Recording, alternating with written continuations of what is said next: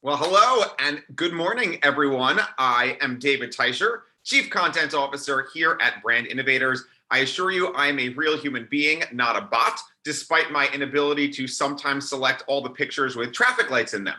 I'd like to welcome you and everyone here on Zoom and on YouTube who are joining us today for day 3 of our 4-day Marketing Leadership Summit. Once again, we have what I believe is a fantastic group of speakers for your listening and viewing pleasure. Senior marketing leadership from brands like Bumble, Mary Kay, Uber, PepsiCo, and DoorDash. We have a multicultural marketing track featuring speakers from HBO, Hallmark, and WW, formerly Weight Watchers. And we will be kicking off in just a moment with a back-to-back series of presentations from Viacom CBS and industry icon and our opening keynote speaker, Fernando Machado, CMO of Activision Blizzard.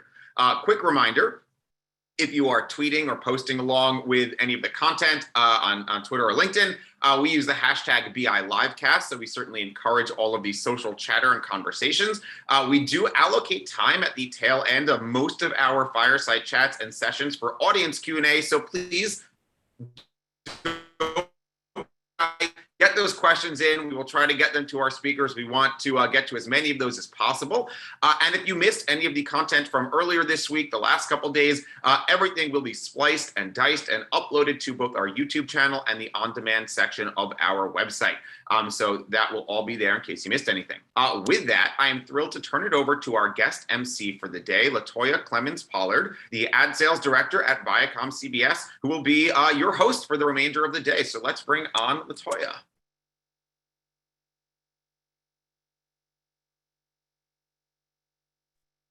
Hello, good morning. Hello, good morning. Well, Thank you. I'm Latoya Clemens Pollard, and I'm an ad sales director within the Convergent Cable organization at Viacom CBS. I'm honored to be your MC for today and super excited to kick off our first segment, which is a special presentation by Viacom's Brand Voices and Culture entitled Making Communication Count.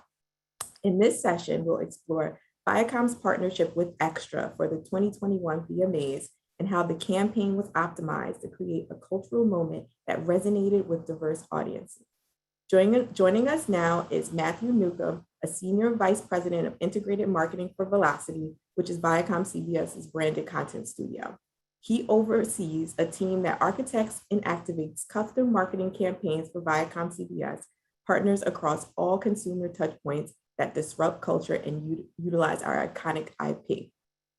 Also joining us, Dio Harewood, who is Vice President and Group Creative Director for Velocity at Viacom CBS. He leads the development and execution of co-branded content for multi-platform campaigns that span the Viacom CBS portfolio, including MTV, Nickelodeon, CMT, and Pop TV networks, as well as creating white label creative.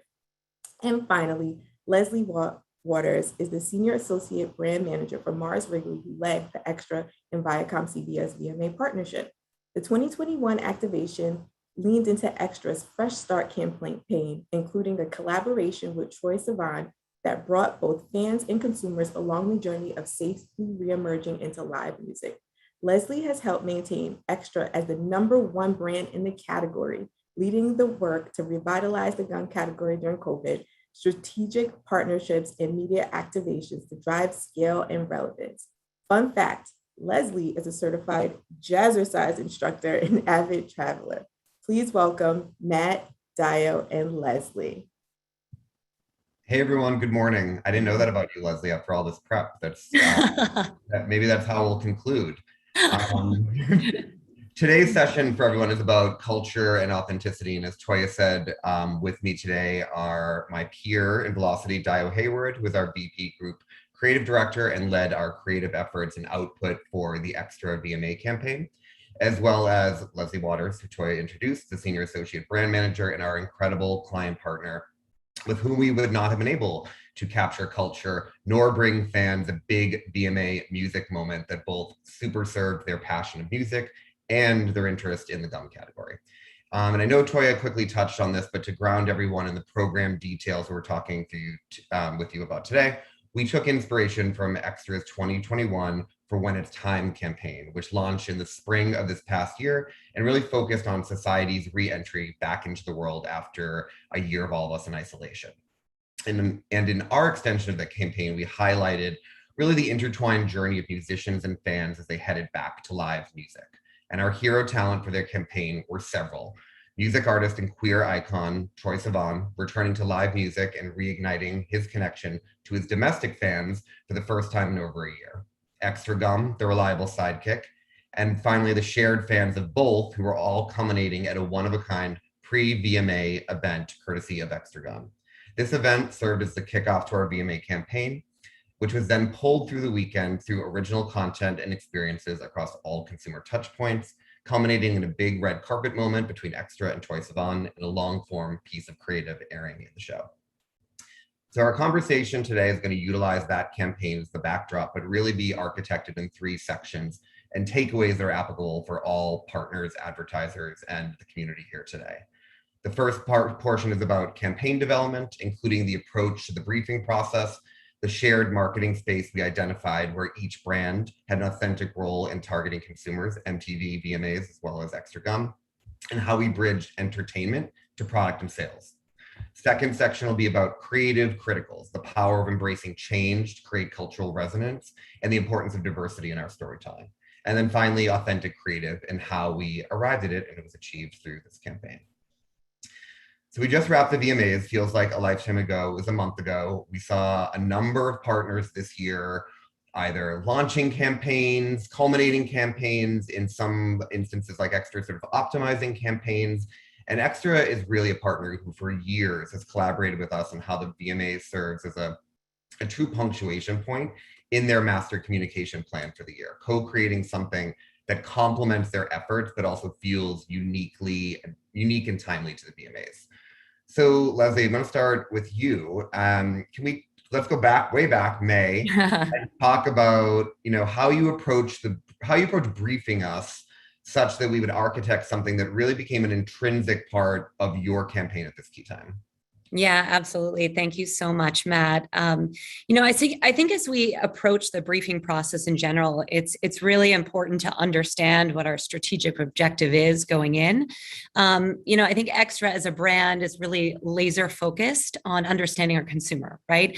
And understanding our consumer needs, consumer desirability, and really at the end of the day, how that evolves.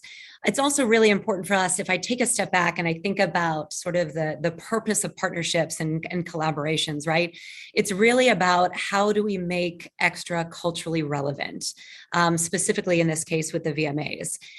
But most importantly, and I think once we create sort of a strategic framework, right, or a blueprint during the briefing process, it's also really important to allow for a certain level of flexibility and optimization, right? I think what we've learned in the past 5 years of partnering together, and obviously given the current environment, is that flexibility can really create opportunity at the end of the day. So if I think about 2021, as you mentioned earlier, Matt, so we launched our For When It's Time campaign for Extra in May. And really the campaign was leaning into the insight around the key cultural moment of reemerging back into society, right? As we think about what that looks like, obviously pre-Delta variant, as vaccines, were coming widely available. And really our messaging was twofold. It was one, we wanted to inspire optimism as we think about a post-pandemic world, obviously when we're ready, when it's time.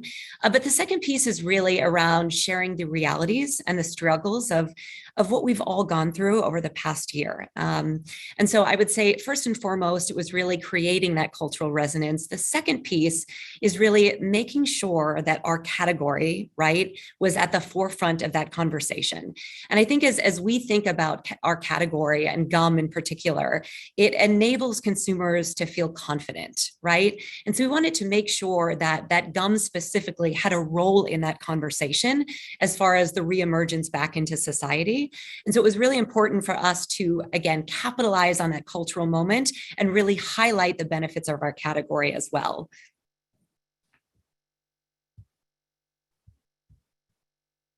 Matt, you're silent. I think you're on silent. Yes. You would think I'd re-entered back into society after all this time here, but I think that that's really important to note, especially for people like Dio and myself on the publisher side who ingest these RFPs all the time. And what you noted about, the impact of the higher campaign, but then also the role of the product therein, specifically Extra within this campaign, was really important versus just a product briefing. And for partners who are briefing their publishing partners, a lot of times RFPs can focus solely on a product brief and not the overall campaign that it's a part of. And that was why we found success, because it was really important for us to be able to adapt that, but also respond to your brief rooted in identifying a common place that adapted your campaign about re-entering and coming back into society. And for us, and around the VMAs, that was really about music venues. Music venues were reopening in New York City. The show this year was grounded in Barclays. So that created like a really authentic access point for us to then co-market together and storytell together. We also then noted that the Broadway reopening was happening around the same time as the VMAs, the week of the 12th. And so that intertwined journey of musicians and fans, both heading back to live music venues, allowed us to then tell multiple stories, but also, broadened the sort of the earned media potential and the access point that consumers found into our storytelling, because fans of Broadway and live music were, searching for live music and where those reopenings were happening, and then by way found Extra Gum, VMAs, and what we were doing together. So, being able to identify not only that shared space, but tapping into a cultural event that wasn't just the VMAs, but again, the reopening of venues in Broadway around the kickoff to the VMAs was really important. And, we really arrived at that thematic access point, and we needed to go to work on how we were then going to deliver on gum, selling gum product, the functionality thereof. We can entertain all day, but ultimately Leslie's like, you guys need to sell some product for me. So, where was the connection point that you saw within the campaign once we identified, or the campaign development once we identified, okay, live music, re-entry back into society, VMAs, such that we were able to deliver on the product piece that was important to you? Yeah, absolutely. It's a great question, and you're 100% right. At the end of the day, we do want to sell more gum, for sure. Yeah, it's funny, as you mentioned, we've had a long-standing collaboration and partnership with Viacom and the VMAs, and it's been an incredible journey. And I think that we've continued to evolve and we've continued to grow every year. And I think for this year in particular, obviously, we've been doing a tremendous amount, and I think I can speak for almost every marketer and every brand that we've been going through a year and a half of self-reflection, right? I think we've all self-reflected on the role of our brands in consumers' lives, how that's changed, the role of our categories in consumers' lives. And I think that opening up that conversation from the beginning within the partnership really helped us to develop something that really, uniquely fit into the Extra brand and also highlighted the role of the category, which is the most important. So I think for us, it was twofold for 2021, obviously focusing on the category, right? As I mentioned, we've done a tremendous amount of self-reflection, and if I'm honest, I think we all recognize that gum isn't necessarily the number one priority for consumers. But really, at the end of the day, our intention is to show how gum can play a valuable role in the everyday lives of our consumers and our fans. So if you think about the functional benefits of gum, right, which go above and beyond traditional freshening, it provides, mental boost. It helps focus. It really helps consumers feel more capable and confident. I think that was something that we really wanted to show within the creative specifically. I think the second piece is really all around cultural relevance, right? So, and in this case is how do we bring Extra to the forefront of pop culture, right? The VMAs is one of the most iconic music events of the year. It's the epitome of pop culture. And if we think about sort of the key demographic, right, or one of the key demographics for the VMAs as the under 25s, it's a very, very important demographic for the Extra brand as we think about reaching and connecting with the younger consumer, as we think about recruitment. And at the end of the day, it was about creating messaging, right, that highlights the role of the category in a relevant and resonant way, that really brings Extra to the forefront of that conversation. And as far as highlighting the functional benefits in a way that feels relatable, right? And that is essentially shown through the creative. And I think those were the key components that were most important for us as far as we came up with a strategic alignment. Oh, Matt, I think you're on site. For everybody on this, I think, as a brand, obviously the functional benefit is key to communication. But as an entertainment partner, especially when we're working on something like the VMAs, it's not a morning show. It's not your typical editorial platform where you can message that. And oftentimes, Dial and myself will receive RFPs where it's about mentioning this, serum or complex formula within this product. And it's a hard connection point for us to bridge to then entertainment, back to music, our shows and VMAs. But ultimately, I think, when some of the stuff you were saying about the natural boost and focus, we arrived at this idea of the Extra Gum being like the sidekick. Mm-hmm. And the sidekick not only, provided a functional benefit to the demo and the person that who was utilizing the product, but also then this really relatable and easily understood creative point that could show up in multiple ways.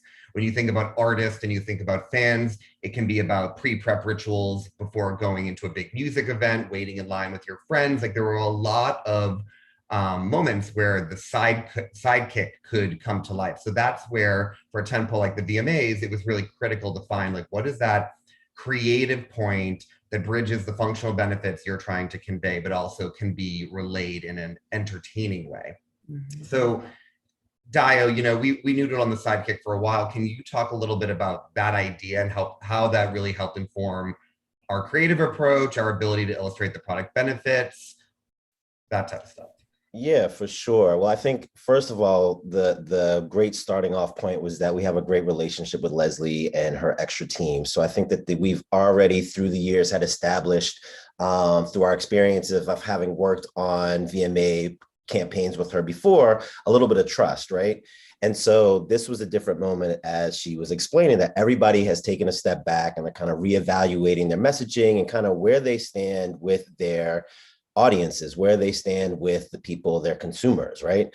And so I think for us, we had to take a step back as well. And as you said, Matt, we wanted to look at where does Extra fit in with this culturally relevant moment where people are kind of assessing how they can kind of reemerge, out in public again, right? So with Extra, we were able to kind of look at their overall objectives holistically and culturally and kind of tap different parts of our teams to kind of surface what the cultural moments were that we could all relate to surrounding live music. Obviously, VMAs is kind of that touch point at the end of the summer.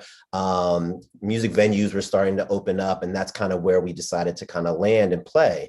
And what, we really want to look at what the insights were coming from our team, data insights in terms of what were personal experiences and what were those salient experiences that feel close to the ground that we can use to tell our story, right? So what were the insights? How does Gum naturally fit within that frame? And how does it benefit and plus up our fans' lives in the moment? And so I think where we landed was, as you were saying, Matt, our audience is really reemerging into this moment where they get to experience a communal experience by enjoying music again. Everybody's been enjoying it on TikTok or at home alone and listening to music in their own way. But now finally you get music fans who are able to kind of have this communal experience again. So from that point of view, it's like, what are you looking forward to do? Me and myself, I hadn't worn jeans for, over a year and a half. I hadn't used gum probably that much, but, getting back into the natural rhythm of being social again, it's like standing in line, waiting in those closed spaces, whether or not you're following these COVID protocols in what you're doing, but you're also enjoying gum. You're enjoying those things that you used to do when you get close to people and you're having that close social interaction. So we really wanted to play creatively in that space not just from the fans' point of view, but also from the artist's point of view. And I think that was a big thing for us that we hit on, that we really wanted to talk about kind of what the fans were experiencing and what the artists were experiencing, and how did they share, how that theme of sharing those cultural moments, how does that come into play? Because again, for the VMAs, those artists hadn't been on tour for a year and a half as well. So that idea of everybody having this big communal experience really kind of lent itself to the thematic of where Extra wanted to go, which is that reemergence and connecting once again. And that is absolutely what helped us, bridge the product efficacy with entertainment, was identifying those usage states for the consumer and then putting a creative filter on it, the sidekick, and then the experiences that that consumer would have. So it was translating, again, product benefits that could sometimes in media come off as commercial, but really coming through an entertainment filter. And that brought us then to our development. So I think, in summary, in terms of the campaign development, the key takeaways were, the impact of a campaign briefing and a product therein versus just a product briefing, as we talked about. Finding a shared space or a common place where the partners' equity can complement the campaign in the most authentic way. For us, it was shared music experiences and reopenings. And then, the final takeaway in the briefing stage is identifying what is that usage state and how does that translate to entertainment, or what is the communication device through which we are utilizing entertainment to talk to consumers versus a commercial message. So we get through all that, and then it's then now how do we build this, and what are we doing? And I said at the beginning, some of the campaign criticals were the power of embracing change to create cultural resonance, as well as ensuring diverse storytelling. But let's start with embracing change, which everybody's fearful when when we partner together at the beginning. We come out of a briefing, it's like we've got the blueprint, we're ready to go. No one wants anything to change, just move very seamlessly down to the end game. But critical to this campaign was cultural resonance, and as Leslie mentioned earlier, Gen Z in this TikTok world where trending changes on a dime. We really needed to embrace change to seize on a moment. And not only did we need to do that, but environmental changes from the time we were briefed to the time we got into activation had really focused or forced us to refocus the storytelling as Delta variant change, sort of the idea of reentry and what our storytelling would be, because it was reentry with caution or reentry with safety. And not a lot of advertisers can weather change or plan optimization, but we found that critical to the success of this campaign specifically, and shifting and changing on a weekly basis based on what we were going to achieve. Leslie, can you talk a little bit about why, as a brand, how or why you're able to embrace change, and why it's important amidst change, for that to be true to or critical to a campaign's success? Yeah, absolutely. I think as everyone has alluded to earlier, I think what has been so important and so vital in this partnership is creating that foundation of trust and understanding, right? So I think again, because we have that foundation built and we have that strategic framework of what we're trying to achieve with the partnership, and there's a level of understanding of what has changed year over year, how the category is evolving. I think because we have that foundation and we have that relationship, and we all had the mutual understanding that we needed to be flexible, because we have been flexible in the past. And obviously we're in a very unique situation where the environment is changing, media is changing, the category is changing, consumer desirability is changing almost on a daily basis. So I think there was that mutual understanding that we needed to get to that point where, we were able to pivot as needed. And I think that was really important.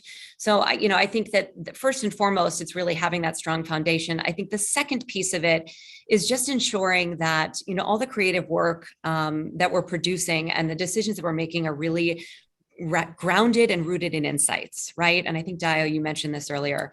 And it's not necessarily just category insights. It's, again, consumer insights. It's how our consumer occasions, consumer behavior is changing and evolving.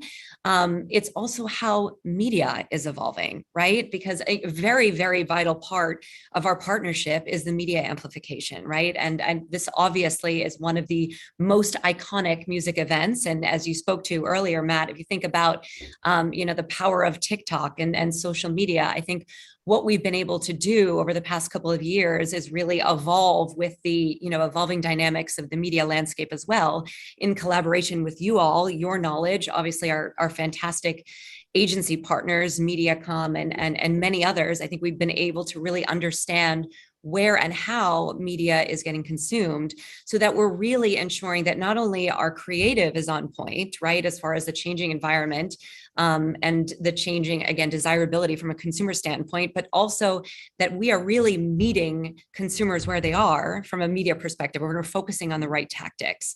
So I would say, again, it's that level of trust, it's that foundation, that strategic framework. And then the second piece of it, obviously, is just ensuring that everything, we're doing collectively as a team is rooted in insights.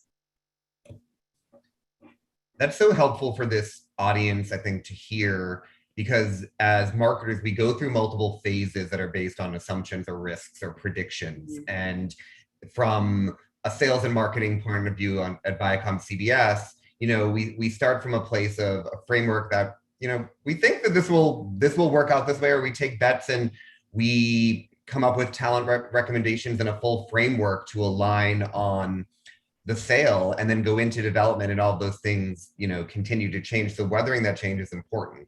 The biggest one that can detonate a whole program is then always talent, within a tentpole environment or really within any program. And it's the one I'm always like, okay, we've got this creative concept, we're all aligned, and now we bring it to talent and it's completely blown up and changes. And it isn't always the worst thing. It is actually a really good thing, and what ladders back into our, our headline of authenticity. And that's a huge part of the creative development, is ultimately, going through the talent filter and how the campaign pivots and changes based on their truth and the vision they're bringing it. So Dio, Troy was our hero talent, and the storytelling components of what we were trying to achieve changed, through his own truth. And can you talk a little bit about, the importance of us, of marketers, to embrace that within the storytelling to truly achieve authenticity in what we're doing? Yeah, for sure. Well, I take it right back to something that Leslie said a little bit earlier, that we kind of had built a foundation with Extra in previous campaigns, knowing that we kind of knew their voice and knew their objectives. We really sat and we listened. I think that's really important. We listened kind of to what they overall were trying to achieve. So as you said, with different talent, you really have to dig into what their story is. And so Extra was kind of gracious enough to go along with the ride for us, because we changed talent a number of times. And when we finally settled on Troye Sivan, I think what was interesting is that we had drawn the broad strokes of our creative in terms of, communicating what it was like to reemerge from COVID and from being locked down and not being able to tour. And he really gravitated towards the story of like how he had been isolated, right? And so that isolation, that universal story of being isolated and not being able to communicate with your audience in the way that you're used to. He has a very close connection with his super fans, people who really dig into his music and really feel seen by the music that he's putting out. And specifically because he's LGBTQ, he's telling not only a universal story when we got into the creative about how he was able to keep close contact with his fans, but also that, extreme isolation that some of his LGBTQ plus fans were feeling in isolation, right? And so through that story that he gave us, we were able to kind of expand and take this kind of macro universal story of everyone who had been kind of alone or not able to kind of have those shared experiences like we'd all been craving for a year and a half, and then even filter it through his experience, even down to a micro level, and really get super specific with speaking to him, but also communicating and translating that experience with his audience as well. So I think what we were able to do, again, holistically looking at what the campaign was and how Extra was the sidekick in those moments, then tell a very specific, very specific creative story about what it was like for him to finally reemerge and connect with his audience in a very kind of emotional way. I think that really helped inform and bolster the creative idea that we originally had.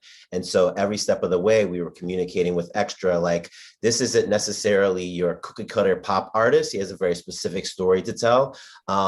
And one that I think resonates not only with our fans on a broader level, but definitely even more so specifically to a very, a smaller slice of our audience and our fans that maybe felt like, oh, wow, you really see me, you really appreciate who I am and what, not only my experience, but musically, you get that, like, this artist is really hot right now, just pure fact that he's a great artist, but that you also see me in the experience that we're having this universal moment, but also that a very specific slice of it is happening to me on a different level and on a deeper level.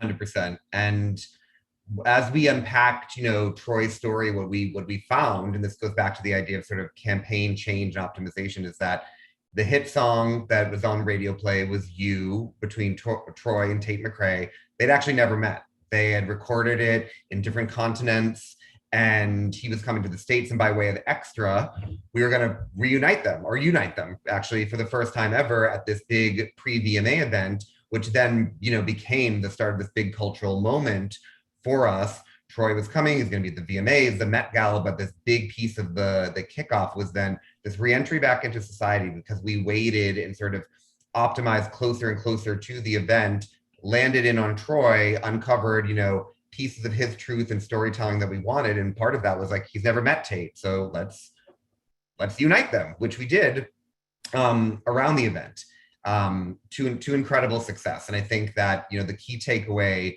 from this section is really about, when developing the campaign, it's important to have your blueprint, but allow for flexibility and optimization, because change really does create opportunities, and too many guardrails are going to make the ultimate execution too rigid.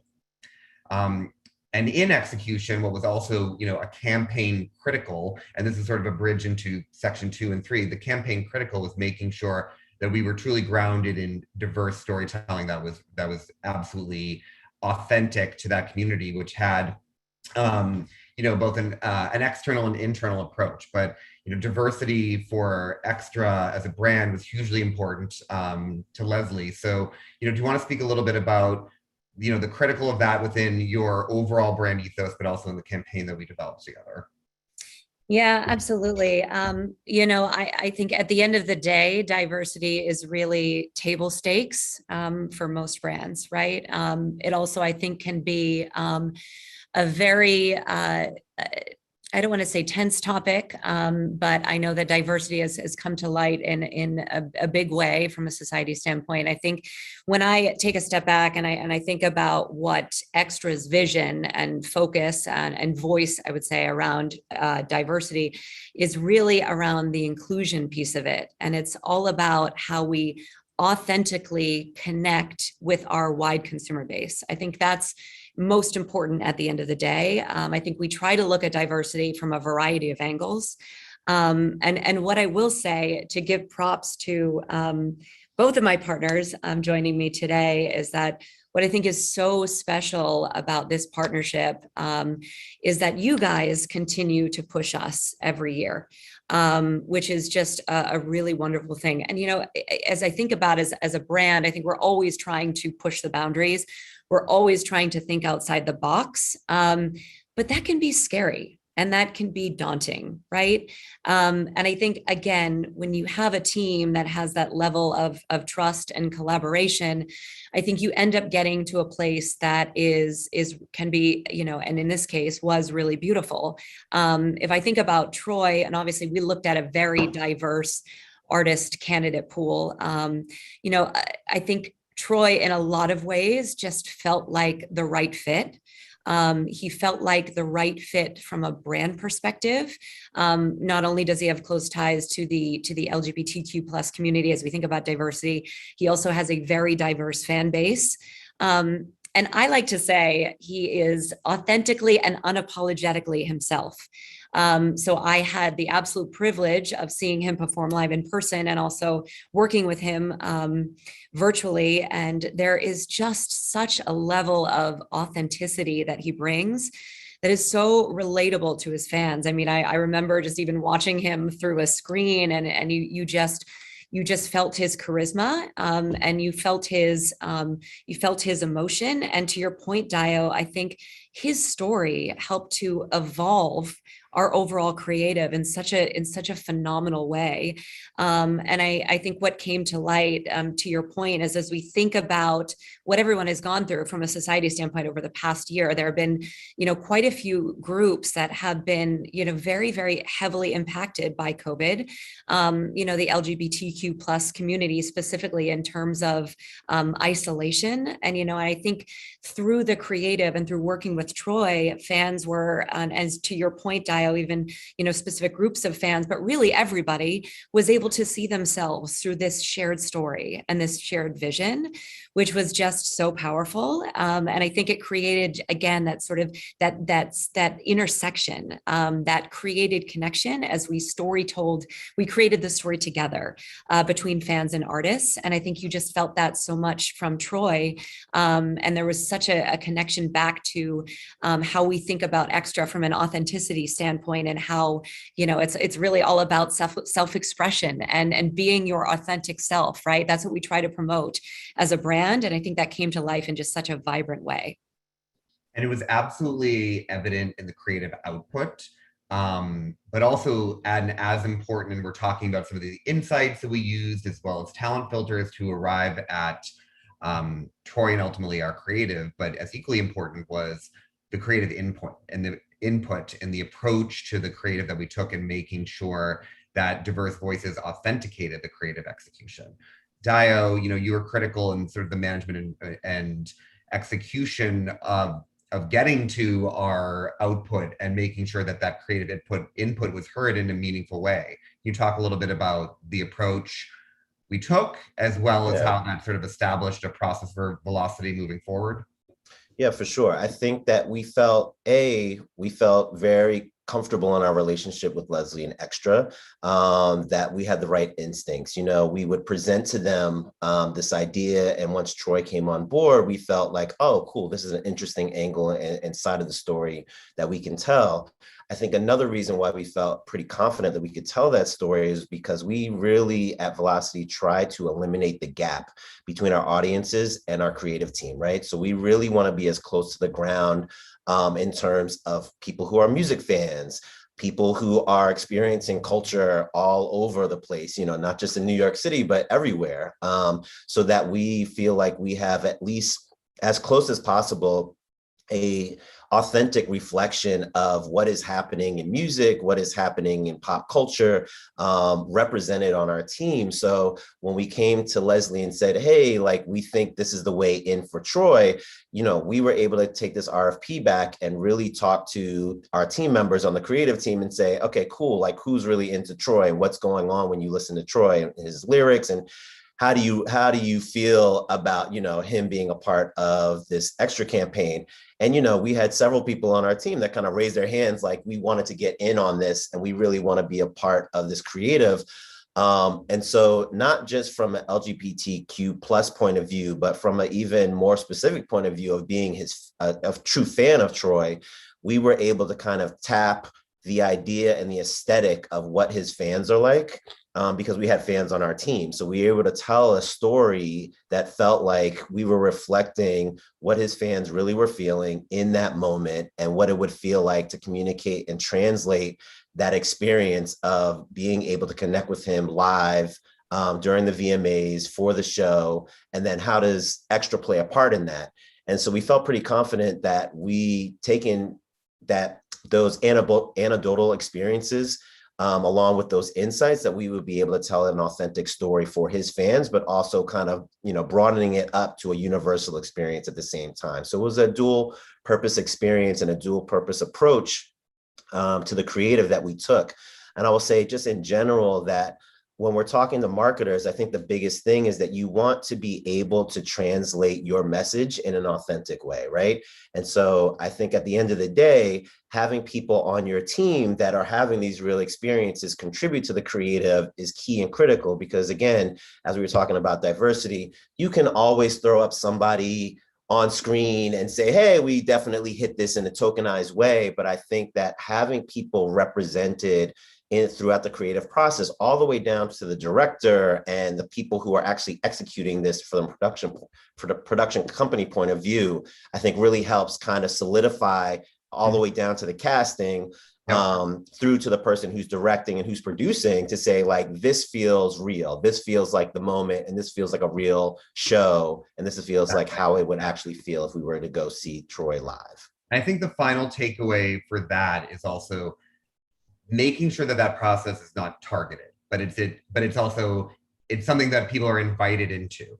I definitely in the past have been like, you're gay, so you should be part of this LGBTQ, RFP. But in practice and in moving forward, inviting people to be a part of a brainstorm and to be a part of that project is a more meaningful approach than definitely, targeting people within your own group. And that's why, we're moving forward with a new campaign called Velocity Share the Love, which is going to be for a lot of our RFPs more of a this team works on this account and therefore they're the ones on this account, and they'll bring in specific people for it, but actually an open call to invite different diverse voices into a brainstorm versus targeting them, which I think in order to be authentic in your creative, which is the headline of this campaign, that those voices need to be heard and invited into the conversation in a way that is not just specifically targeted. I know Toya's ready to hit the ball.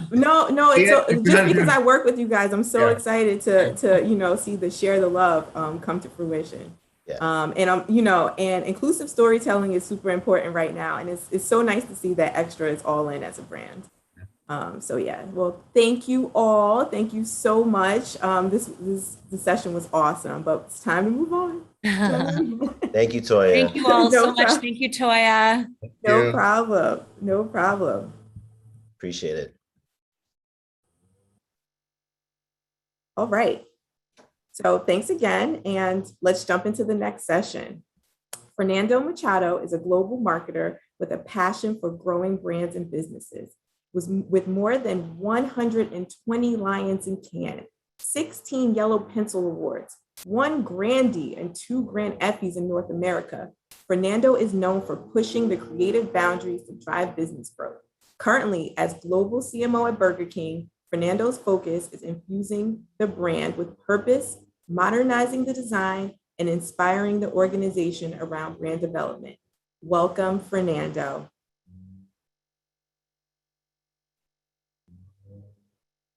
Hey there. Hi, welcome. How are you doing? How are you today? I'm great. All right, I'm just gonna let you take it away. I was watching the previous panel. I almost feel bad interrupting. It was so much fun. I hope you guys enjoyed as much as I did. Thanks, Brand Innovators, for having me again. It has been a while. I was looking forward to this event. I was hoping it would be the first event of us going back to attending in person next time. I'm in New York actually, so I'm calling from my hotel. That's why you have this weird light, hotel lights are never great. So look, I put together a couple of charts here for you today. I think it's my first Brand Innovators presentation on my new job. I moved from Burger King to Activision Blizzard around 6 months ago. I was always a big fan of gaming since I was a kid. And when the opportunity came to work on this industry, I could not say no. I have had amazing a little bit over 7 years of such a great experience at Burger King. It was not even just Burger King. We also had Popeyes and Tim Hortons. That was RBI. I feel very fortunate to have left a very strong team working there. So we're going to continue to see some cool stuff coming from those folks. But now I have my new journey 6 months in on video game. And it's kind of funny because when I told my friends, I was making the move, like they were like, "Oh, that's really exciting!" Ta-da-da. They know that they knew that I always liked video game to start with, so it felt very natural. But it's funny because like they were like asking me like, how do I see the industry? How do I think about the industry? And then I came to realize that, at least on my circle of friends, like, and even though people are like in the industry or like working marketing, some work in advertising, people don't realize how big and how evolved the industry is in terms of gaming. You know, like I tend to tell people, to ask my friends, like, what do you think is bigger? Do you think gaming is bigger, or do you think the music industry is bigger? And they're like, of course, music's bigger. And I asked them, like, what do you think is bigger? Do you think like movies is bigger, or do you think gaming is bigger? And it's like, of course, movies is bigger. And in reality, is gaming is actually larger than movies and music together by a large chunk. So let me see if I can project my slides. I was struggling a little bit earlier today, so maybe you guys can confirm that you can see the slide. Someone maybe from the Brain Innovators team can like just give me like a head nod in case you can see. Oh, someone is talking to me on the chat. That's helpful too. Let me see if I can open the chat here. Yes, you can see the slides. That's awesome. Let me see, how do I close the chat now?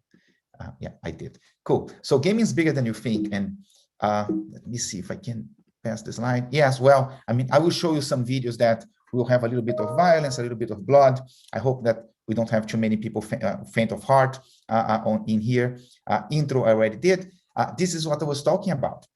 You know, we have an industry that's growing a lot and evolving a lot.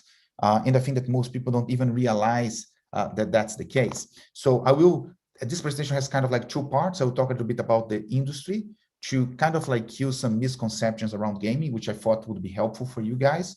And then I will talk a little bit about some of the stuff that you're doing. So the industry is huge. Like everyone plays. And by the way, I will talk about that in a second. Like today, there is no such thing as more like gamers. Everyone is a gamer, right? I mean, we have like 3.1 billion people playing games like worldwide. Like in the US, 3 or 4 people play. Like it's huge, huge, huge, huge. Just as an example, we launched Call of Duty Mobile around 2 years ago now, right? I mean, 2021, yeah, 2 years ago. And we have like more than 500 million people who downloaded the game. Not only that, like Candy Crush is also from Activision Blizzard King. Candy Crush has 4.3 billion downloads and has 255 million monthly active users. That's insane, you know, like, and I don't think people realize that Candy Crush is so big. You know, it's a machine, like it's a company in itself, you know, in terms of revenue, in terms of the number of people working, and in terms of like the number of people that we can engage on a daily basis. That's another one that I love. Like when I saw this for the first time, I was like, are you sure about the numbers? But yeah, like the numbers are right. Like going back to my conversation with my friends around what do they think is bigger, right? I mean, obviously, if I ask my friends, like, what do you think is bigger in terms of box office and in terms of sales, Call of Duty or Star Wars, they will say, oh, Star Wars is definitely much bigger. And then you see the difference between Call of Duty, Warcraft, which is also a franchise from Blizzard, from Activision, and Candy Crush. You know, like those are like, it's like the size of those franchises is something that like, maybe if I didn't work in the industry, or maybe if I'm not so into gaming, I would not realize how big they are. And you know, like the size of the industry and the size of the franchises is just part of the story. You know, there is another part of the story which has to do with the engagement. You know, if you think about the number of minutes or hours that people spend playing games per day or per month, and compare to other social media platforms, you will quickly realize that gaming is actually probably, like, I would dare to say, like the largest social media platform, even though it's like, it's not apples to apples comparison, but it's where today people come to meet. You know, like the industry evolved a lot from when Fernando was a little kid playing Nintendo by himself, playing Mario by himself. And then my mom would call me to have dinner. I would pause the game, go grab dinner and come back and continue to play by myself or with a friend. Today, people meet at those virtual spaces. Like if you think about Fortnite, if you think about Call of Duty Warzone, if you think about Warcraft, like I play Warzone, which is Call of Duty, with friends, like we meet there. And of course, like some of these numbers, they have been accelerated throughout the pandemic, right? I mean, because it became a way for people to connect, but it was already growing before the pandemic and continues to grow, like now that we are easing out of the pandemic, hopefully. So the pandemic, yeah, sure, accelerated some of those trends, but those trends were already there, and people were already treating gaming as a social encounters. Gaming isn't just about playing games, it's also about watching them. And again, like I think that if you're not so into gaming, or if you're not working in this industry, you may not realize that, but the number of hours that people watch live streaming or streaming of gaming on Twitch or YouTube gaming is enormous. Is more time than if you combine all the stream services together. And again, I don't think everyone realizes that. The global audience for live streaming of gaming is almost like it will reach soon enough 1 billion people. You have more than 40 million active gaming channels on YouTube. It's insane. And like I used to watch before joining Activision Blizzard. And it crosses ages, geographies, gender. It's a very diverse crowd that's watching gaming. Like thinking about, that's something that I know lots of people are curious about, and I get usually like lots of questions around like esports, like how big esports is. And my misconception before working in Activision, and to be honest, I thought that it was growing, but still relatively small. But reality is that it's already massive, especially if you compare the audience of esports with the audience of other sports.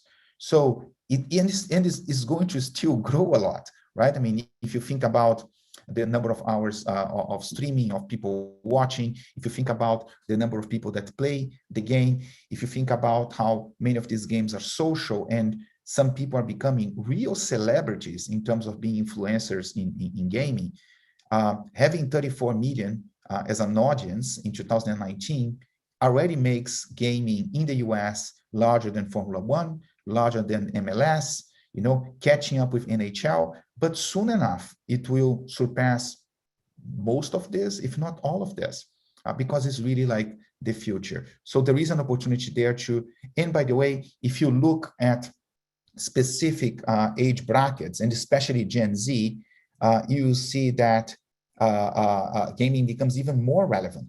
I am 40 plus and I play gaming, and there are lots of people just like me, like there are much older people who play gaming. But when you think about esports specifically, you can really reach an audience that's very hard to reach, which is Gen Z, by tapping into opportunities around esports, around streaming, and around gaming. Gamers are everyone. I kind of like mentioned that like early on in the presentation. And I think it's really important to understand this concept, because I think that people still have like the misconception that gamers will be like a dude in the like locked in his room, like in the dark, like playing nonstop video game. And I'm sure there are some people like that, but it's much more mainstream than that. Like the numbers would not be as large as the ones I presented to you in the beginning if it were just that niche of people. Yeah, and I love some of these stats, like there are just as many people age 50 or older playing games than those under 18, which may sound counterintuitive. And there are more women playing games than teenage boys. So whatever image you have of like how a gamer looks like, it's probably wrong, because gamers are basically like everyone. So it's much more diverse, in the range of age, the range of ethnicity, the range of geography, the range of anything you choose is pretty broad. Game is more than about winning. It's a place people for people to connect meaningfully with others. And they will talk a lot about that. You know, I kind of like touched on that before already, right? I mean, like think about gaming as like almost like a social network. Like I meet up with friends in gaming. It becomes a place to be and to connect. Like if you're playing Warcraft, if you're playing Warzone, if you're playing any of the games that have kind of like a metaverse, you know what I'm talking about. Here's some numbers which I find really interesting, right? I mean, the social side of gaming is a big and growing attraction. Video game helps me connect with others with similar interests. You see how high the numbers are. Video games help me to meet new people. Look at the numbers. Like a video game helped me stay in touch with friends. So it's really not about isolating yourself. On the contrary, people are playing video game to connect. So this is kind of like just in a nutshell, mainly because I don't have a lot of time, and I will probably go over time a little bit because I always screw up on time. Hopefully we can catch up because we have a Q&A and a fireside chat just after, so hopefully it will work out just fine. But just like a glimpse into like what gaming is today, how gaming is evolving, and how maybe we still have some wrong misconceptions about the industry. Then thinking about the work that we are trying to do here, and of course, I will touch back into like some of the trends and some of the things I just described, right? Before going into like projects and where we are trying to go from and to, like, I think it's important to understand what's the mission of Activision Blizzard King. If you don't know the company, it's basically like we have 3 business units. We have Activision. Main game for Activision is Call of Duty, which is a first-person shooter. We also have other games like Tony Hawk. We have Crash Bandicoot. But Activision, the biggest one is Call of Duty. Then we have Blizzard. On Blizzard, we have games like World of Warcraft or Overwatch or Diablo. And we have King, that the biggest game is basically like Candy Crush. So we have a portfolio of brands, of franchises. That's how we say it, right? And the mission that we have as a company is to basically connect and engage the world through epic entertainment.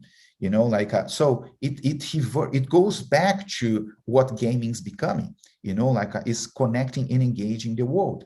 It's a social space. And in terms of ambition, we really want to capture the hearts and minds of 1 billion players. Think about the magnitude and the size and the reach that the franchises can have, right? I mean, I did show some of the numbers. Candy Crush, 255 million monthly active users. In total, we are around 400, 500 today. Those are like public numbers. If you look at our previous earnings calls, I think that they are there. And the ambition is to basically like double that. So how we are going to do this, right? I mean, and thinking about where we are coming from, which is a good place, right? I mean, Activision Blizzard King have been incredibly successful over time, but surely because the industry is evolving, there are things that we can do even better. So also looking at where we are going to, and trying to describe to you in a simple way in the limited time I have, how we are tapping into some of the trends and some of the information that I presented to you first. So first thing is moving from being always thinking about the sales cycles to moving at the speed of culture. And this is really important because the more gaming becomes this portal to a reality where people connect, the more it will influence culture, right? And the more you will have culture appearing in the game. So it's really important that we kind of layer on top of the work that we usually do, and that's usually very successful, additional things, right? So historically, if you go back 10 years ago, the way you would launch a game would be you would have a one launch per year, and you would launch almost as if it were a theatrical release, like a movie, right? I mean, you would have a trailer, you would have the poster, you have an accolades trailer with the reviews, and you would concentrate your money on those 6 weeks around the launch of the movie. And then you would finish that and would start to work on the title for the next year. Now it's much more evolved than that. Now it's like always on. You can download content all the time. Like you play live with your friends. Sure, we still have like some big titles that come throughout the year, but like it doesn't stop. I don't know how much you guys play, so maybe I'm explaining too much for some.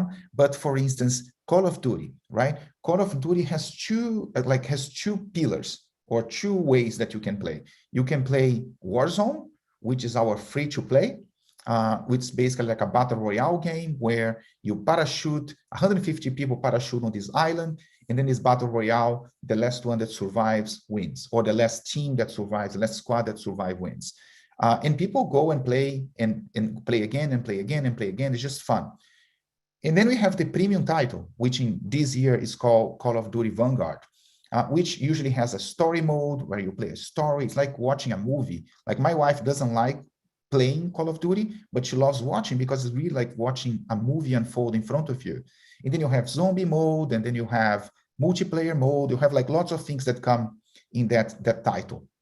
On the free-to-play, the way we monetize is like we sell skins, we sell operators, we sell guns. So people buy those things for their character so that they can play. And on the premium, you buy the title, and then like you have everything on that package. But because I have Warzone, which is the free-to-play, I need to, our mentality needs to be one where I'm like throwing a party on Warzone all the time so that people are like engaged and coming back all the time. So we have to think about how do we evolve from that mindset of having one big launch per year to yes, I mean, we continue to have one big launch per year, but like, how can I be much more always on about the way I communicate? And the way we're trying to do that, and I'll just show some examples here, is like we think about like, let's not stop doing what we know works well. Like that's really important. So we have the work that we call like the groundworks, which are the things that are proven to work. It's like doing a trailer for the game when you're going to launch, is like showing gameplay of the game, because the players they want to see the game, obviously, right? So we can do that better. We can always try to improve, but you have to do that. So here I brought one example. I hope it plays well. If the guys on the chat, if it doesn't play, if the sound doesn't play, let me know and I will see like what's going on. But hopefully it will play well. I will show to you the launch film of Diablo 2 Resurrected. Diablo 2 Resurrected is a classic game that we relaunched, like we made it much better and relaunched like this year. It has been, it's like a game that there is like a really huge like a following base, like it's a very cult game. So this was basically like the launch spot, which we consider groundwork because we have to do it. We know it works. So let me play that one for you.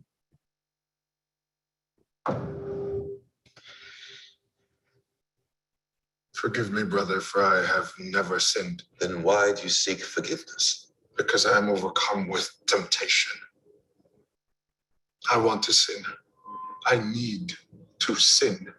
What acts do you wish to commit? I want to loot corpses and defile tombs. I want to perform rituals and gain immeasurable power. I want to let greed guide me to untold riches, but most of all, I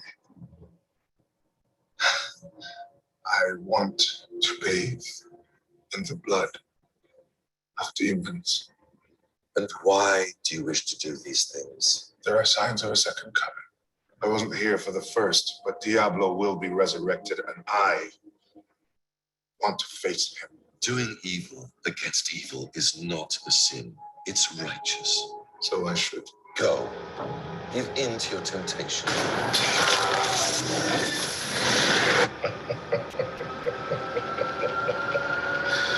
Gladly.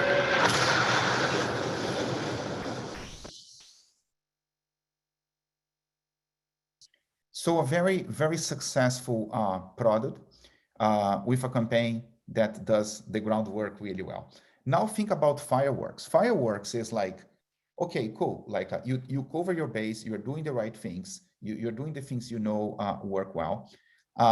How can we do things that go above and beyond, especially like the audience that we know is captive to the game already, and we create things that will get talked about everywhere, even if you're not a gamer, you know, like so that's kind of like one of the challenges we have. Like, how can we expand the horizons of gaming and do things that will capture even more players, like, or will grab the attention of people that may think that the game is not for them. And the example I have here is a campaign that we're launching today, actually. So I was very happy that that the keynote was on Thursday, because I was dying to show this one. It's brand new. We launched it this morning. It's a campaign that we did for Call of Duty, for the Vanguard title that we are launching first week of November. And the thing is, the technology is amazing on these games. Like we use something that's called photogrammetry, which basically scans the environments like one-to-one. So when you are playing, it's a really immersive experience. It's very realistic. It's a game that happens during World War II, and we are showing all fronts, not just like the battle in Europe, which is usually what's classically presented. And we wanted to do something different, real, to show how amazing the graphics are without geeking out too much around the technology, which maybe if you're not so into game, you will not be interested. So this is what we did, and I'll just play the video for you.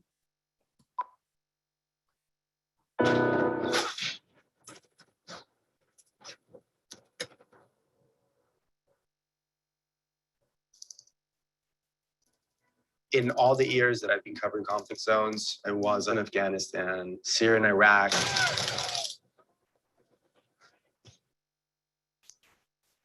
The first time I was at Lebanon in a city called Tripoli. I moved to Jordan. That was super shocking to me. I definitely think the Great Wars. World War II would be fascinating. I think that would be any journalist's dream.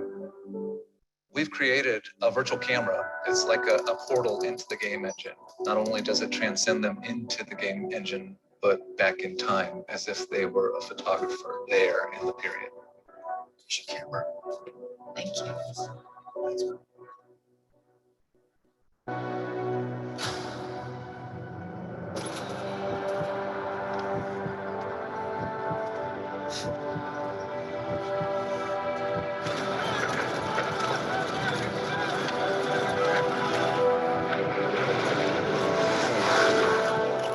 Do you have a 50 mil I can use?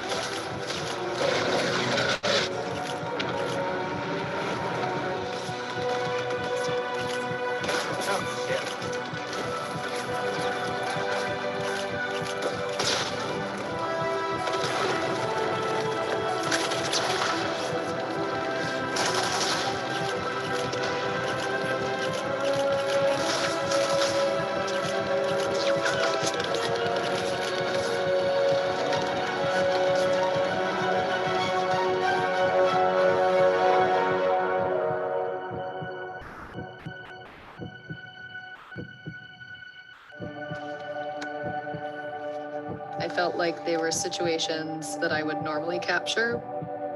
I was impressed how kinetic the game was because everything is actually happening and moving around you. It was really fascinating to be part of the type of battle that I've never been. This is what war looks like. This is what conflict looks like. This is it. This is real.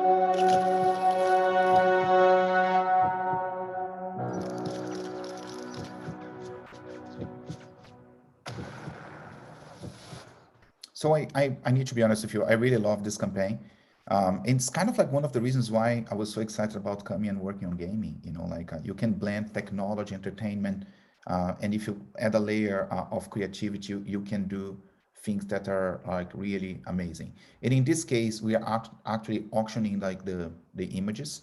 Like we have a partnership with like Bleaker Trading, So they are signed by the photographer. It's a limited edition, and we donate the money to the Call of Duty Endowment Fund. We have the Call of Duty has the largest private endowment fund in terms of like helping find high quality jobs to veterans. We are at the cusp of reaching 100,000 job placements of veterans in high quality jobs. So it's also for a good cause. Just a little plug here of the Call of Duty Endowment Fund. And then we also have like what we call Evergreen, which are activities and communications that they don't necessarily link to a beat in the plan. They are things that we always have to be doing. Just like on Burger King, like we always had to be talking about flame grilling. Like here, like for instance, we know that one of the main reasons people stop playing Call of Duty, just as an example, is that when they face a hacker or someone who's cheating on the game. So we are working constantly to ban people who hack into the game or to cheat on the game. And we need to constantly also communicate and advertise about these efforts that we are doing. So by the way, I strongly recommend that you do the same for your brand, no matter which category you're in. Try to identify what are the triggers and barriers, and maybe put a brief against some of them. And that's kind of like what we call Evergreen. And here's just like one example, which is an initiative, anti-cheating, that we launched around like a week ago, 10 days ago. This was the post of the launch. I'm going to accelerate here, like, and not like go into much detail, but like just by doing this that we're seeing, this is probably, if not the highest, the post, the highest engagement that we had this year is definitely like top 3, you know, like, so the community was really craving for us to take action, and we're taking action and communicating accordingly. Another throw in too, and again, I'm going to accelerate a little bit here so that we can cover everything. Like it's thinking about ourselves, and I touched on that too, not just as like a publisher of video games or like launching a movie, but being hosts of virtual spaces, you know, like, and thinking about what are the things we can do to truly entertain people and that they continue to come often. I'm not going to play the whole clip here, but for instance, just because of the sake of time, and it's very easy to find on YouTube, but like last year, we did a very cool and innovative and creative initiative around Halloween. Like we brought some external IPs to Warzone, and people could play with them. This year we are doing it again. And again, this is like a 2-minute film. I'll just play like 30 seconds of it for you to get the picture. This guy, if you don't know him, he is like one of the top influencers on the game. He's on FaZe Clan. And this was basically like the announcement of our Halloween event this year.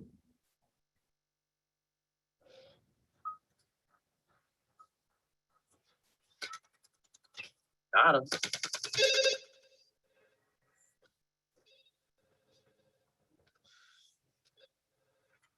Hello?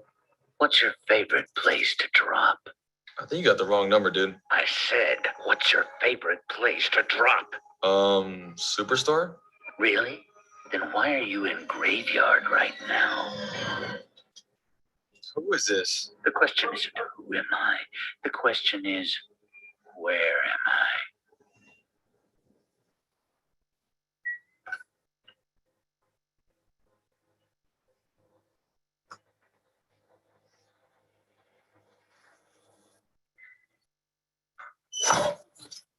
I think you get the spirit, right? But like this is again is a different way to think about gaming.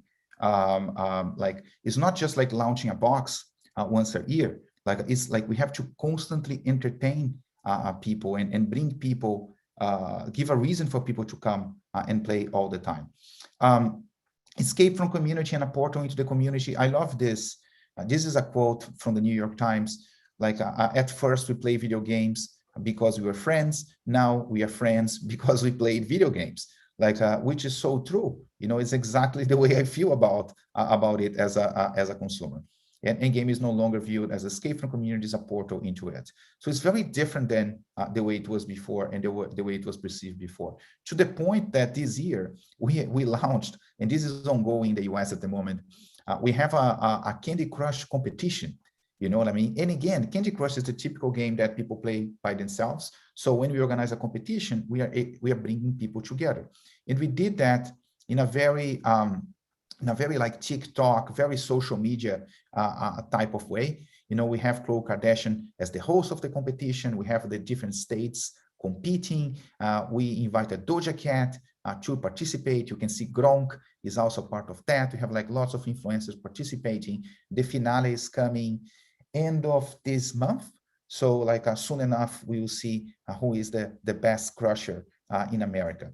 And again, like we do this because we see the trends that are in the marketplace. I will skip the next one.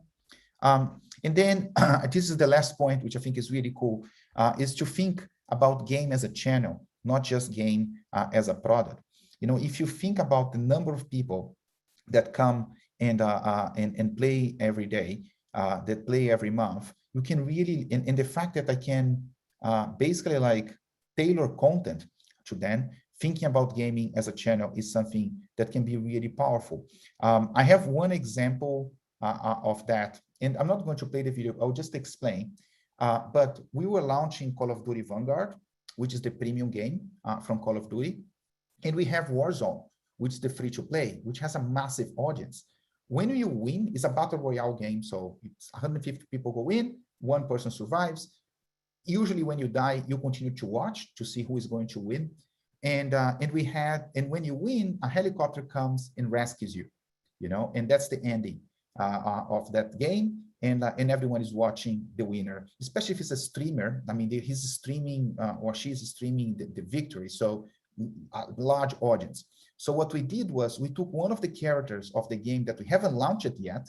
So no one has seen her. Her name is Polina. She's a Russian sniper from World War II. She's coming on the new game that we haven't announced yet. And we had Polina killing the person who won. When the person is going on the helicopter, Paulina appears and shoots the person. And the reaction of the community was like, what the fuck just happened here? You know, and we didn't do in every game because we really want to mess up with people. So we did once every 250 games. So it wouldn't happen all the time. So people were like discussing what's happening. Like, did this happen to you? No, it did not. Like, why did it happen to me? It was totally random. But again, this is like using our own platform to announce a game that we are about to launch, which I don't think we've done much of that in the past. And then the last example, which again, I'm not going to play, is also something that we launched this week. We did a partnership with Jack White. He's the lead guy on the White Stripes, basically. And he was releasing a new single, which is called Taking Me Back. And we did a partnership with him and release his new track in a trailer for Call of Duty. Like when I was a kid, the musicians wanted to release new tracks on MTV, you know, like then, like maybe a couple of years ago, YouTube. Now we can use gaming as a channel to even release a track, a soundtrack, which is really, I think it will become more and more popular. We get a ton of coverage on this. And by the way, the track is awesome. So just to wrap it up, game is larger than you think. Like that's the beginning of the presentation. Gamers are everyone. There are no gamers anymore. It's almost like saying like someone who watches a lot of TV, it doesn't define you, you know, like since everyone plays game and since everyone plays TV, it doesn't really define you. Gaming truly engages its audience, whether they are playing or just watching. Gaming is social, and game absorbs and creates culture. And in order to unlock the opportunity for your brand, if you're not working on gaming and you want to partner with games or do something around gaming, you need to really understand the game, understand the community of players, and find like truly authentic ways to connect and add value to those players. Like don't try to come and advertise because that's probably not going to work so well for you. And this is all I had. And I know I went a little bit over time. Apologies for that. But hopefully we'll be able to catch up with the Q&A and the fireside chat. Thank you. Fernando, that was amazing. That Call of Duty technology was mind-blowing, literally. Serious, wow, I've never seen anything like it. Yeah. But now we're going to move on to the second half of your discussion for a fireside chat. Joining us to the stage will be our moderator, Serge Mata, who's the president of LG Ads. And participants, please remember you can submit questions via the Q&A widget below. Serge, stage is yours. Yeah. You guys, thank you. Trying to get this going. I think so. You're coming. Hey, how are you? How are you, Fernando? It's been a while. Good to see you, and congrats on the new job. Even though it's been what, 6 months? I'm sure it feels 6 months in. Feels like 6 years. I'm sure. And yeah, I lost sense of time and space a long time ago. Well, COVID does that to you too. Yes. But hey, let's just kick it off with a quick chat and also ask, and then towards the end, we'll ask the audience if they have any questions. But really, you've been in the QSR world. You were CMO at Burger King, for folks that don't know. Impressive resume, impressive career. Can you give us a sense of the differences of how you see it now that you've been into the job for 6 months between CPG, QSR, and versus gaming? And what are your thoughts there? And what can you leverage from your past experience to bring onto the gaming industry? Yeah, look, like I spent 18 years in Unilever. That's where I started my career. And I never studied marketing before working for Unilever. Like I was studying mechanical engineering, believe it or not. And then I got my job. I got a job first in the factory, and then as a marketeer. And all the foundation marketing that I've learned in Unilever, I still apply. You know what I mean? Like not only that, like all like the basics, like from the 4 Ps to knowing who Philip Kotler was, and like and being consumer centric, and in the case of Unilever, doing things that will have a positive impact for people and society. This is all still relevant. I think that no matter which industry you are in, I think that moving and in Unilever, I also had like, I was fortunate enough to have like some amazing people that coached me and like, and helped me like improve my criteria and all that. In Burger King, I think that the thing I've learned the most, I've learned a lot in terms of design, in terms of how to push the boundaries in creativity and what results that could produce. I think that the thing I've learned the most at Burger King was more like less skill and more leadership, like lessons, like working with franchisees, working in an industry with people that didn't know me from before. It was like me getting out of my comfort zone of 18 years in Unilever and going to an environment that was like 3G Capital, which was a very different culture back then. So I've learned a lot about myself and a lot about how to influence an organization and all that, which I think that the more mature you get, the more senior you get, the more you need that, like to make things happen. And then coming to Activision Blizzard, like it was like always like a dream to work in technology entertainment. I always like, if I always think like, if I am going to make a change, I think it's much better to make a change for something that's completely different, like where I will learn much more than change by another company that's similar. That was the reason why I moved from Unilever to Burger King, and then moving from Burger King to Activision Blizzard. Like I'm learning so much, like in terms of like growth marketing, performance marketing, in terms of like how to influence people, in terms of like how to find ways to influence the game, like the studio usually controls that part, and bringing the knowledge that I had in terms of like what tends to work well when it comes to advertising, doing things differently from Burger King, and doing the right thing and having positive social impact from Unilever, trying to bring all those things, like it's always a combination. It's always like learning, being humble about it, and trying to use some of the things that worked, or experiment with some of the things that work well for you in the past in this new industry. And it's a good time to do that, because it's an industry that's evolving so much, so fast, that we need to experiment. I think that Activision Blizzard has been an amazing success story, but not necessarily all the things that made the company successful will continue to work with the same level of efficiency as before. Oh, well, you're in the right category for sure. You could make the argument that gaming and connected TV are the two hottest things right now. So there's no doubt about it. I guess before we get more into the gaming, but if you look at your time at Burger King, what do you think are the main learnings, and what would you have done differently now that, there's always sensitivity, and, I've worked in the industry for a long time, especially in the QSR world, corporate, and how they handle, for example, franchisees and the control that the franchisees have versus what corporate has, and who ultimately has the power, and how much change can you really impact in that kind of world. What do you think you have based on that experience, and then you can bring that on to Activision? I think I've learned a lot at Burger King about how to engage and bring the stakeholders with you in a journey. It didn't come natural to me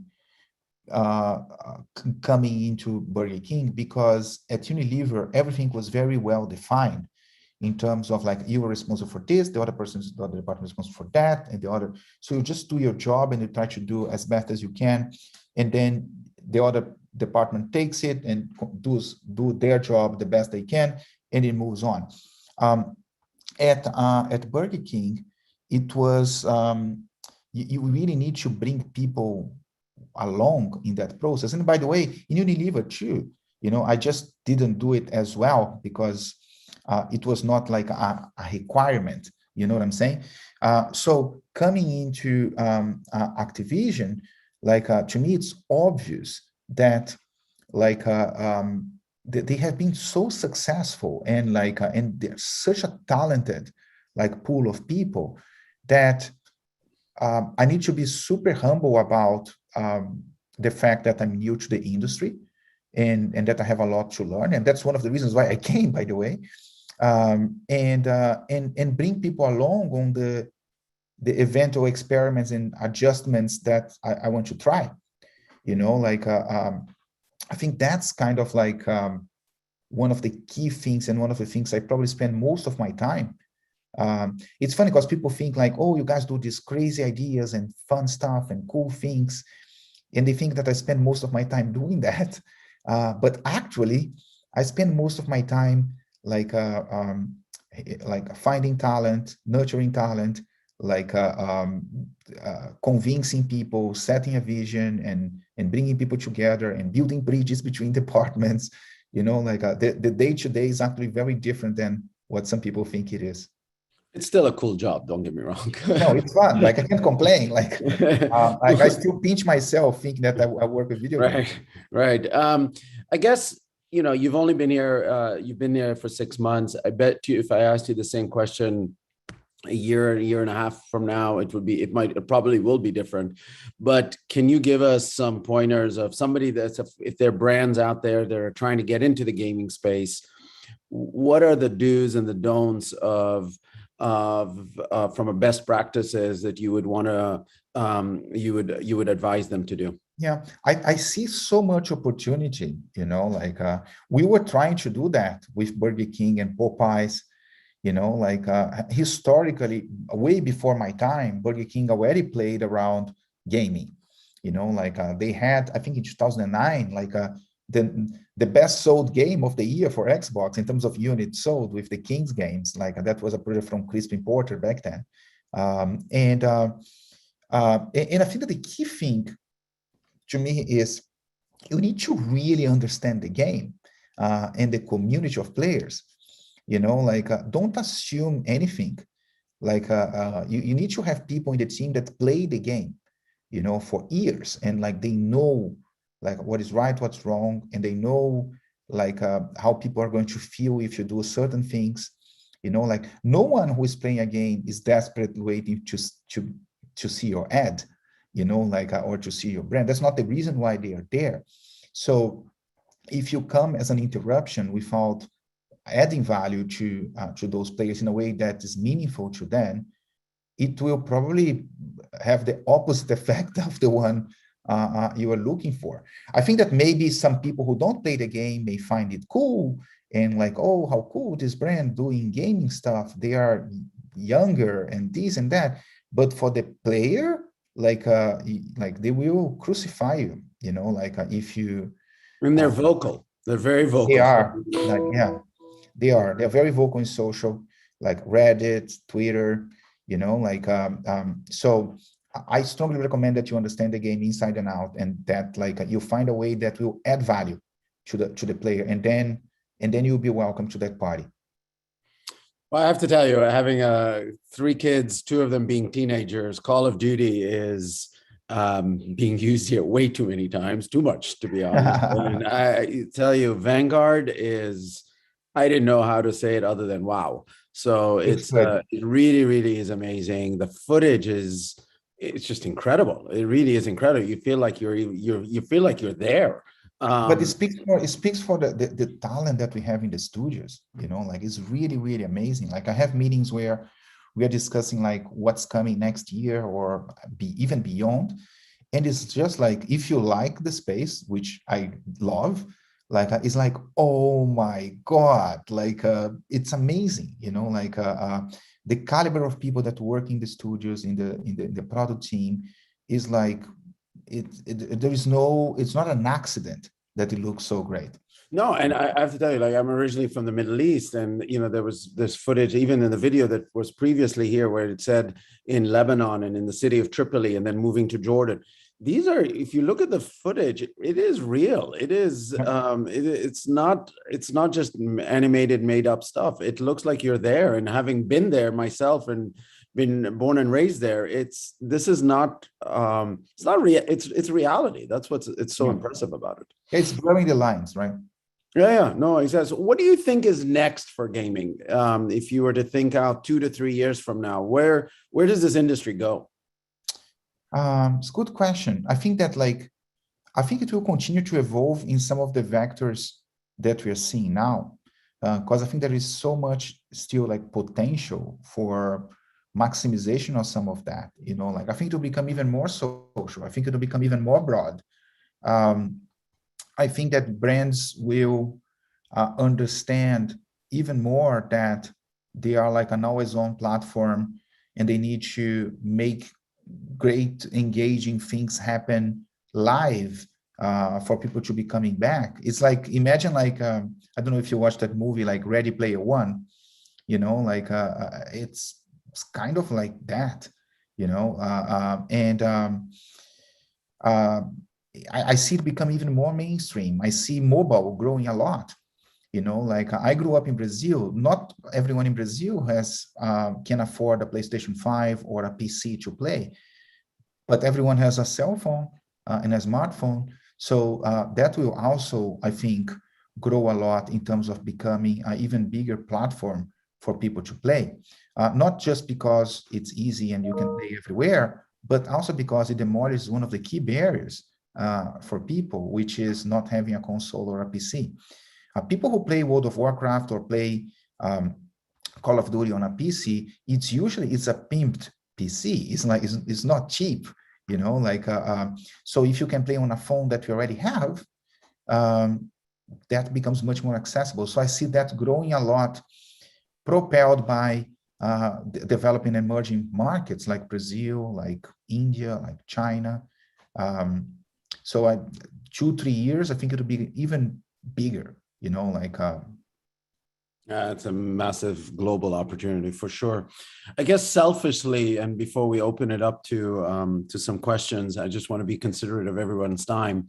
Is having being in the TV OEM space, in the connected TV space within LG, how do you see how do you see gaming reaching gaming audiences and helping you guys in for the as part of the OEM channel, and where do you see the OEMs playing within the gaming? Just nothing to do with Yeah. LG, but just in general. Yeah, look. I mean, I think that in the case of gaming, like everyone, like usually the background of people working in gaming in management, not in the studio, it's probably coming from most people, dare to say, have an experience either in entertainment or in some sort of digital tech background. You know, because of that, there is a very strong and like in most of the investment that historically has been done has been behind performance marketing. Yeah. So there is a strong tendency for people to obviously put a lot of premium in terms of channels that we can measure the ROI.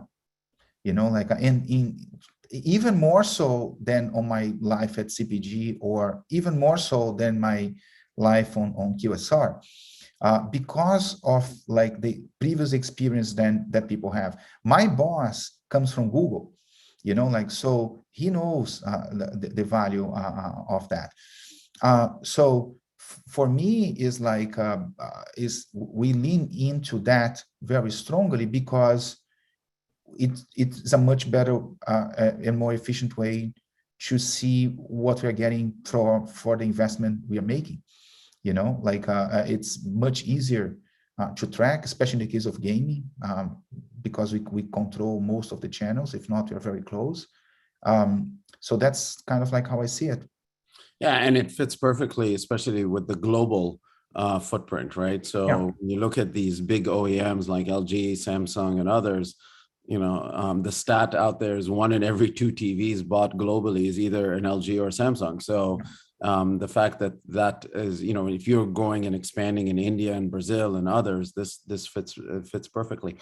You know, I wanted to leave some time. I really appreciate, Fernando, your time, but wanted to see if there's any questions in the audience and let them pick up. I know we wanted to do a quick cutoff around 11:40, 11:45. So I just want to be considerate of time. I don't know if the folks at Brand Innovators, if you can see if there's any questions, and if not, we can definitely ask a few more questions from Fernando. I think there was one question on the chat, which was, do you consider yourself a media platform for monetization or a brand? I see it as a brand. You know, like, and then you have like different ways to monetize. You can monetize microtransactions if you have like a free to play. You can monetize by selling the box, which is kind of like the premium game that we sell, which is not really a box anymore. Like you just download. Or you can monetize through partnerships, through using your game as a channel for advertising. You know what I mean? Like. To me, like whether you are a media platform or a brand is not really apples to apples, because it's a brand that has different ways to monetize. Yep. I'm still waiting. Listen, there's some amazing content out there that's coming. I'm still waiting for you guys to get into that space. You know, look at the popularity of Squid Game on Netflix recently. I am convinced that you guys or somebody else is going to come up with a version of Squid Game anytime soon. So that'd be incredible, to be honest. It's a really fun series. It's crazy. There's another question that just popped up is, how do you address brand safety, media quality concerns for advertisers that wanting to get involved with gaming? Let me think. Like, I think that depends on like what you mean by brand safety, right? Because I mean, I think that you can achieve a good degree of brand safety depending on who you are partnering with, which title you're partnering with, and making sure that your brand appears on the light that you would like to have. You know, like I think that I would also think about what audience you are trying to reach. You know, like we have all the data about who we are reaching on a daily basis. So depending on who your target audience is, we will, if you were to partner, we would recommend, oh, maybe this title, maybe that other title. And then have a more like double click on the discussion in terms of like where your brand would appear. But I think it's much easier to control than maybe on YouTube or like, like it's hard to compare, but you have a lot more control here. You know exactly who's playing. You have Yeah. a lot of, so no, I completely agree, especially from a brand safety perspective. Another question that just came up is, does Activision have a preferred advertising platform when it comes to brand marketing, or does it depend on the initiative, digital, TV, out of home, etc.? I think it depends a little bit on the initiative, but because our product is like a digital product, like we have historically, we invested a lot in performance marketing, which is digital, basically. But for instance, I'm talking to you for like my hotel is like in Times Square here in New York, like literally outside there is a massive like a Call of Duty Vanguard billboard. So we do out of home. We have TV on air at the moment. In terms of like a Call of Duty Vanguard, just to give an example, but most of the investment goes in performance marketing digital today. Yeah, no, and it's also based on the audiences that you're trying to reach, for sure. For sure, it's much closer to the path to purchase, right? Yeah, no, for sure. Well, hey, I think that's all we had. I really appreciate your time. And again, amazing work, only in such a short time period, and looking forward to see what you guys do next. And all I know for sure, this household of mine is going to be playing Vanguard for sure, in a couple of weeks for sure. So look, thanks for the opportunity. Thanks for the conversation. I hope people enjoyed the presentation. I hope to be back soon with Brand Innovators. Thank you so much. And thanks, Brand Innovators. Appreciate it.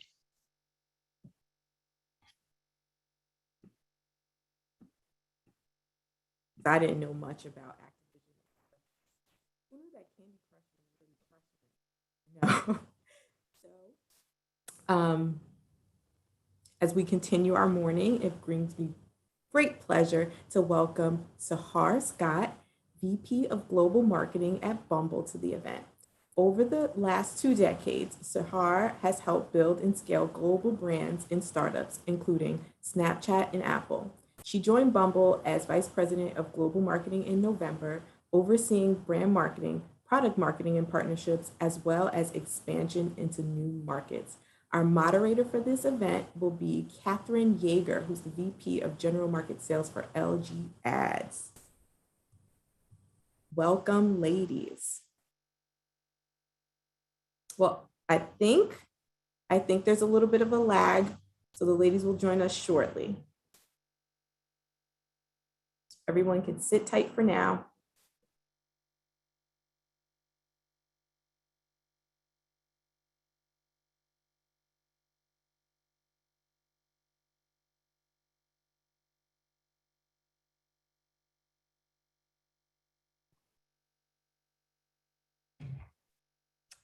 Hi, Toya. How are you?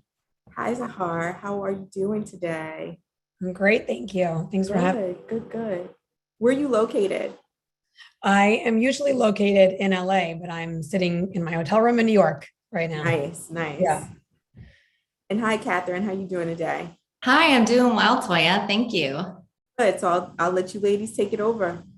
Awesome. Thanks for the intro. Hey, Shahar. Hi, Catherine. I'm still obsessed with your wallpaper. You like it? I love it. It took some time getting used to, because it was a lot going on, and I'm still kind of working on my wall art. But it's funny. It looks kind of like a virtual background. And it looks fake. So good, it looks fake. That's when you know that it's good. Yeah, it's definitely had a weekend of DIY. I had a blank background, so I wanted to, just add something a little bit more fun. And it actually, it came from inspiration from the Beverly Hills Hotel. You know how they have all the banana leaf everywhere? So that was my inspiration. I thought, hey, I'll create a little bit of that here. I love it. Yeah. And I don't know if you can see, but I'm like I tried to be very on brand today. I see your bees. Got a bumblebee blouse on. So wow. fully Thank you. immersing myself into the Bumble experience, if you will. I'm very grateful. I need to buy that shirt. Yes, I'll send you a link. I feel like if I meet you in person, I'm going to have to wear this blouse for sure. Awesome. Well, hello to the audience out there. For those of you in the audience that don't know me, I'm Catherine Yeager, the Vice President of General Market Ad Sales here at LG Ads. A little bit about LG Ads for those of you who don't know who we are. LG Ads is the newest TV manufacturer to enter the connected TV ads business, and we provide exclusive access to LG inventory and targeting data across 100 million LG TVs globally. And joining me today is Shahar Scott, the VP of Global Marketing at Bumble. So Shahar, you're really well known to the brand innovators community, but for those that are new to you, tell us more about your role at Bumble. Thank you. Thank you so much, Catherine. I'm thrilled to be here with you and excited to meet you in person, hopefully soon. Thank you all of you for dialing in today. I know we're all at Zoom fatigue. Levels are high, but the fact that you guys are here with us is really exciting. So I've been in the industry for 20 years. I've always been at the intersection of marketing and technology. Started my career early on in politics and the nonprofit sector, moved onto the agency side and really loved and fell in love with marketing and communications there. Spent about 6 years, both on the creative agency side as well as media agencies, before going to Apple and launched Apple's first advertising platform back in 2011, right? Shortly after the App Store launching, and really kind of like grew up in what we used to call innovation. And before it was social media and before all these platforms were really how we communicated with all of our friends and family. From Apple, I went on to a bunch of startups before joining Snap. Was there for 4 years, leading marketing there. And then a year ago during the pandemic, joined Bumble. And at Bumble, I oversee brand marketing, community marketing, our partnerships team. We have an incredible ambassador program, and I work really closely in between product and our teams to really, how do we connect with our current and future users across all the different modalities of Bumble. Awesome. Yeah. Yeah, I love the different modalities. We'll get into that in a little bit. But before we dive in and to get you to know you even a little bit better, I'm going to ask you the ultimate icebreaker question. What was your first concert? This is going to totally age me, which I'm okay with. But my first concert was the Cranberries. Oh. And I remember my dad taking me and my 3 best friends. And it was just the most incredible show. What was your first concert? Now I'm dying. I'm gonna date myself as well. New Kids on the Block. Oh, wow. Okay. You win. Yeah. So yes, I was a crazy New Kids on the Block fan for sure. Growing up, I listened to them nonstop. But the Cranberries I also liked. So that's another good one. I know. It was a classic. It was a classic. Yeah, for sure. I love talking about music. Second thing I love talking about, last icebreaker question. What was your, or what is your current guilty binging pleasure on TV? Money Heist on Netflix is so good. If you guys haven't seen it, it's a must. Watch it in Spanish with the English subtitles, unless you speak Spanish. Okay. It's the best show that I've seen in a long time. I'm writing this down. I gotta start it. So good. What about you? Because I'm out because I've binged all 5 seasons and now I'm screwed. I'll definitely look into Money Heist. But I love the Netflix series All American. I think I haven't even heard of it. Yeah, it's a great one. You'll like it, especially living in LA. I think it's a great show. I'm also binge watching it. And then secretly, I'm also a fan of reality TV. So I love all things Bravo and Housewives, and yes, I'm with you. I'm with you. But those I don't binge because I'm like all caught up. Yeah. You know, so yeah. But All American, I'm going to download it for my flight home. Yes, download it. It's a great series. Yes, I just finished binge watching Housewives of Beverly Hills too. Oh, so yeah. A good one. It's a guilty pleasure for sure. Awesome. Well, you know, in the spirit of it being Ad Week and with so many people in the industry attending that this week, including yourself, I thought we could open up for some highlights. You know, what have some of the highlights been thus far for you?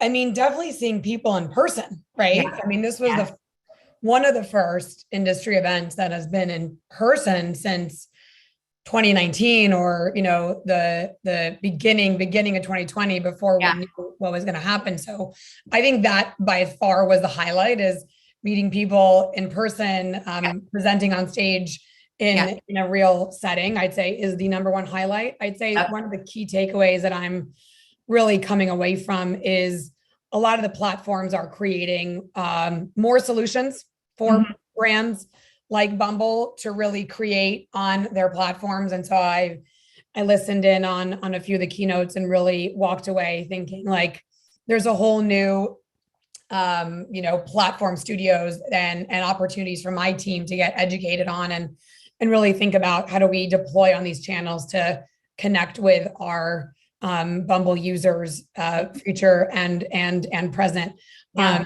by using some of the incredible tools that have been innovated over the last 20 months. So I think that for me has been really exciting, other than just seeing colleagues and peers in person. Yeah, I'm so sorry that I couldn't be there in person this year, but I definitely yes, definitely. There's nothing like in-person interaction. And I definitely, you know, I think we're all feeling a little bit of Zoom fatigue. So I can't wait for us to all, you know, do these things in person more often. And Ad Week is definitely the event for advertising and innovation across the board for sure. Yeah.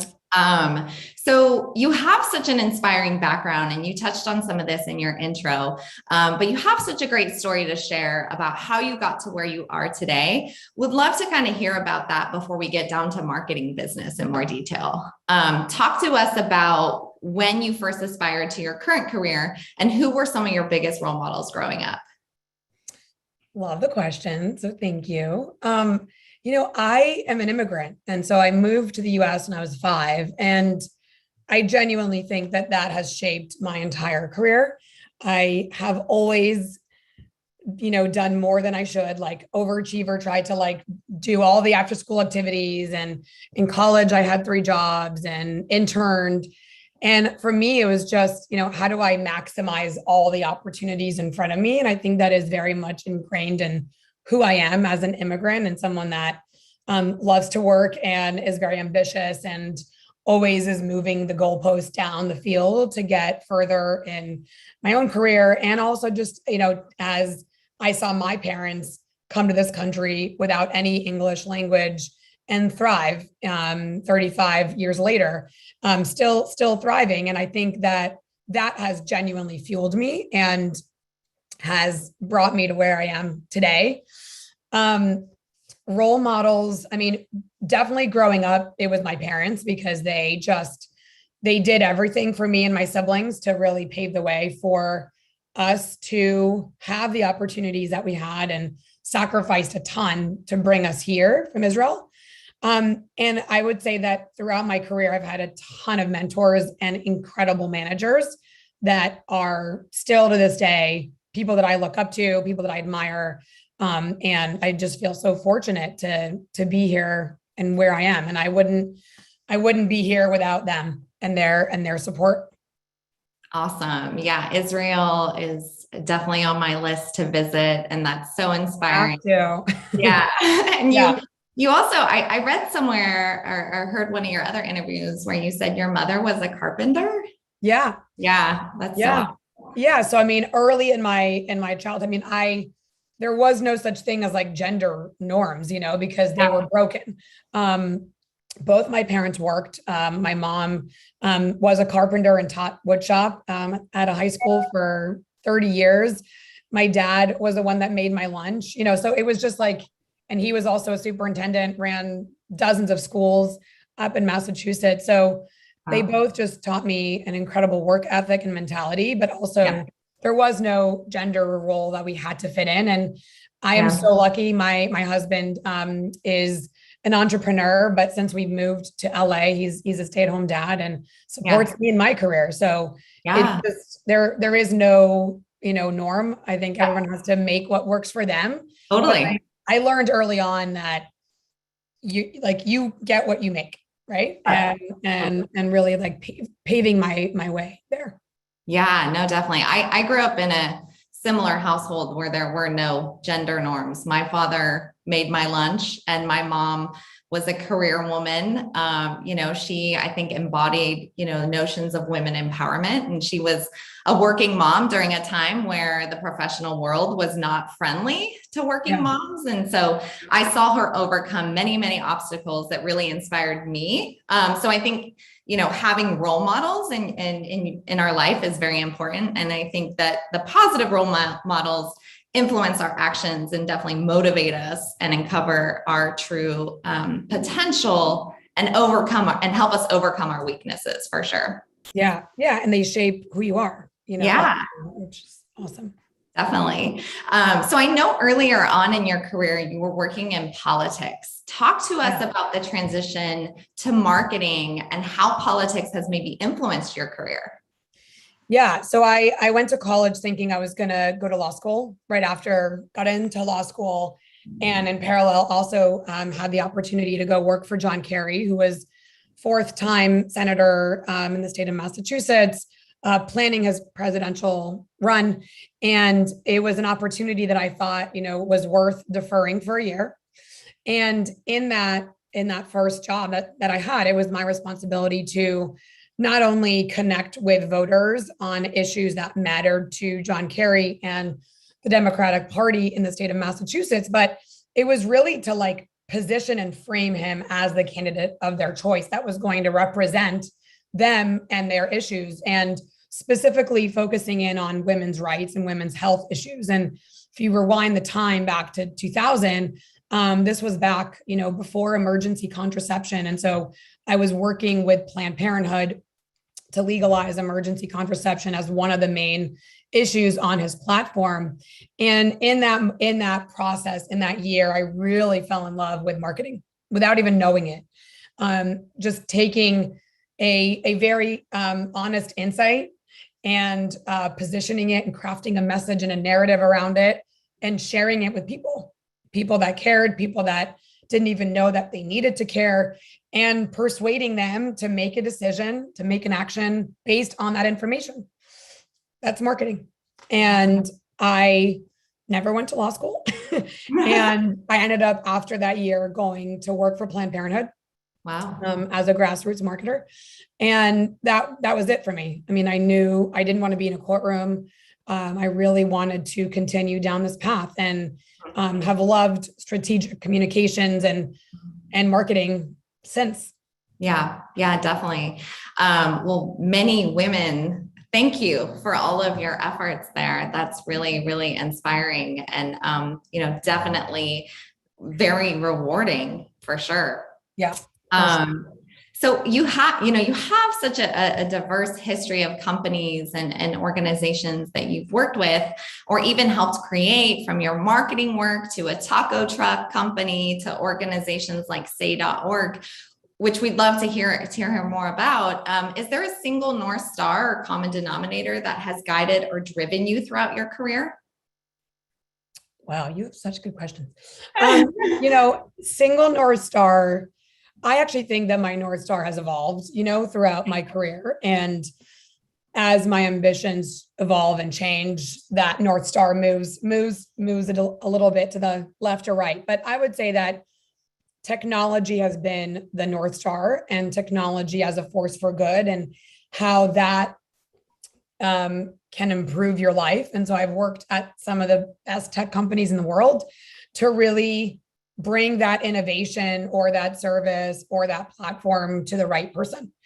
And whether that's communicating or hardware, or experience augmented reality, or with Bumble, connecting people in a healthy and equitable way, that's technology as a force for good. And so I'd say that if there was one North Star, that would be it. But it continues to evolve because technology continues to innovate, which is just, that is what excites me about marketing, is there is no playbook. You have to constantly reinvent and test and learn, because everything is changing on a daily basis.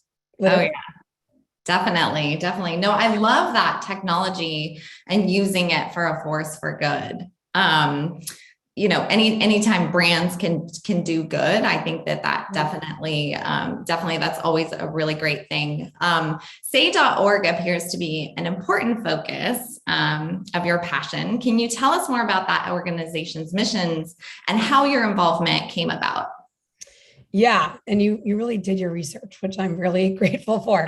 So yes, I am the chairwoman of the board of directors at Say.org, which is an organization that helps kids who stutter. So Say stands for the Stuttering Association for the Young. I grew up stuttering. My mom stuttered, my brother stuttered, and I grew up thinking, again, that was normal. I went through 12 years of speech therapy, went through years of presentation training when I worked at Apple and since then. And I have been able to have a successful career talking. I literally talk for a living, something that I never thought I would do as a kid. And so for me, it is probably the most rewarding work that I do. And it's been an amazing organization that I joined as a volunteer. They used to be called Our Time, which really spoke to giving kids the time to speak and get their words out. It has a very much a performing arts component to it, because when you get on stage and perform, your stutter goes away, which is really interesting. And so when I joined the board, and Taro Alexander is the founder, and Noah Kornman, I said I would be happy to join the board as long as you let me rebrand the organization, because Our Time is also a dating app for senior citizens. And so they were getting calls from parents. My kid is getting bullied by their teacher because of their stutter, and my credit card's not working for my date. So we rebranded them. Say.org was available, which is insane. And it's a 20-year-old organization here in the tri-state area, but actually it's now gone global. There's programs all across the USA and also in Australia. Wow, that's amazing. That's really great to see how you overcame that. I myself can relate to something similar. I've had my fair share of challenges, including stage fright, believe it or not. But definitely, I found that teaching myself like new skills that are really pertinent to my career helped me kind of overcome those obstacles, and just finding people that could mentor me and talk me through it was definitely really helpful for sure. So I can definitely empathize. So talk to us about the taco truck. How did that come about? Yeah, my husband launched that. And at the time, this is back in 2008, there were no food trucks on the East Coast. Very, very popular in California. But really there were no taco trucks. There was no authentic Mexican street food here in New York or in New Jersey.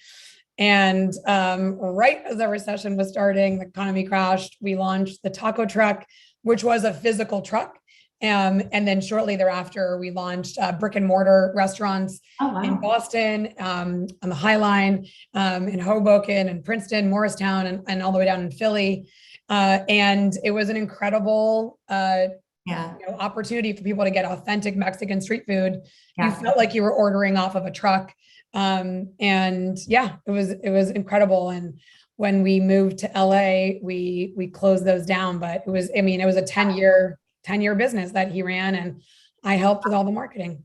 That's awesome. I feel like everyone needs a good side hustle sometimes, right? I used to say I moonlight tacos, because I mean, who doesn't love a good taco? And yeah, and who doesn't love food and all things Yeah, food, right? It's like really fun. It's a great creative outlet, if you will. Yeah, for sure. For sure. Awesome. Well, talk to us about Bumble. You guys have seen explosive growth and IPO. How is Bumble not just a dating app, and how are you guys different? Yeah, so Bumble was launched during the time when I do think that dating online was still a little bit taboo. And in order to differentiate from the other dating apps, it took the kind of archaic gender norms that were rooted in kind of very misogynistic outlooks that like women would have to wait for the man in a heterosexual relationship to make the move and really in a very chivalrous way, court her. And we completely changed that. And so on Bumble, women make the first move. They have to initiate the actual outreach to a potential match. And what we found is that not only puts control back in women's hands and for themselves and what they're looking for and who they want to spend time with, but by taking away the potential for rejection for men, a lot of what we find today with like ghosting or inappropriate behavior on dating apps like goes away. And on Bumble, we don't allow body shaming. We don't allow ghosting. We have a very strict policy around moderation and putting appropriate pictures of yourself. We've changed the way that the profile appears, where the first thing that you see is someone's photo, but it's not the entire screen. It's a part of the screen, so that the about me, the really like the substance of who you are, is also the first thing that someone sees. So they really get to know the person and not just make a very surface level decision on what someone's appearances look like. And so Bumble is created to really allow women and men to create healthy and equitable relationships in all facets of their life. So while it started off as a dating app, we also have BFF, which is our friend finding modality. And then we also have Biz, which allows people to connect on a professional level as well. That's awesome. I love the rules around no ghosting and no body shaming. That's awesome. Candidly, before doing my research on Bumble, I thought it was just a dating app, but I love it that, that Bumble is where women can make the first move, which has to be one of the best innovations of Bumble for sure.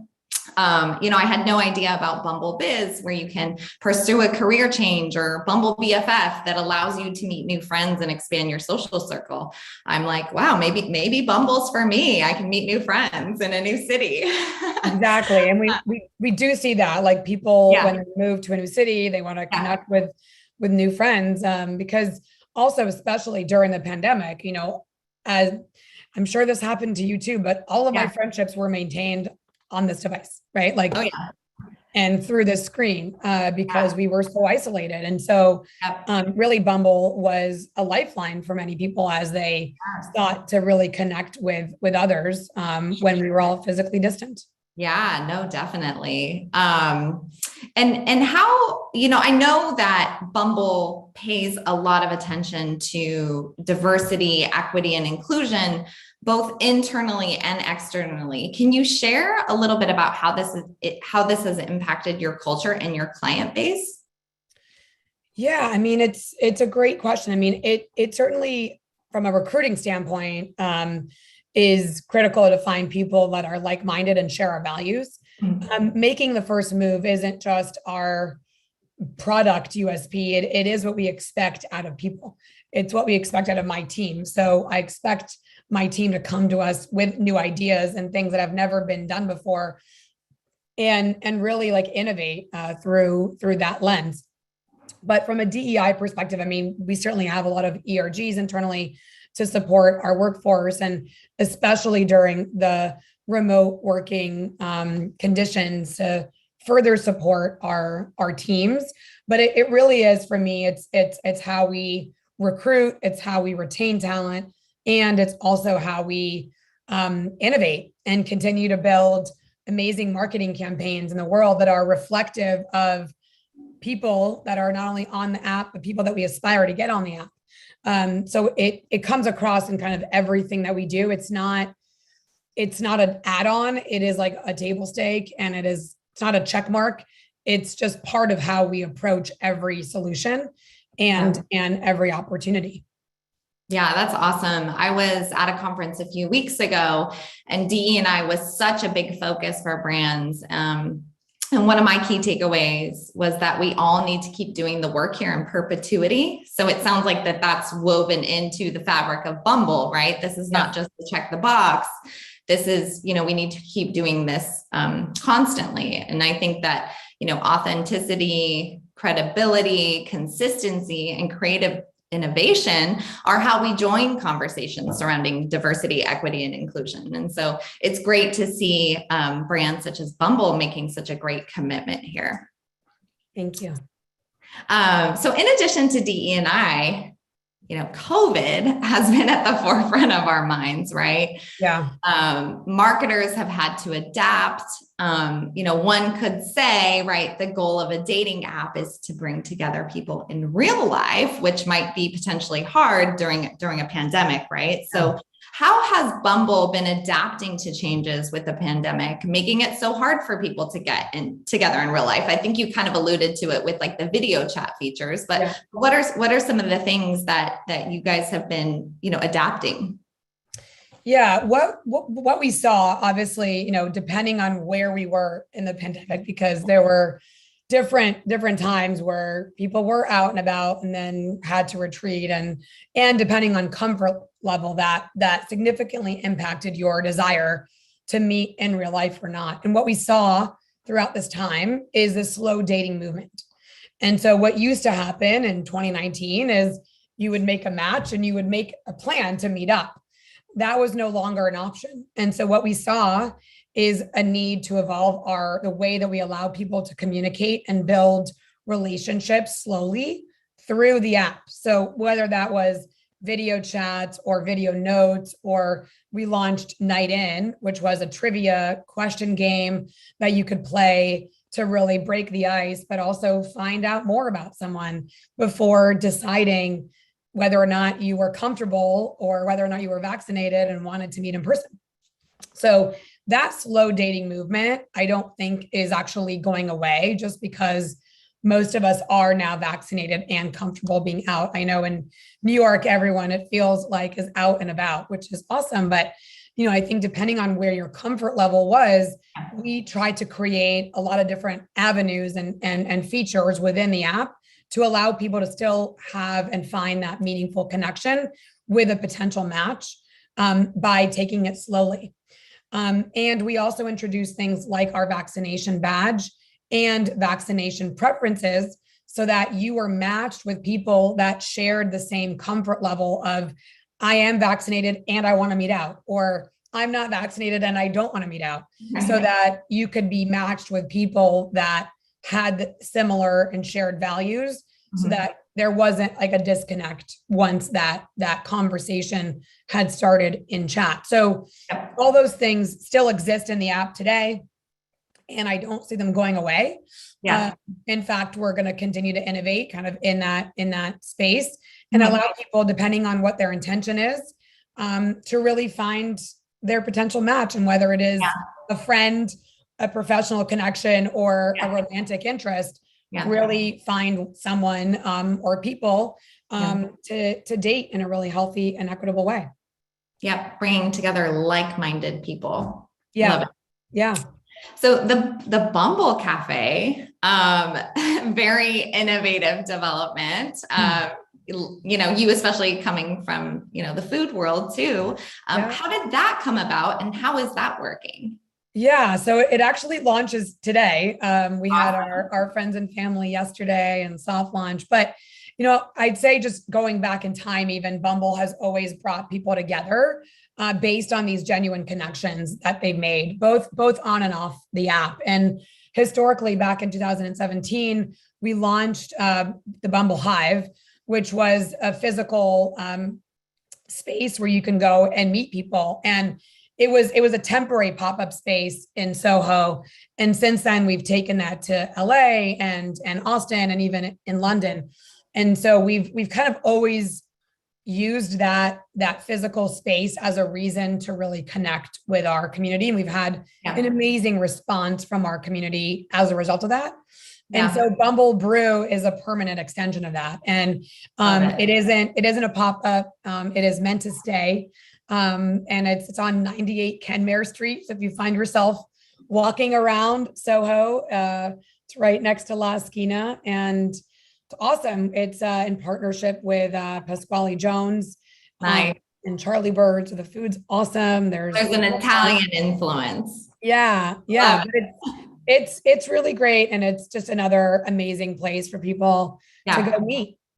Yeah. I love that Bumble Brew provides, a robust dining experience for people who have been stuck at home for too long and maybe need an escape. So definitely looking for more Bumble cafes around the country for sure. And I love the notion of not only bringing people together on the app, but also bringing them together off in person to kind of foster those healthy and equitable relationships. And, I love how your CEO, Whitney Wolf, has said that she's less concerned about stock and more concerned about the consumer. And I think when you center your efforts around making it a good experience for the consumer, you always win in marketing and advertising. Yep. Always. And they come back because of that. Yep, totally. So how have all these, changes and innovations all impacted your marketing strategy, particularly your efforts around acquisition and loyalty? Yeah, I'd say that it definitely has impacted pretty dramatically. I think, every marketer had to have several contingency plans over the last few quarters as, even as we thought that we were going to have this major reentry moment, and then Delta variant happened, and so our strategies continue to be very fluid, and they will be. There's just there has to be agility in how you plan media and channels in order to swap creative in and out depending on what is happening in the world, in the market that you're trying to reach a consumer at any given moment. So I'd say flexibility and agility have just been the only way that we are able to develop strategic marketing plans.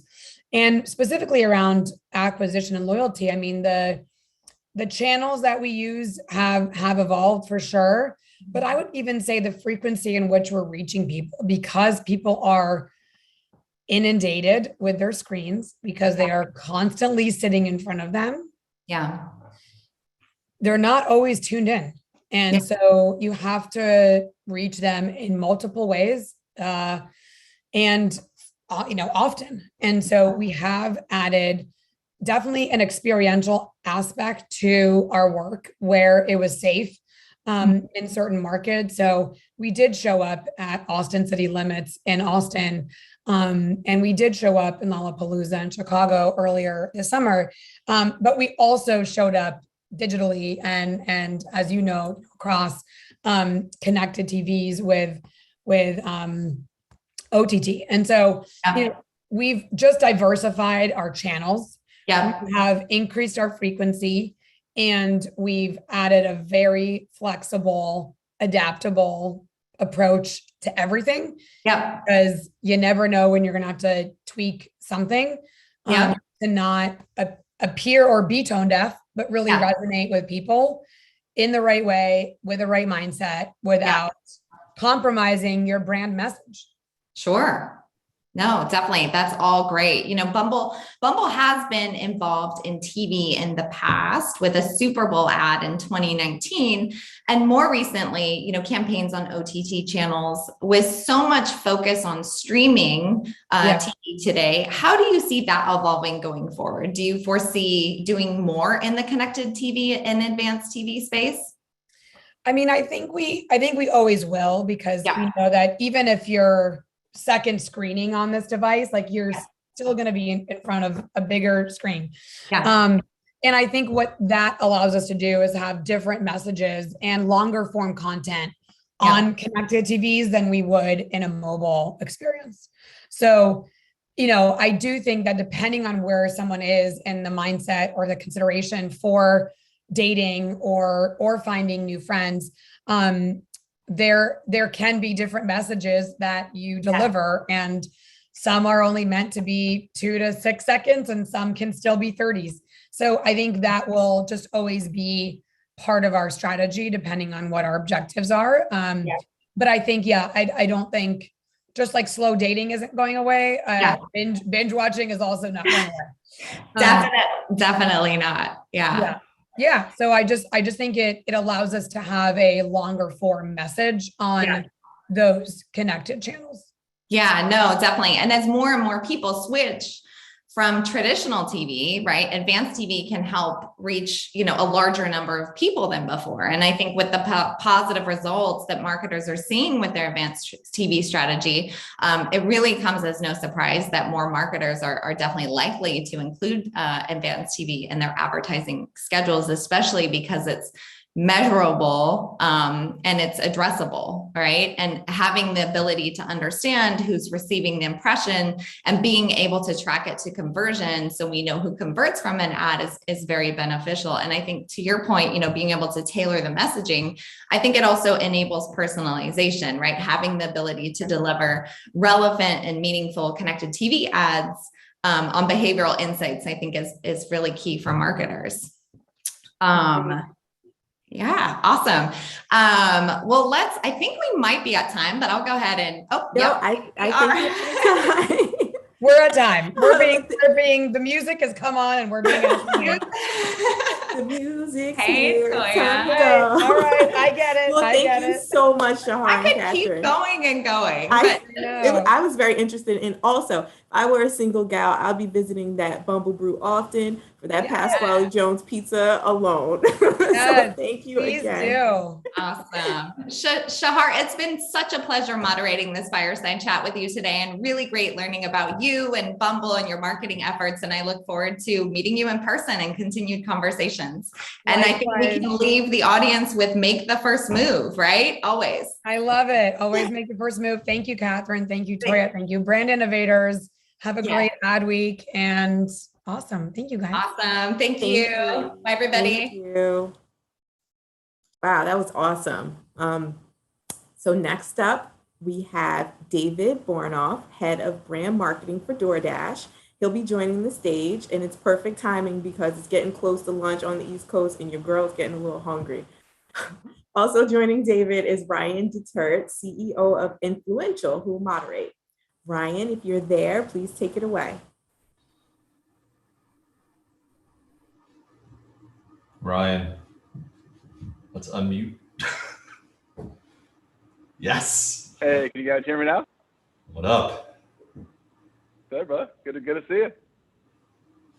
How's life? I know we're on a 30-minute truncated time schedule. Everyone's trying to usher us through, but it's good to see my old friend. How's life? Dude, things are good.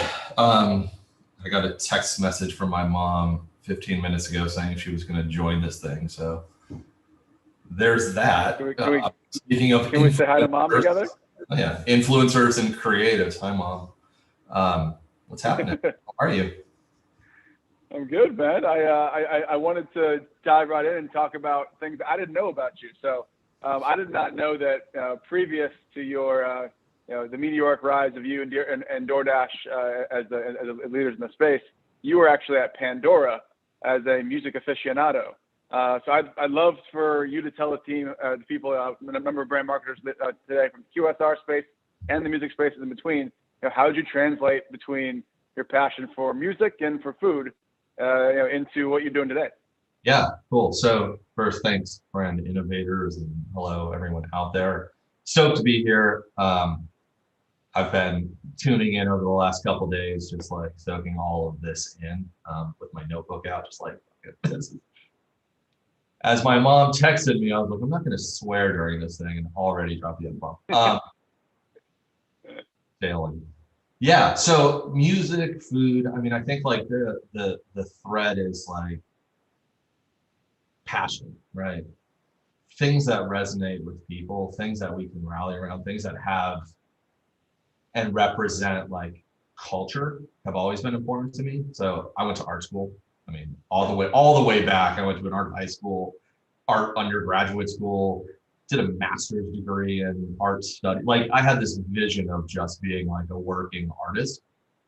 Turns out you can't really live off of being a working artist and having credit card debt. So it sort of transitioned over to advertising. But I think the thing that I like connected to then that still really holds true today is I care about the things that like move the heart. And I think music is one of those things. Food happens to be one of those things. The more time that I spend at DoorDash, the less I think about it as food and more about like all of the things that sort of bring us joy. If I worked in sports, I'd probably have the same talk track, gaming, and you name it, right? These are just things where like we can spend time and be moved. So the thread has really just continued, and it's like, what matters to people? What matters deeply? And finding that, and then turning that into, you know, ways of communication. I mean, you guys do this in your business, and I think like that has become really the like singular thing that matters most to me. It's just like, how do I take something that like moves our heart and turn it into something that also like hopefully will move your preference and opinions and spend some time with us. 100%. You know, yeah, the emotive ability of content. Obviously, we'll talk about in a minute about the short form kind of explosion happening in TikTok and in Reels, et cetera. But I do have one follow up. I know you're a '90s hip hop guy. Put you on a spot here. I didn't pre-prep him with this. If you had to pick one artist from the '90s, alive or dead, it's okay. What song would you pick, or what like artist would you pick to collaborate for DoorDash? Man, such a powerful question that will offend so many people that don't get the answer. So we actually did an ad with Gift of Gab the other last week before. He recently passed away, but from a personal like fan perspective, I think the Far Side probably like influenced me more than any other like 90s rap group out there. I mean, yeah, passing me by. I learned all the best your mama jokes from their song. I was having a conversation with one of our marketers in Germany, and I had mentioned passing me by, and it's like, I'm not familiar. And I was like, hold on, let me send you the link. And immediately I was like, oh yeah, of course. Yeah, it's a rap opera. It's like a whole story of growing up as a kid. It's amazing. Yeah. I'm not pitching it as an official, influential, creative concept, but I think the idea of, and he's still alive and around today, obviously. I think Ice Cube Today was a good day. Just that kind of vibe of like getting a DoorDash and having that, you know, your Sunday going off just right. That might be a play for us. I don't know. We'll see. Well, let's get back to the the matter at hand of advertising. This is an advertising group here. They're going to be curious about who's your audience, and you've told us, I think maybe and everyone, that really anyone with a mouth is your audience. But we think of custom audiences, segmentation. How do you think about doing that across a pretty wide spectrum of people, obviously, and then aligning that to your creative and your platform? Yeah. So I think we started when we were exclusively in food. That was the like default, right? Like our audience is anybody who can eat. It's sort of broadened and that like notion of everyone stays true, but now it's like not just everyone with a mouth, but like anyone who needs something from their neighborhood is our audience. As DoorDash moves into new verticals and brings more selection to folks, I think we have two things to do. One is identify like what all of those need states are, and then find the right way, the right entry point to address those audiences who need those things, and do it in a way that builds deep empathy that isn't just like taking GA messaging and blasting it across, the widest range of folks who it may or may not resonate with. How do we go about doing that tactically? I think like we do what most marketers do, right? Like let's identify the opportunity, the TAM, go with our priority segments, the ones who are going to give us like the greatest ROI in both the short term, but also help us build long-term brand equity, like all of the stuff that everybody on this call already knows. I think the thing that like we do, and when I say we, like I don't do any of this. This is like my team is at this point, they're the stars. I just get to like represent everybody else's great work. But the thing that I think we can do well at DoorDash is be specific, right? Like when we find who that audience is that we care about in any given like quarter or half of the year or annual plan, the one that we want to prioritize, or usually it's the multiples, we go deep. And I can give a couple examples. I think the one that really stands out for me is the work that we're starting to do with our Hispanic audiences. It's easy to treat Hispanic as one large homogenous group across the United States. It's not, right? Hispanic Americans in Los Angeles look very different than Florida or New York.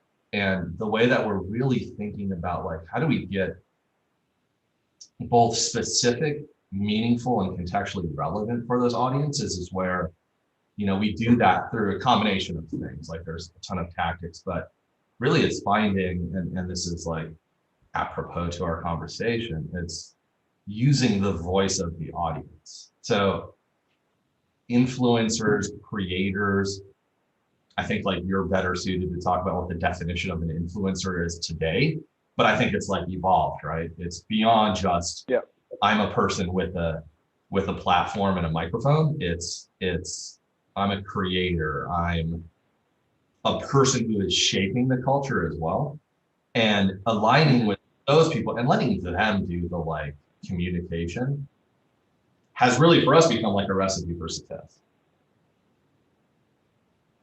Lots of words. We watched a number of campaigns that have evolved, and one that's really unique and specific. And actually, I'm not sure the acronym actually stands for. I just know what it is. But for the Hispanic Heritage Month, we used an ASMR influencer that like essentially uses like sound and like touches the microphone, and it's all supposed to be soothing, and it's the whole thing. It's a whole like sub talk.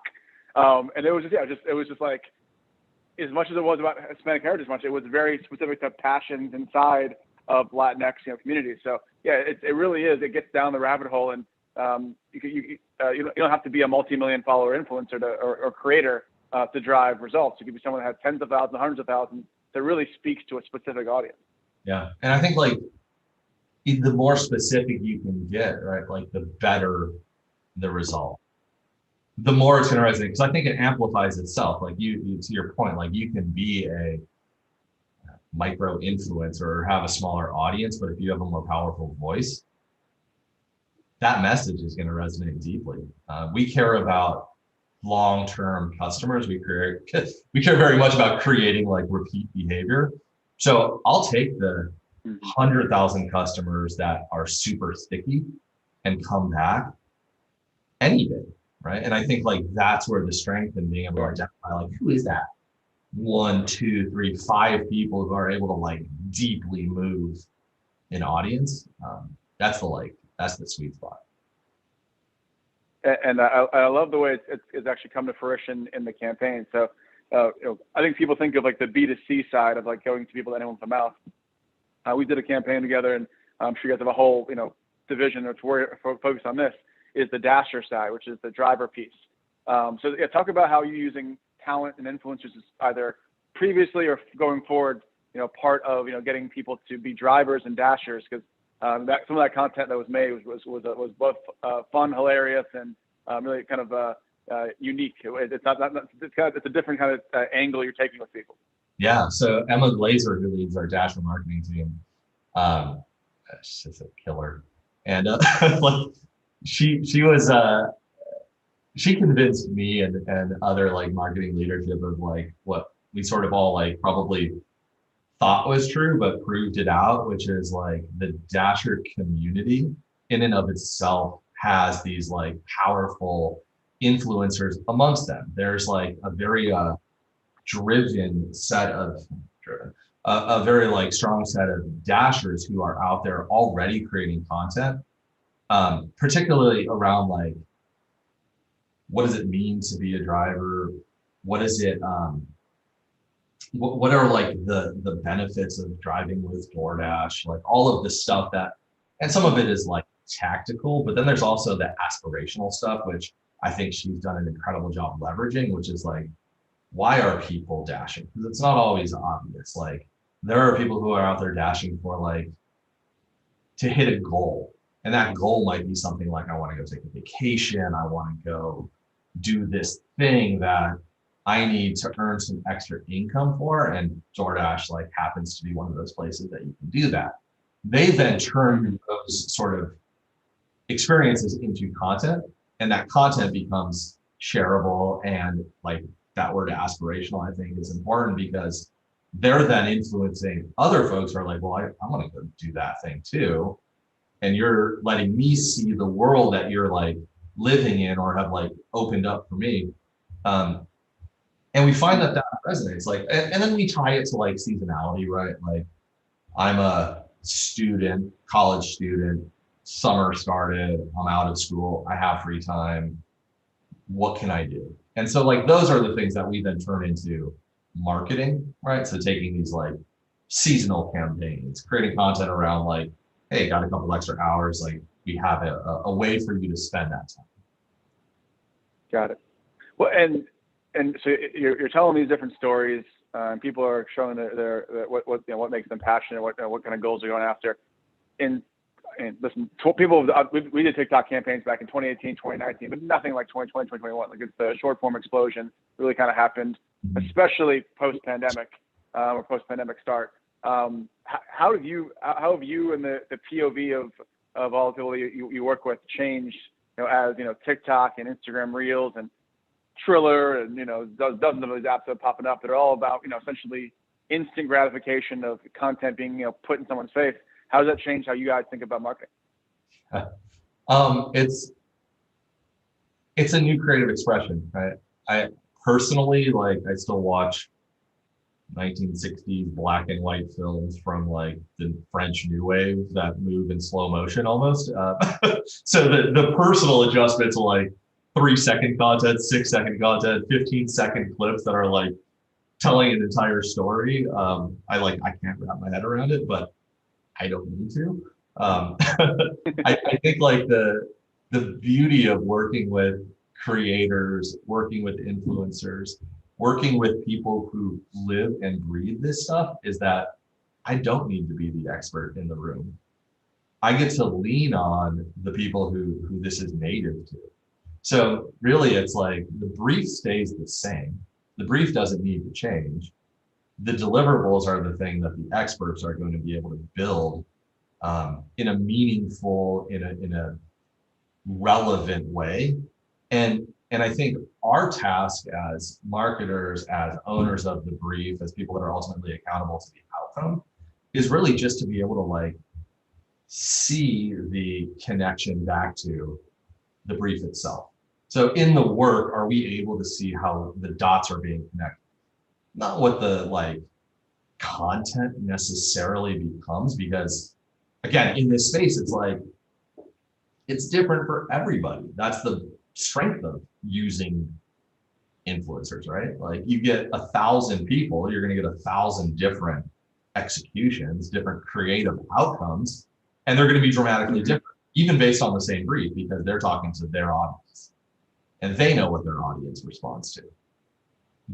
And I think like it's a very like important point there, right? Is being able to like, I think, give not the creative control, but being able to flex to the notion of this like array, this variety of content that doesn't look the same, but all functionally like addresses a brief is something that increasingly matters. So if there's like a tie back to like the explosion of short form video, I think it's really more like the adaptability of marketers to deal with like changing environments, content that changes.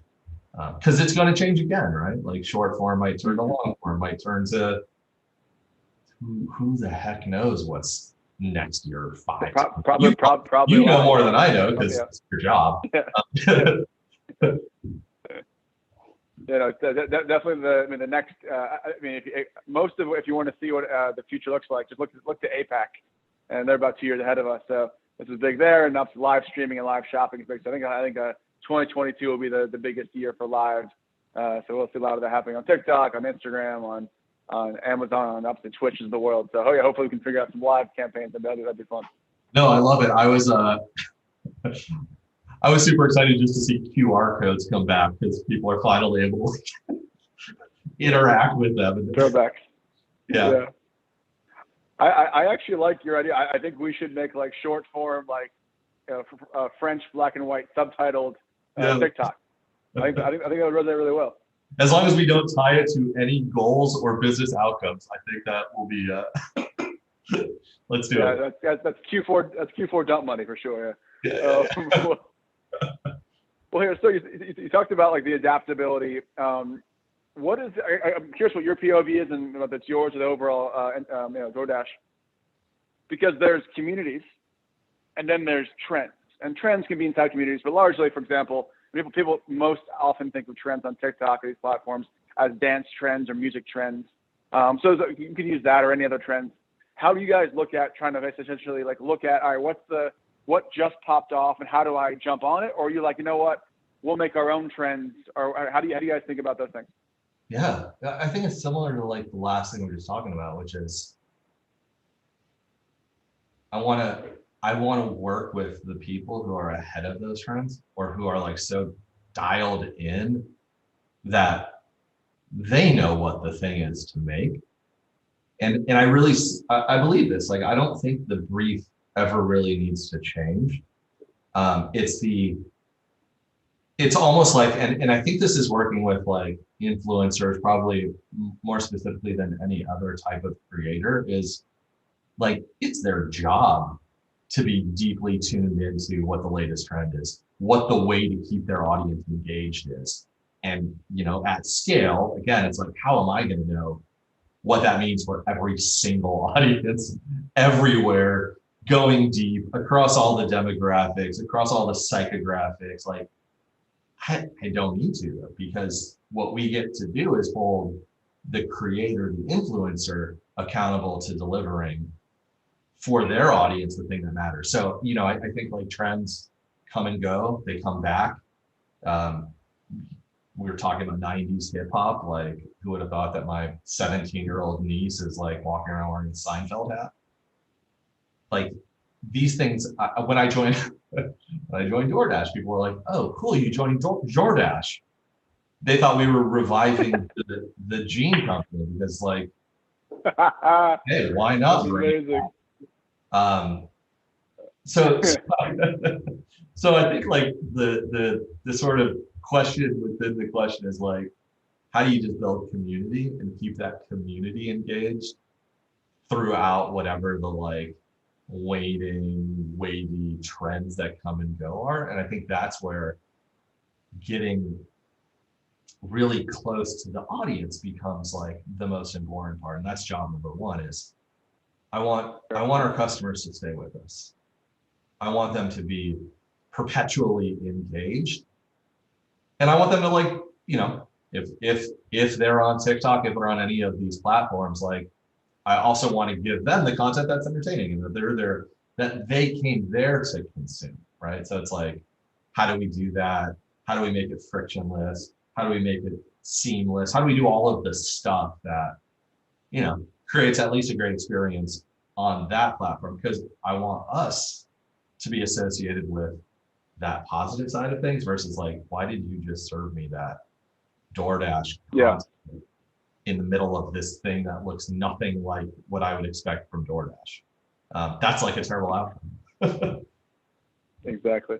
Well, speaking of trends, I'm curious. Actually, I don't know the answer to this. You've probably seen her, in press or maybe just your follower. Emily, I think it's pronounced Zuge, is the revamping logos lady, the one that does it on TikTok that makes that. Has there been a DoorDash communication? Have you guys done any sort of DoorDash logo rebranding? I have not personally had any communication, but I would love to see what she does.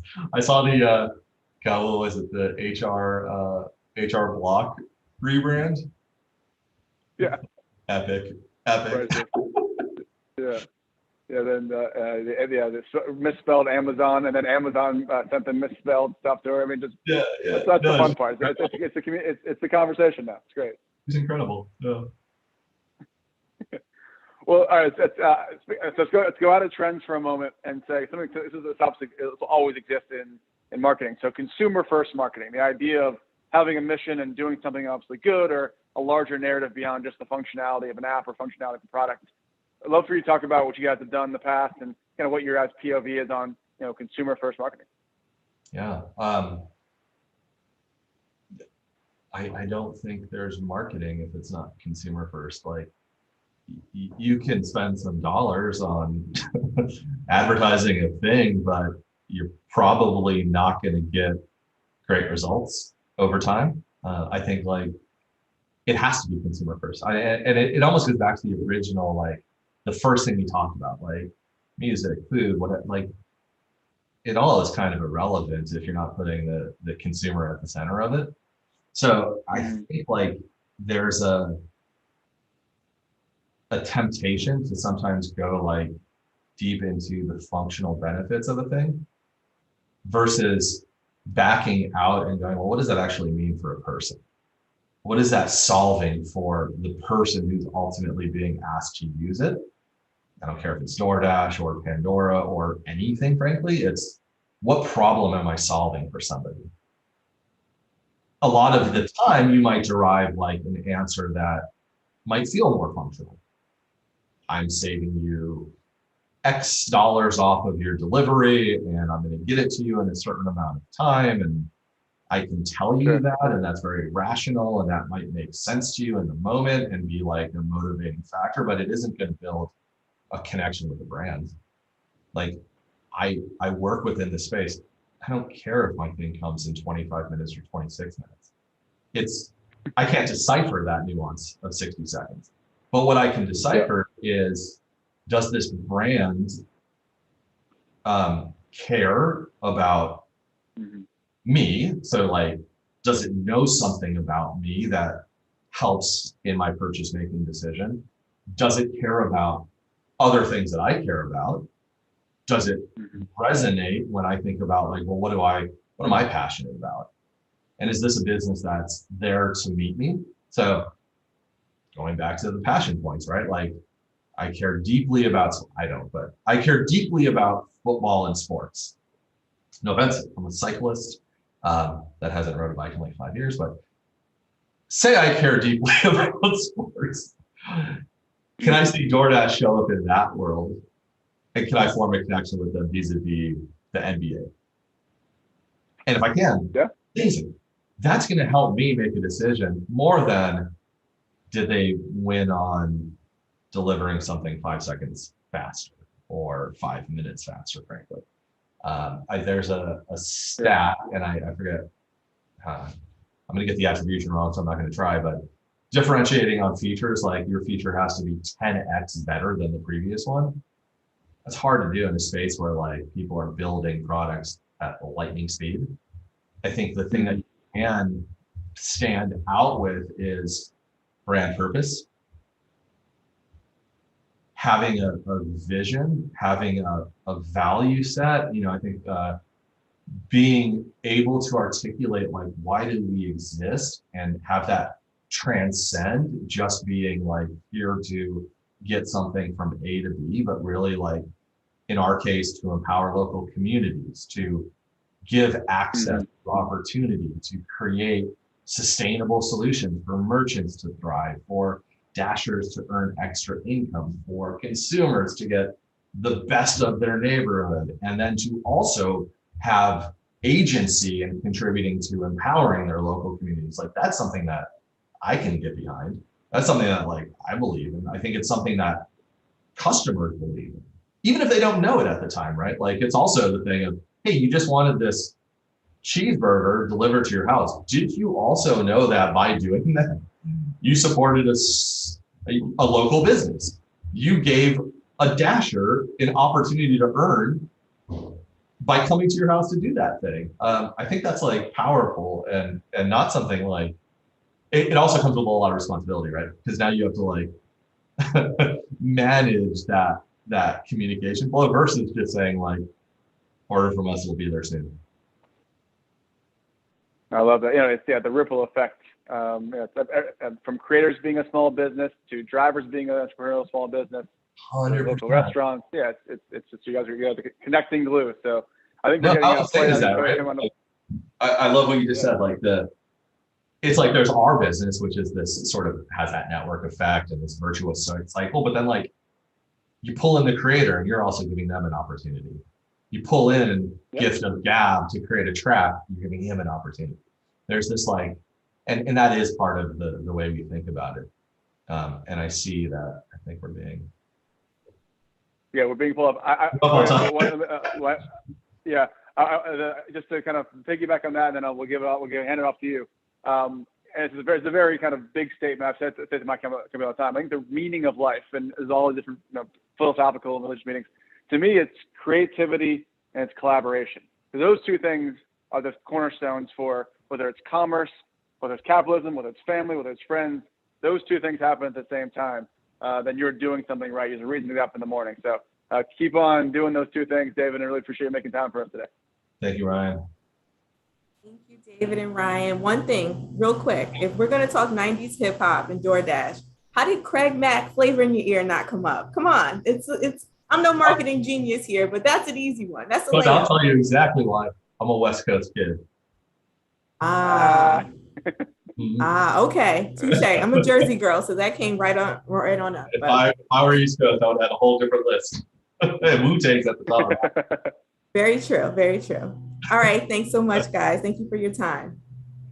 Thanks so much. Our next session will be with the CMO of Mary Kay, Cheryl Atkins Green. Cheryl's business experience includes global business development, strategic planning, and contract negotiations. She holds an MBA from Harvard and is a Forbes Top 50 CMO influencer. Moderating this session is content-focused marketing leader, Will Kunkel, who's currently a VP of marketing at Stirista. Welcome, Cheryl and Will.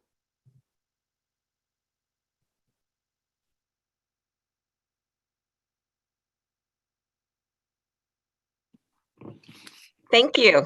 Thank you. I have a little glare on my head. I'm going to try to find a better spot. The perils of working from home. So thanks for the intro. I am Will Kunkel, VP of Marketing at Stirista. We were historically a data company, but have really kind of expanded into a full service marketing technology company. For our clients, we do everything from media planning and buying with our own DSP to audience building and geo-targeted advertising across all the various channels. And I'm thrilled to have Cheryl Atkins Green, Chief Marketing Officer of Mary Kay, and would love you to just spend a minute kind of introducing yourself and telling us a little bit about a day in your life before we dive in. Okay, thanks. Great to be here with everyone. I've had the privilege and pleasure of being with Mary Kay now almost 13 years. It's been by far the best marketing responsibility because our brand really consists of millions of humans, millions of women, entrepreneurs, and I have the opportunity along with my team to support their success. So, coming out of a classic CPG background, marketing things like Toblerone and Fruity Pebbles and Altoids, I've been really focused now on helping women be really the best Mary Kay brand that they can be.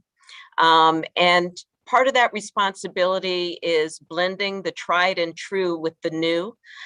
So I'm excited today to exchange some ideas and insights with you, Will, about how Mary Kay, through our independent sales force, is combining the best of an in-person relationship and amplifying that with the help of digital technology.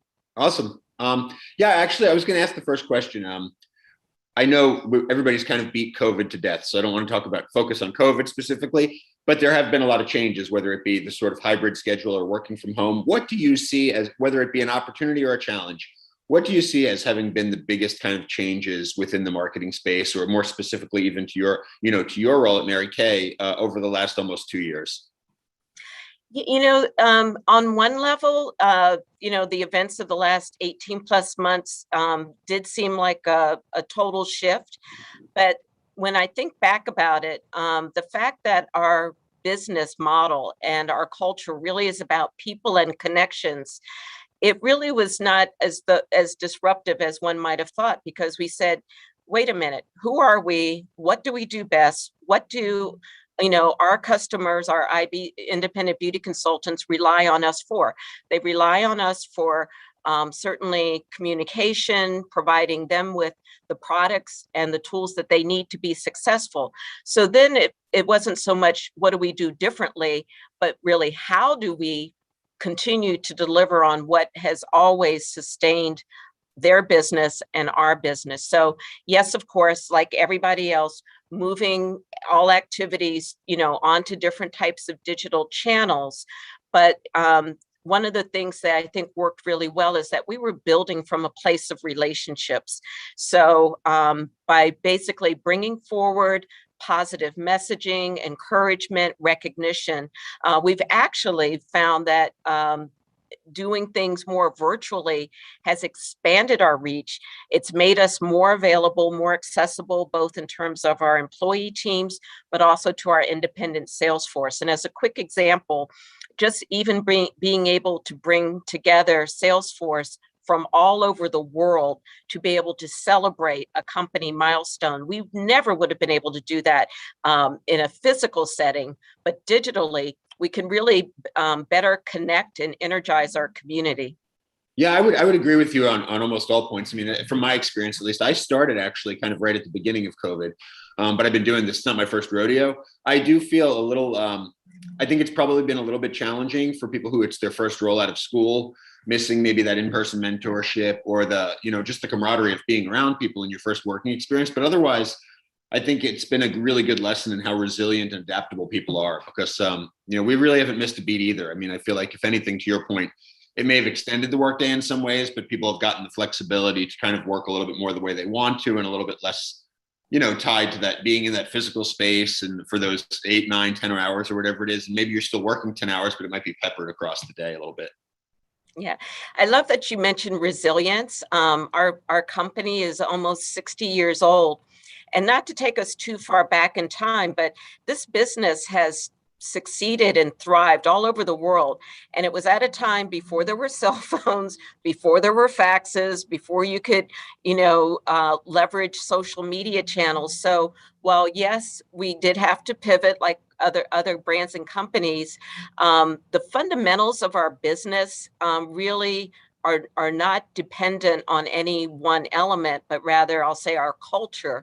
And it is a culture, it's a can-do culture that really embraces change and challenges as opportunities to excel. Yeah, it definitely says something that you've been around that long and still, hyper relevant and all that. So, I think it's important to know when to pivot, but not when to do a complete paradigm shift and stay true to yourself as a brand.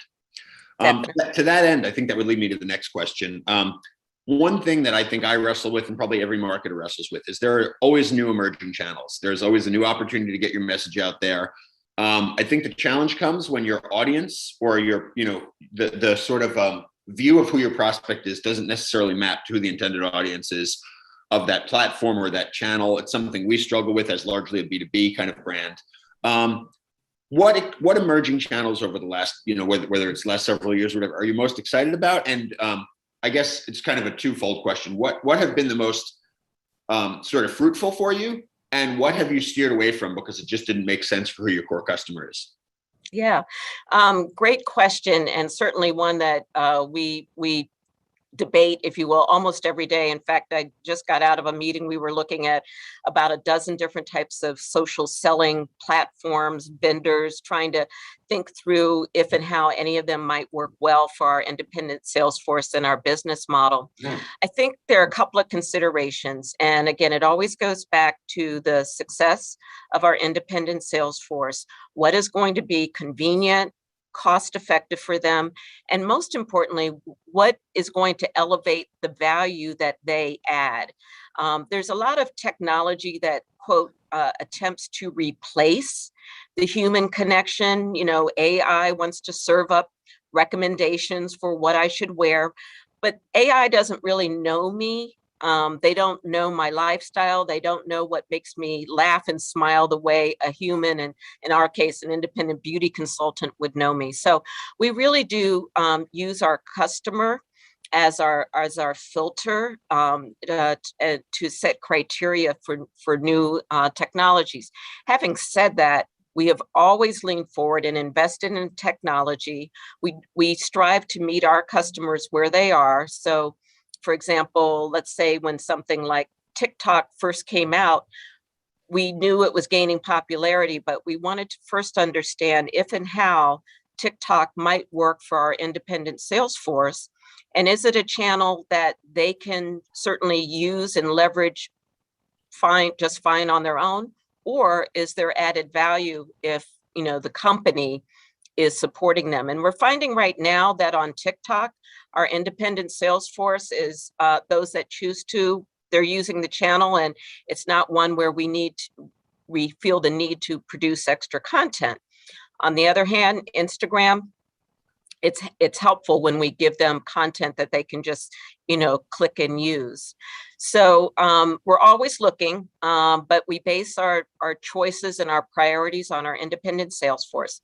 Having said that, something I'm super excited about is a new digital platform, not so much a platform, but a virtual beauty experience that we launched at the very end of 2020. It's branded Sweet 13. 13 is our company's favorite number. It's our lucky number. And this year, we've actually expanded it to 13 countries throughout Latin America, Europe, North America. And it's a virtual beauty experience where our independent sales force can actually host a guest and introduce that guest to our company, to our culture, and to some of our top selling items. It's a space that we are still building and creating, but it provides our independent sales force so much more than, say, her personal website. And it gives us a place where we can really bring some fantasy. For example, we have a big bathtub sitting in the middle of our mezzanine, and the bathtub is representative of kind of the spa self-care trends that are, trending so large right now. Yeah. So this whole notion of third places, I guess I'm obligated to say, metaverse, because that's the, term du jour. Yeah. But it is fascinating to think about those third places and how real humans are interacting in those spaces. Yeah, I mean, I think that's an exciting idea because, people struggle with how to apply technology to a really authentic and, personal experience, but it sounds like you've arrived at somewhere where it makes a lot of sense. So that's always the challenge with the new technologies, is how not to just use them for the sake of using them, but to use them for a specific endpoint. I always laugh because it's funny, but all these digital channels really tactically, in a lot of ways, to me, mirror what people have been doing in the direct marketing space for literally 100 years. In fact, a lot of friends of mine have found that, transferring over from direct response advertising to digital was more seamless for them than it was for some of our other friends in brand advertising or who came from brand agencies, because again, some of the tenets and the tactics are just so similar. It's just a different avenue to employ them. Yeah, what's really interesting too is the role and the value of community almost in any technology. I know when I virtually attended South by Southwest last year, yes, it was nice to see the content on the screen, but the thing that I enjoyed the most was happening in the chat function, where we were just going back and forth about, the music we were listening to, exchanging ideas. And it got to the point where I really wasn't looking at the broadcast event. I was fully engaged in the chat. So I think, with technology, you've got to bring that human element, that sense of community along with, the great graphics and, algorithms. Yeah, it's funny. There's still forums I'm active on because I think that was my sort of inception point for, social media before social media existed as it does. In fact, my wife always, is laughing and she's like, "Oh, are you talking to your blue light friends again because the screen pings?" And I said, sometimes it's easier to talk to them than people in real life, One thing I did want to talk about as well, partly because we're a data company, obviously, so we live it every day. But I think there's been this move to, data-driven campaigns and everything being attributable, right? Like that whole sort of cross-function experience. Like for some brands, what happens in the digital space? What happens when you have foot follow and foot traffic in store? How do you look at everything as part of a continuum? How has that sort of thirst for data and being able to gauge the quote unquote success of everything changed your approach to how you guys market? Particularly in our model, where a lot of the results really are a function of that independent beauty consultant and how she interacts and provides great service and advice to her customers. And because she is or he is independent, we really don't have true visibility to how they spend their time. We know the products they order, but we don't know exactly when they're sold. If she orders, let's say 10 lipsticks, she could be selling them to 10 customers, or she might have 2 customers that each bought 5. Those are things that we don't know. And so for us, what we focus on are what are the elements that or insights that will help us best support her business. So we are using our data, for example, to optimize both content creation, when, where, and how content is used, insights around, for example, timing. When is it most impactful to post, for example, certain types of content? What are some of the best, cross-sell merchandising ideas that we're able to validate? So, gee, you just sold a mascara. It's probably a great opportunity to recommend our oil-free eye makeup remover to your customer.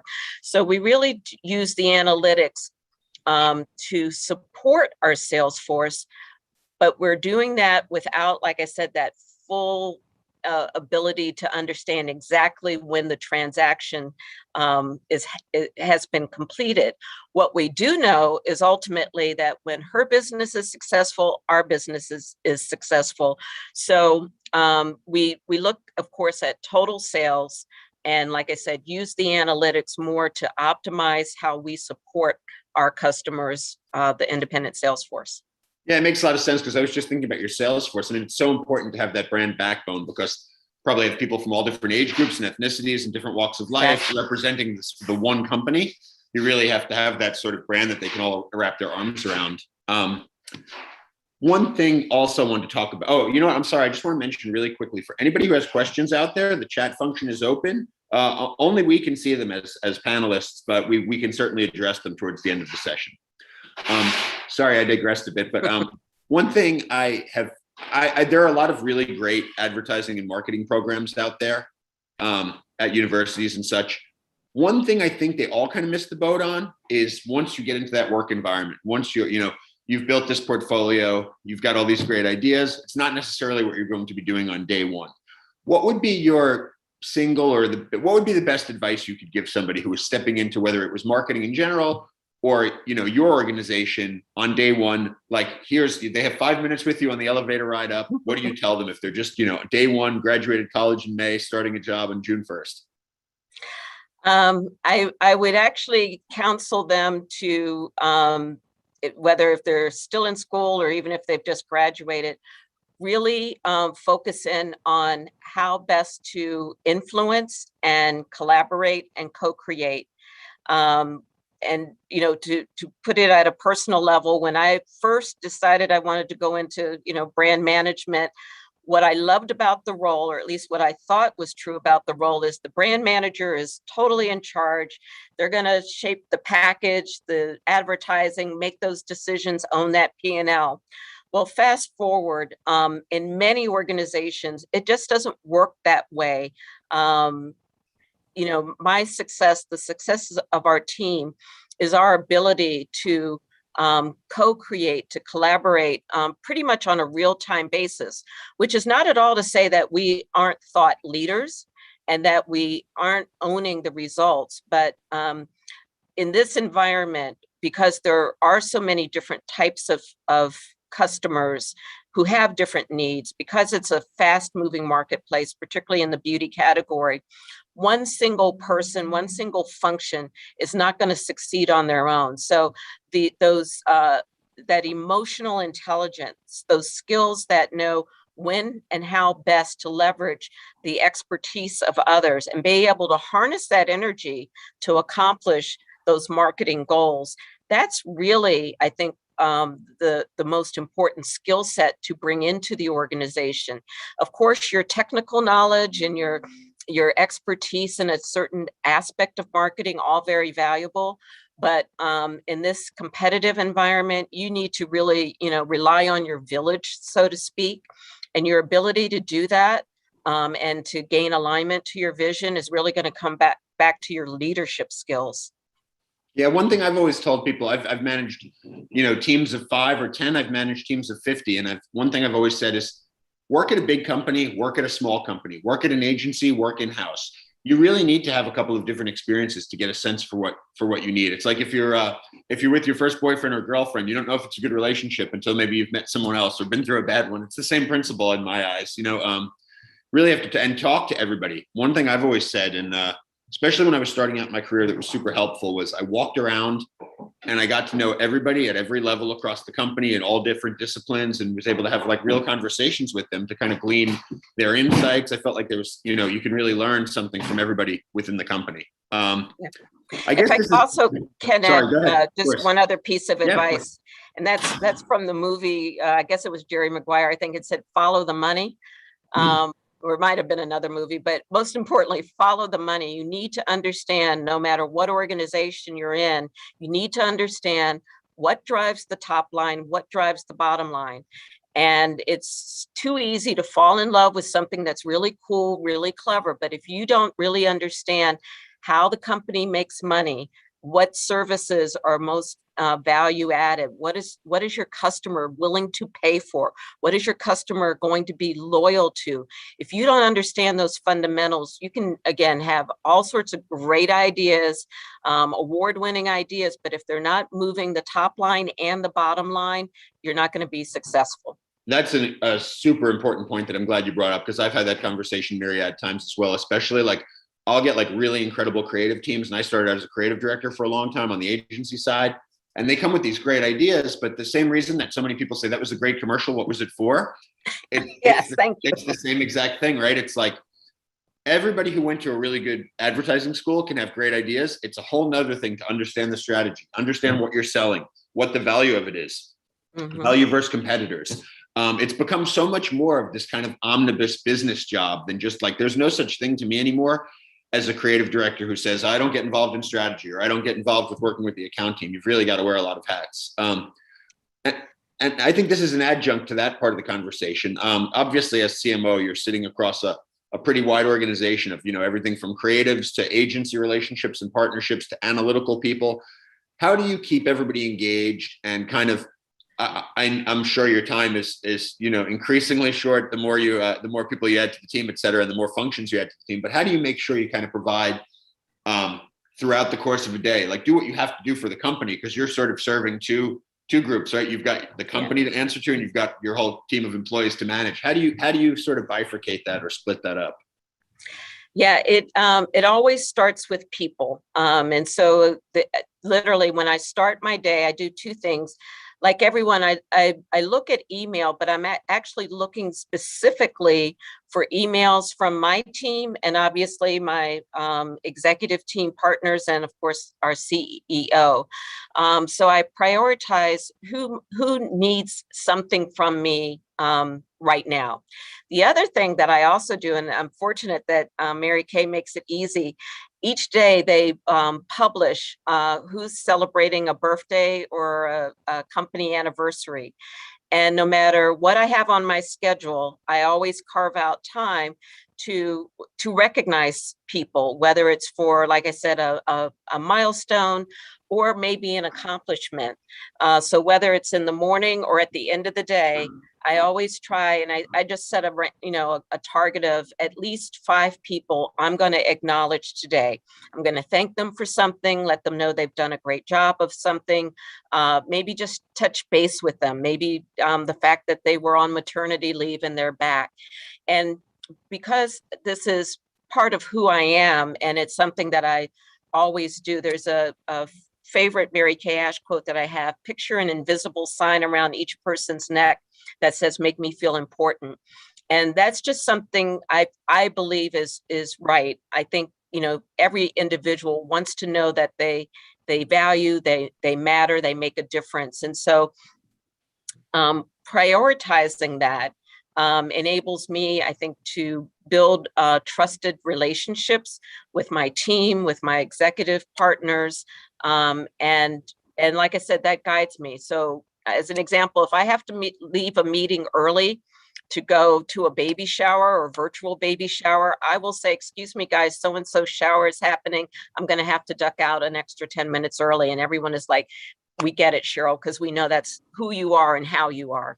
Yeah, I think that's so important because I think there's a feeling sometimes at companies that people are sort of commoditized, but now it's cutting both ways. I think people, one thing I've noticed as a sea change over the last maybe 10 years especially is people used to say, I work for X brand or I work for, and now they say, I'm a social media strategist, I'm a creative director. They're sort of treating themselves almost in a way like independent contractors. And that's why you see so much.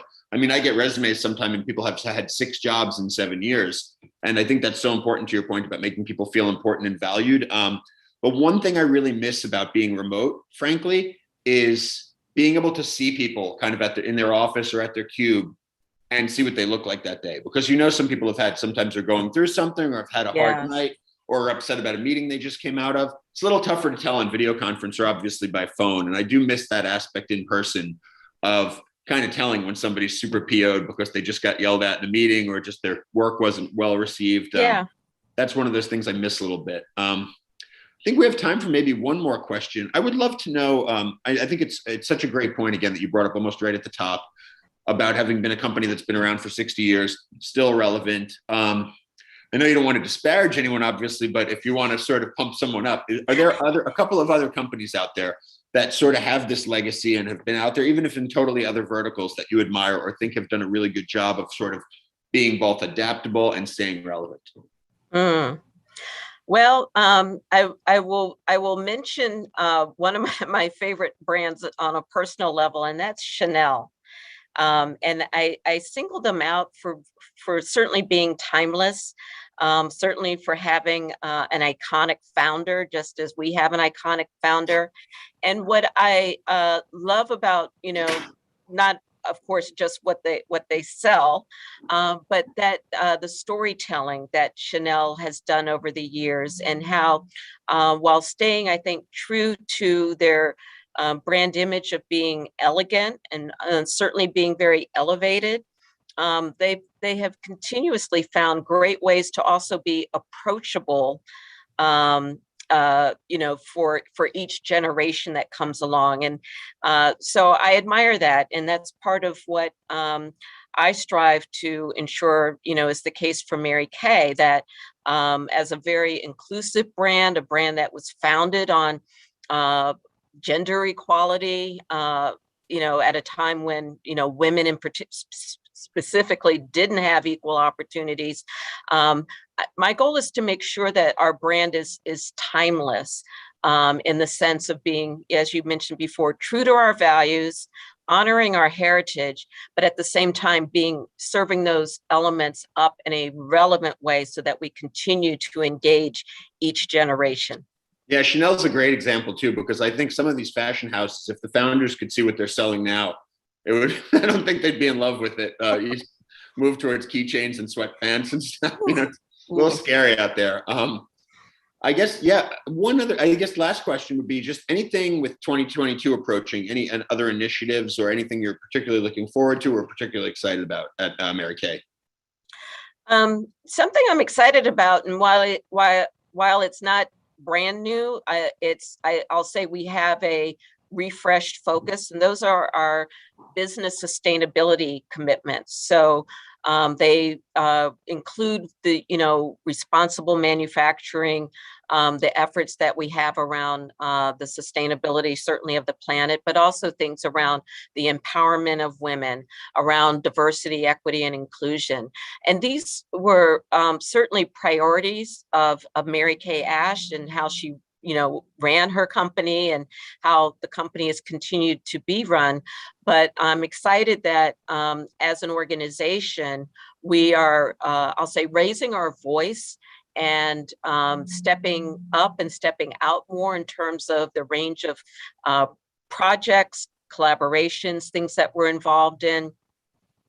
Something I did just recently was participate as an expert and mentor for Vital Voices, which identifies up and coming women entrepreneurs who are finding innovative ways to do business sustainably, and having a chance to both meet these women, be a part of mentoring them, women from all over the world. These are the types of things that I love to do, and I'm excited that Mary Kay is providing that opportunity for me and for our executive team. Yeah, that's great. And I think, so many CSR efforts or missteps or fall flat, but you guys have a foundational basis in the very kind of things you're talking about. I mean, that was part of the whole founding of the company. So I think you're so well positioned. I remember some of the social cause and COVID emails I was getting from some of these brands. And I was like, this is, I won't, but I'm not terribly excited about what some of the fast food companies or somebody else might be saying about some of these things. But again, when you're based in it, it just gives you so much more sort of credence and, and authenticity, frankly. Yeah. Thank you. I see we're getting the hook. So yeah, she's back. Thank you both for taking the time to join us today. And Cheryl, we'll all be sure to follow the money. If anything, follow the money. Thanks so much. And Cheryl, it was great talking to you. I really appreciate it. Likewise, Will. Thanks so much. Have a great day, everybody. Bye. Both. Reminder to our audience, please use the Q&A widget at the bottom for your questions. We'd love to hear from you. Next up, please welcome Brooke Ellis, VP of Marketing and Multicultural Engagement for WW, and our moderator, Pauline Malcolm Thornton, who's the SVP and Client Development of Entertainment for an AI company, Ben. Please welcome Brooke and Pauline.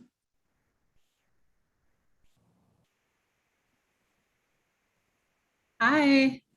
Hello. Hello. I'll hand it over to you, ladies. Good. Hi, Brooke. Hi. Thank you, Toya. How are you? Good to see you. I'm doing well. Good to see you too. I'm so excited for our conversation and to tell the audience and let the audience hear all the amazing work that you're doing at WW. Before we jump into our chat, I'm just going to do a quick round of intros. For the audience, again, my name is Pauline Malcolm Thornton, and I am the Senior Vice President of Global Client Development at the Ben Group. Just a quick little intro about Ben. We are the global leading entertainment AI company that integrates brands into TV, streaming, film, and music and influencer content with guaranteed ROI. In very simple layman terms, we get brands into amazing content to connect them with consumers all around the globe. And I'm so excited to introduce you to Brooke Ellis, who is the Vice President of Multicultural Marketing and Engagement at WW. And you just joined WW about a year ago during the pandemic, right? Yes, right in the crux of it. And I know a little bit about that because I joined Ben 7 or 8 months now ago, also during a global pandemic. But we met several years ago when you were with General Motors. You have such a storied career in building brands, both globally and also from a multicultural standpoint. And I would love for you to share more about your background and sort of your passion that led you to WW. Sure. So thank you. And, our paths always seem to cross, over the years. So it's such a pleasure to see you. I wish we were in person. I know. About, being behind Zoom calls and, just coming on the heels of this pandemic, but happy to be talking to you today. And I'm sure we'll see each other in person very soon. But we can do real hugs, not virtual. Right.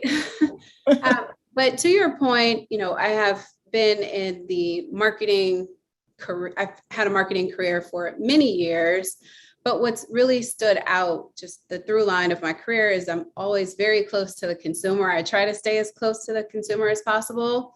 So in my current role as Vice President of Marketing and Multicultural Engagement for WW, I'm responsible for ensuring that we continue to grow and stay relevant with younger, more diverse members, and with who I like to call the new majority.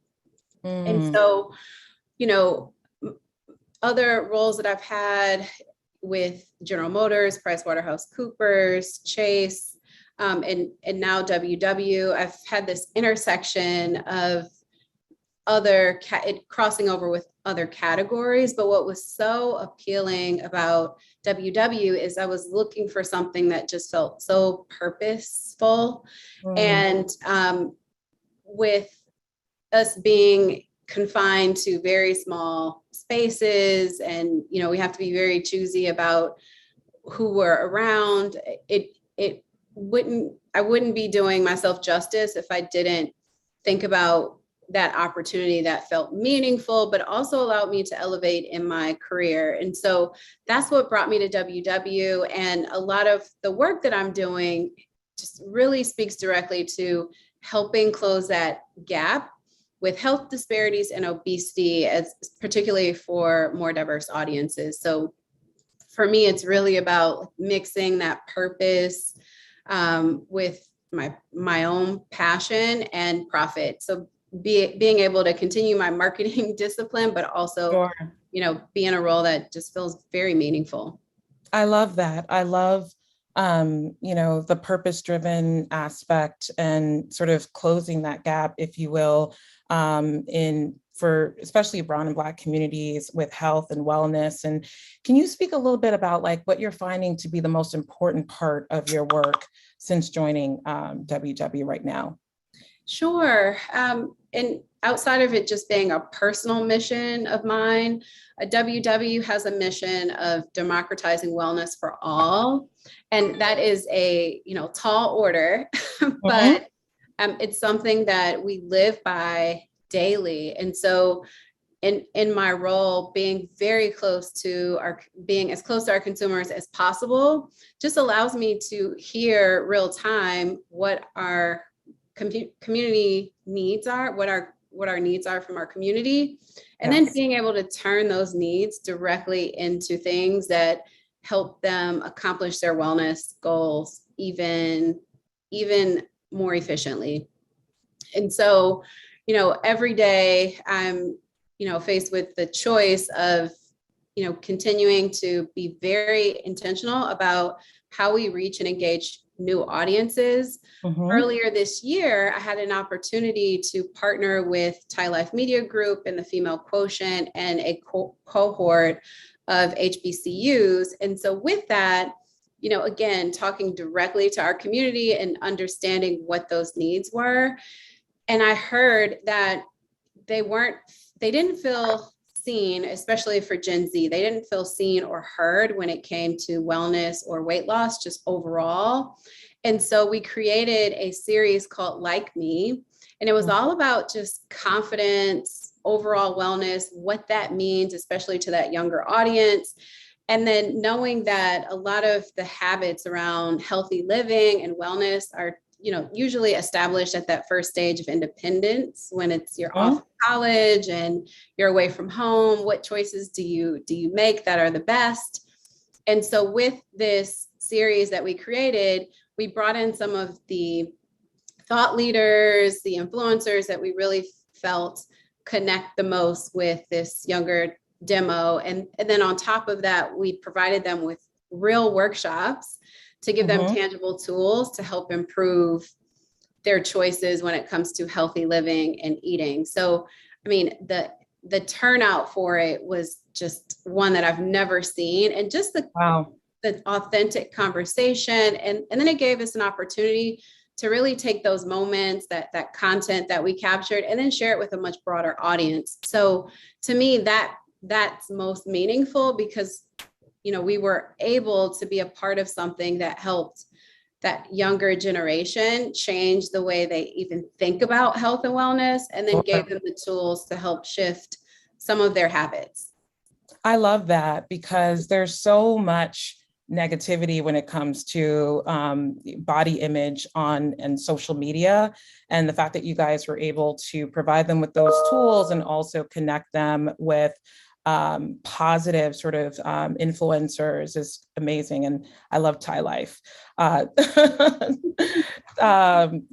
is a mutual friend. So I love that you guys were able to leverage her in this as well and speak to HBCU students. Can you expound more on some of sort of the community support overall that WW is providing, particularly to multicultural communities? You spoke about Gen Z, but are there other audiences that you're also, focusing on within the various different multicultural communities? Yes. So, community is truly the heartbeat of WW. And so as we, identify ways that we will continue to engage with a broader audience and really meet our members where they are, we created workshops and just overall groups for people to come together that have similar interests. And out of that was birthed the Black Women's Workshop. And it's the most attended, most engaged workshop that we have. And the reason behind it, and I think it's something that, our members were really raising their hands for. And when we put it in place, it just showed us that we provided something that our members were yearning for. And so we are continuing to create more spaces like that, where people that have similar interests can just get together and support one another. And I think that's the biggest thing. It's being able to share and be vulnerable and share what your wellness and weight loss goals are with others, and just overall what your interests are, and being able to have people that hold you accountable to those goals and continue to inspire you to push forward. And so I have, been a part of many communities, and this is one that is the most optimistic, joyful, most supportive than I've ever experienced. And you'll continue to hear that from our members. It is just the heartbeat of joy. And so that is why I think, anyone who joins a community, they typically don't leave. They always find a way to come back. Even those that may take a break, they find a way back, because our community is really the strongest thing that we have. Yes. And I have many friends and family that are strong WW members and advocates for many years. I want to switch a little bit gears here and talk about how you utilize partners, particularly to engage multicultural? You talked about the female quotient and other partners, but would love to hear more about that. And how do you see these partners, particularly entertainers, driving connection to wellness? Because you have a lot of famous members too, right, that are utilizing WW. So would love to sort of hear more about how you're leveraging these different partners to engage with communities. Yeah, absolutely. And you heard me talk about how community is the heartbeat of our brand. Absolutely. And beyond that, you know, what makes up that community are real people, and you know, real members, and those members sharing those experiences. So any partnerships that we establish are with real members, and there's no exaggeration there, even from, you know, the biggest name celebrity to an everyday person. They are all real WW members. And so, you know, a lot of those partnerships are just fostered by us, you know, leading with that voice of authenticity, because we know that's the most meaningful thing to anyone who is considering, you know, taking this journey.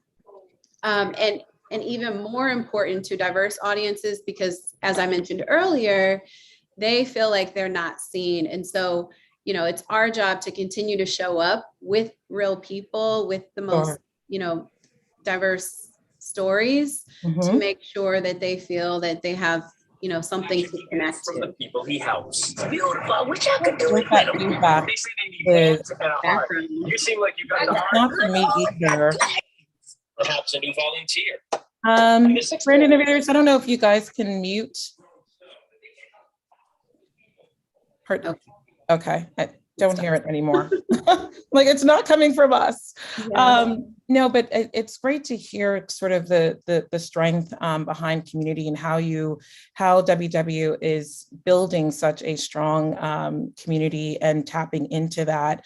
I want to talk a little bit more about how you're leveraging, particularly like moving past traditional advertising. And it sounds like you guys have moved past it, where you're tapping more into social, tapping more into influencer, but want to speak a little bit more about how you guys are particularly integrating content as well, right?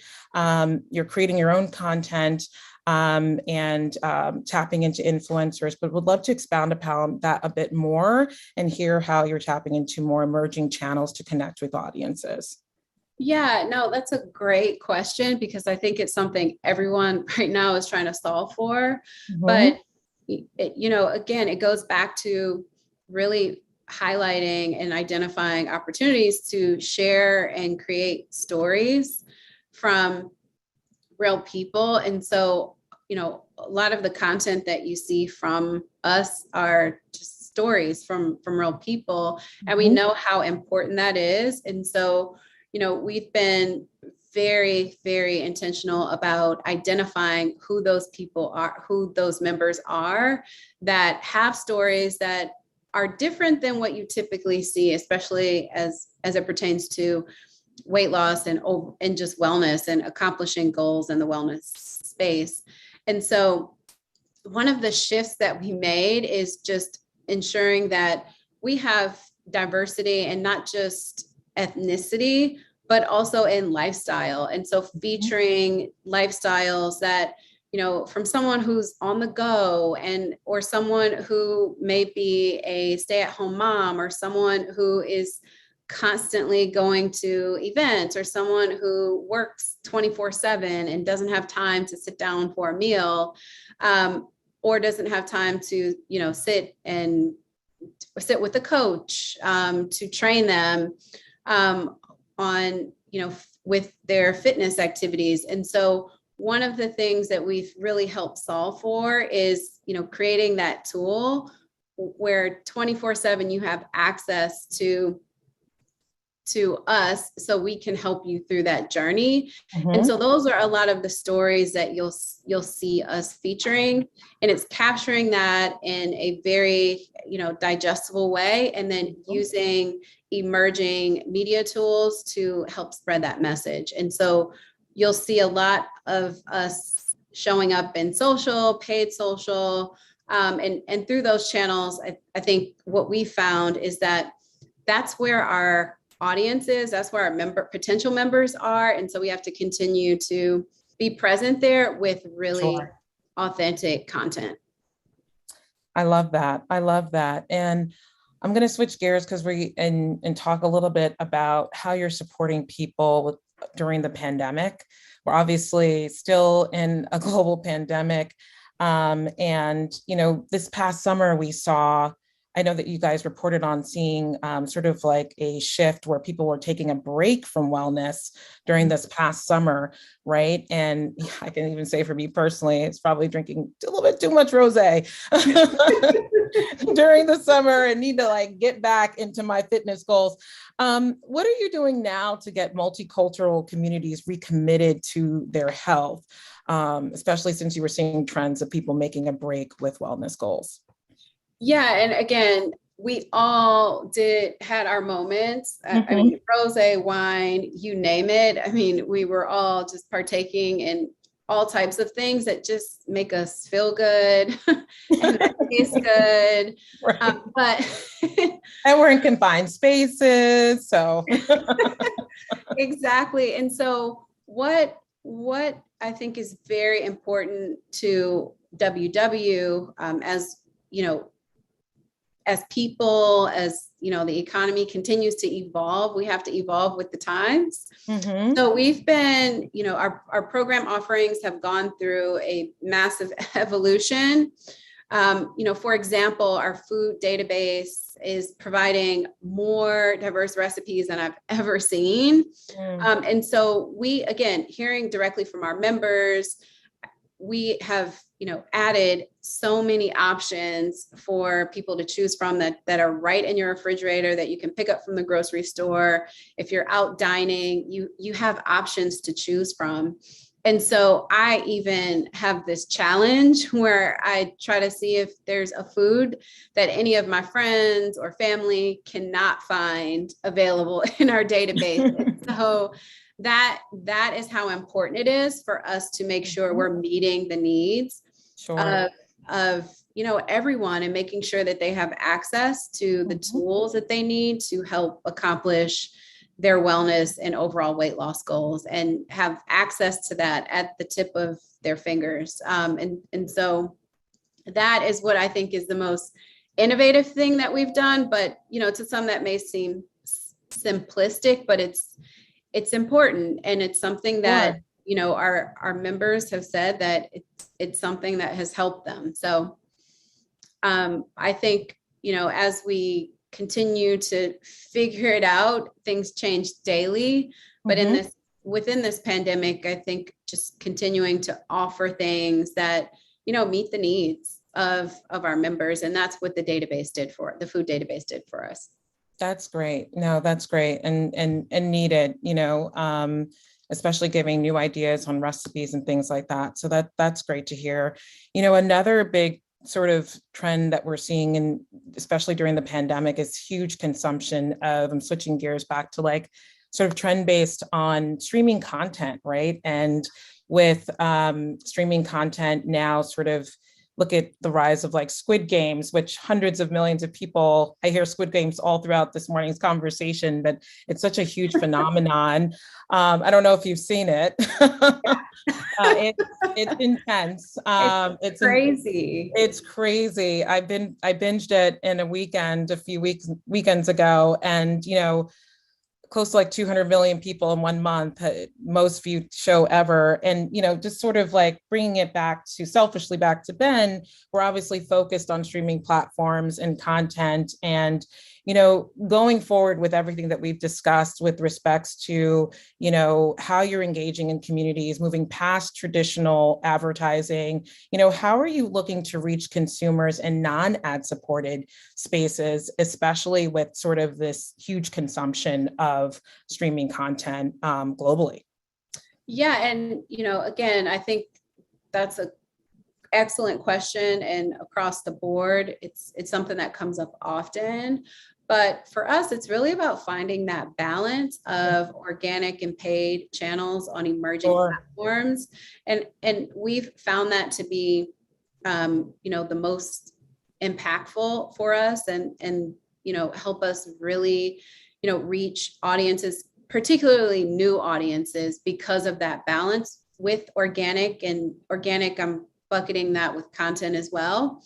It allows us to, speak with a voice of true authenticity, as well as, we're being present with those that already have credibility with the audiences that we're trying to reach. So I think, finding that those balances and continuing to seek the right tools that we know our members and future members are using is something that we are doing on an ongoing basis. So, I think that it's something that's going to continue to change as this industry does, but it's all about balance, and just making a big swing towards one direction over the other, is not the answer. But I do think, continuing to test and learn is what we really see as the true opportunity there. Yep. No, and it's so important to test and ensure that it builds the right sort of community and connection to the consumers that you want. And we have a little bit of time here. Before I turn it over to the audience, I would love to sort of know, from a WW perspective, is there anything that we didn't cover that you want the audience to know on, your current work and some of the big things that are coming out for 2022 for you guys? Yeah, so I'll say, and this is something that I tell some of my closest friends and family, it's really, really important as we think about, what our overall goals are, life goals, that we prioritize health and wellness, because it's no longer something that we take lightly. It's not really a luxury. It is it's a necessity. And so, as we think about that, and as we identify what are the things that can help us, improve those choices that we're making and help us feel our best selves, we have the things that are needed to help people just think about what are those steps that you need to continue to take, and then how you can feel rewarded as you're going through that journey with the supportive community. And so, I would just continue to encourage anyone who's listening today, is just really prioritize health and wellness, because there's nothing more important than yourself. And being at your best self just pours into everyone around you. So, and Pauline, I know you are you have very great practices in place about, really prioritizing that balance that you need between career and, personal life and your overall health and wellness. So you're a living and breathing example. So just continuing to, I really just want to encourage everyone to really prioritize that, because we all need it, and we all need to nudge our friends and colleagues to do the same. I appreciate that. That was very encouraging and inspiring to hear.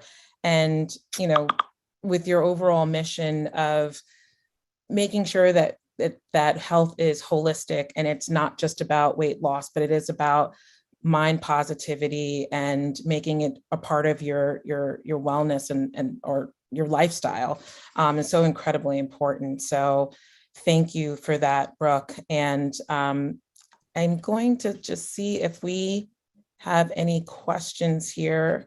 I'm going to open it up to the audience. Do we have any questions for innovators? Maybe not. Maybe not.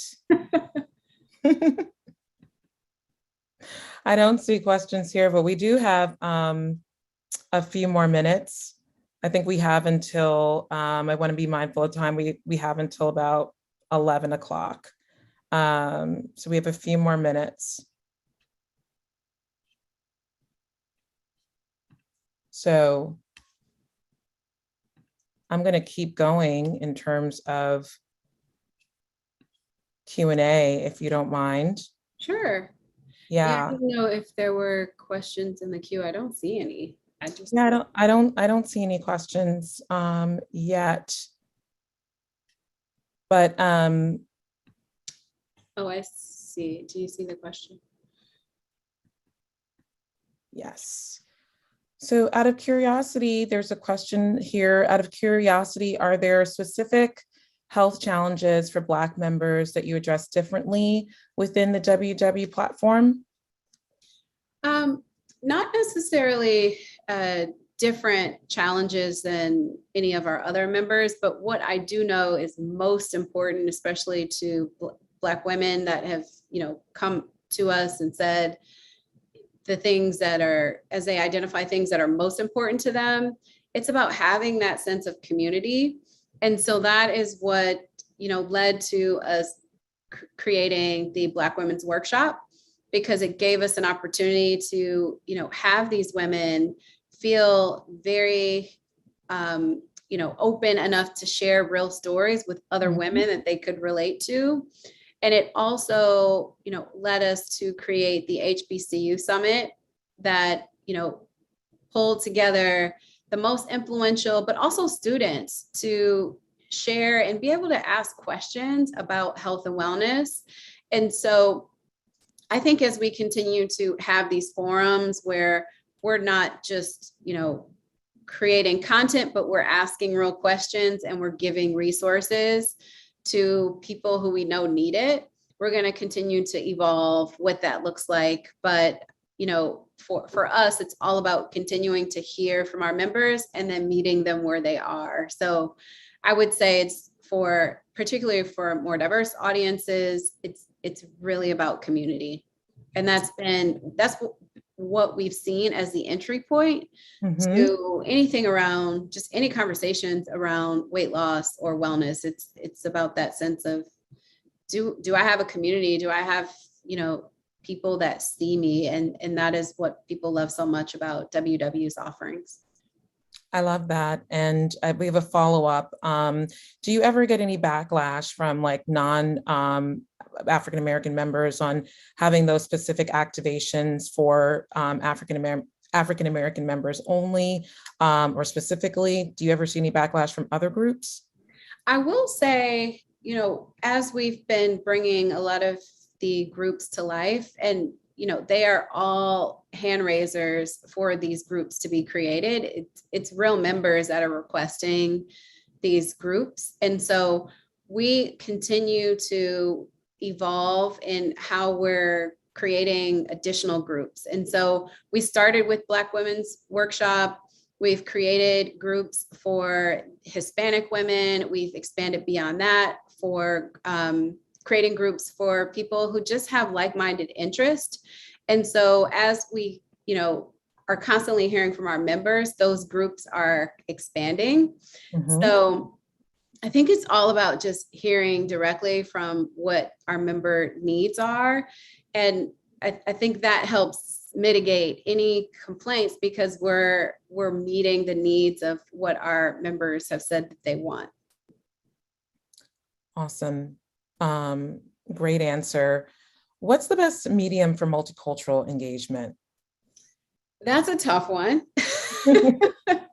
From what we've found, a lot of the engagement that we've seen are right on our own channels. And so, we have a social media handle, WW. We also have Connect. And so that has been where we've seen a lot of interaction where, there's comments, they're posting, they're able to share their true story, their true authentic stories, and then connect with others that have similar stories or that they can relate to. So, for us, we found that those social platforms have been ones that, really allow our members to just share and connect. I think that's so important for people to be able to, find others that have, that are on that journey with them to help hold them accountable and, remind them that there's the things that may be holding them back or, anything that, and I'll share a personal story. There's times where I feel like I don't want to go work out or I don't want to eat certain foods, but then I have this community that reminds me to keep going and gives creative ideas on what are other things that will continue to help motivate me throughout that journey. Great answer. Love that. And then, another question, are there any multicultural creators that you love to work with on a campaign? Creators and influencers that you'd love to work with? I know WW has worked with a lot of different creators, but is there like a particular wish list for next year? So I'll just talk about the agency that we recently brought on board. They are creators. They are the epicenter of all things culture.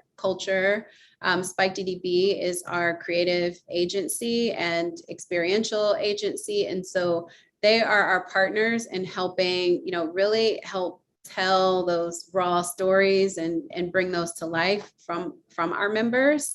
So that is who we've been working with. And, I'm not going to pick one over the other, but I think, the work that they're doing is really helping us, share those really authentic stories for our members. Love that. And love that we're ending on authenticity, which I think authenticity and community was a complete through line throughout our conversation. So, and just want to say that you said that I have balance. You have amazing balance as a rock star mom and executive, and just loved our conversation today and appreciate you and all the incredible work that you're doing at WW. So thank you, Brooke, and thank you to Brand Innovators as well for having us. Yes, thank you. Great to see that. You're muted. Can you hear me now? Now we can. Okay. I just wanted to say it's so great to see that WW is really leading with authenticity, because it's so key to reaching diverse audiences. Because we like to say at Viacom CBS, our fans have a BS meter, and diverse audiences specifically have a BS meter. So authenticity is key. Thanks again, ladies. Thank you. Thank you. All right, participants, we still have a ton of sessions left, including our next one with Alexis Kerr. She's Vice President of the Mahogany brand at Hallmark. The moderator for this session is Stephen Macia, Executive Vice President for Multicultural Comms and PR at R&C PMK. Welcome, Alexis and Stephen.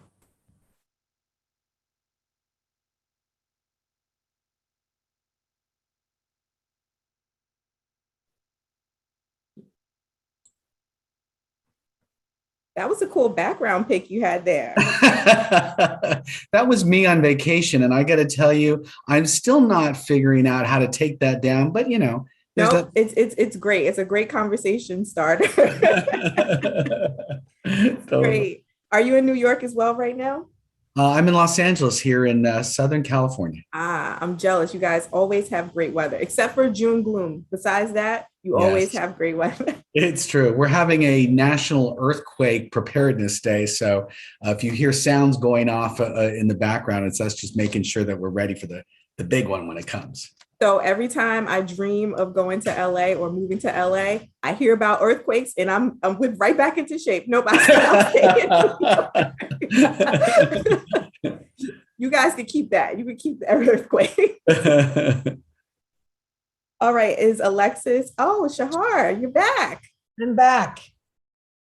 Welcome. Am I in the right place? I'm not sure. I think she just got beamed back up to the starship. Listen, it's been a long day. We still have so much to come, but it's been a long day. We sure do. I think Alexis should be here in one more minute. No problem. I think we've got an ongoing, at least I know that as much as I've been locked up in my house, I'm still figuring out the buttons and the timing of all sorts of things with these electronics that are constantly fighting. I'm losing on a daily basis to my electronics. I know. And allegedly I'm a millennial, but I'm really bad with tech. I'm more of a Gen X person as far as my tech. Well, you're welcome to join my Gen X generation. It was when we still had 8 tracks and cassette tapes. We would make mixtapes for our crushes in high school, all of that. I love it. I'm more of a CD generation girl, but I was on the cusp. No, it's interesting to see sort of the nostalgia for the 90s, the sort of era that I lived through firsthand, and seeing it come back in all sorts of cultural trends in the ways that people are expressing themselves, places that people are finding familiar and homey in a time where we've got a lot of tumult. I think there's a lot to be said about some of that nostalgia. I love it. The only thing I don't love is the mom jeans. They can keep the 90s jeans. Right? I'm glad you said that, because I have wondered about that as well. It's not flattering at all for anyone. No, so I have no idea. Right. So Gen Zers, listen up. We don't like it. And We the Gen don't like Zers, it. now they have me parting my hair in the middle. Apparently, parting your hair on the side is for old ladies. So now I have to part my hair in the middle, which I don't love either. But the Gen Zs, they're the ones who are influencing everything. So here we are. Well, I think I'm going to stick to the side part and take up the mantle of old lady over here. Wait, so while we wait for Alexis, can you tell us a little bit about yourself and what you do? Yeah, sure. So I am the Executive Vice President at Rogers & Cowan PMK.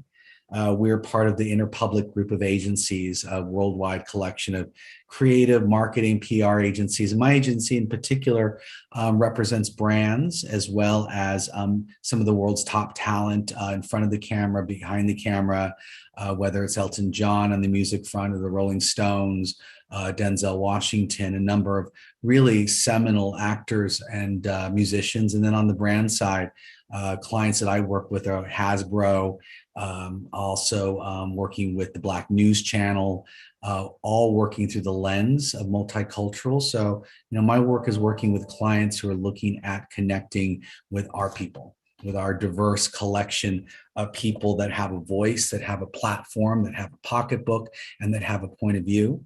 And that understanding that connecting with us authentically and not opportunistically is a way to start building up that brand value. And I think, what's been interesting running this multicultural practice here for the past almost 2 years, but working in this space for about 23 years, is a tremendous amount of change in a positive way that we've seen. And I tell some of my millennial staff, when they get frustrated, when they see some of the things that look like we're taking steps backwards, that really the arc of moral justice is somebody much more intelligent than I am, with Martin Luther King Jr. The arc of moral, perpetuity of justice, it all bends towards the right direction, but it is a journey. It is, a marathon and not a sprint. And, we've got a lot of great things happening with our diverse communities, and we've got a lot of work that we still expect from brands and from people and from the world. How do you work with brands who are not ready to engage with multicultural audiences? Well, it's interesting because, we find ourselves living in a country that is very tribal. There's a us versus them as opposed to an I and an us. And so what I try to do is try to find that us in the I versus them And it's a challenge. The legacy consumers for iconic brands sometimes have a very particular point of view that is not as inclusive as our communities expect or our generations expect.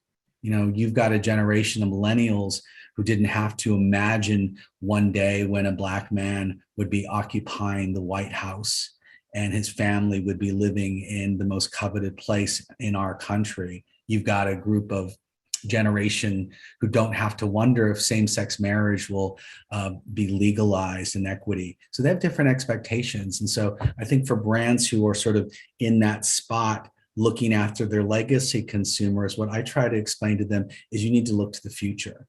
What are those millennial moms expecting to see on the shelves at Christmas as it relates to toys that reflect their families?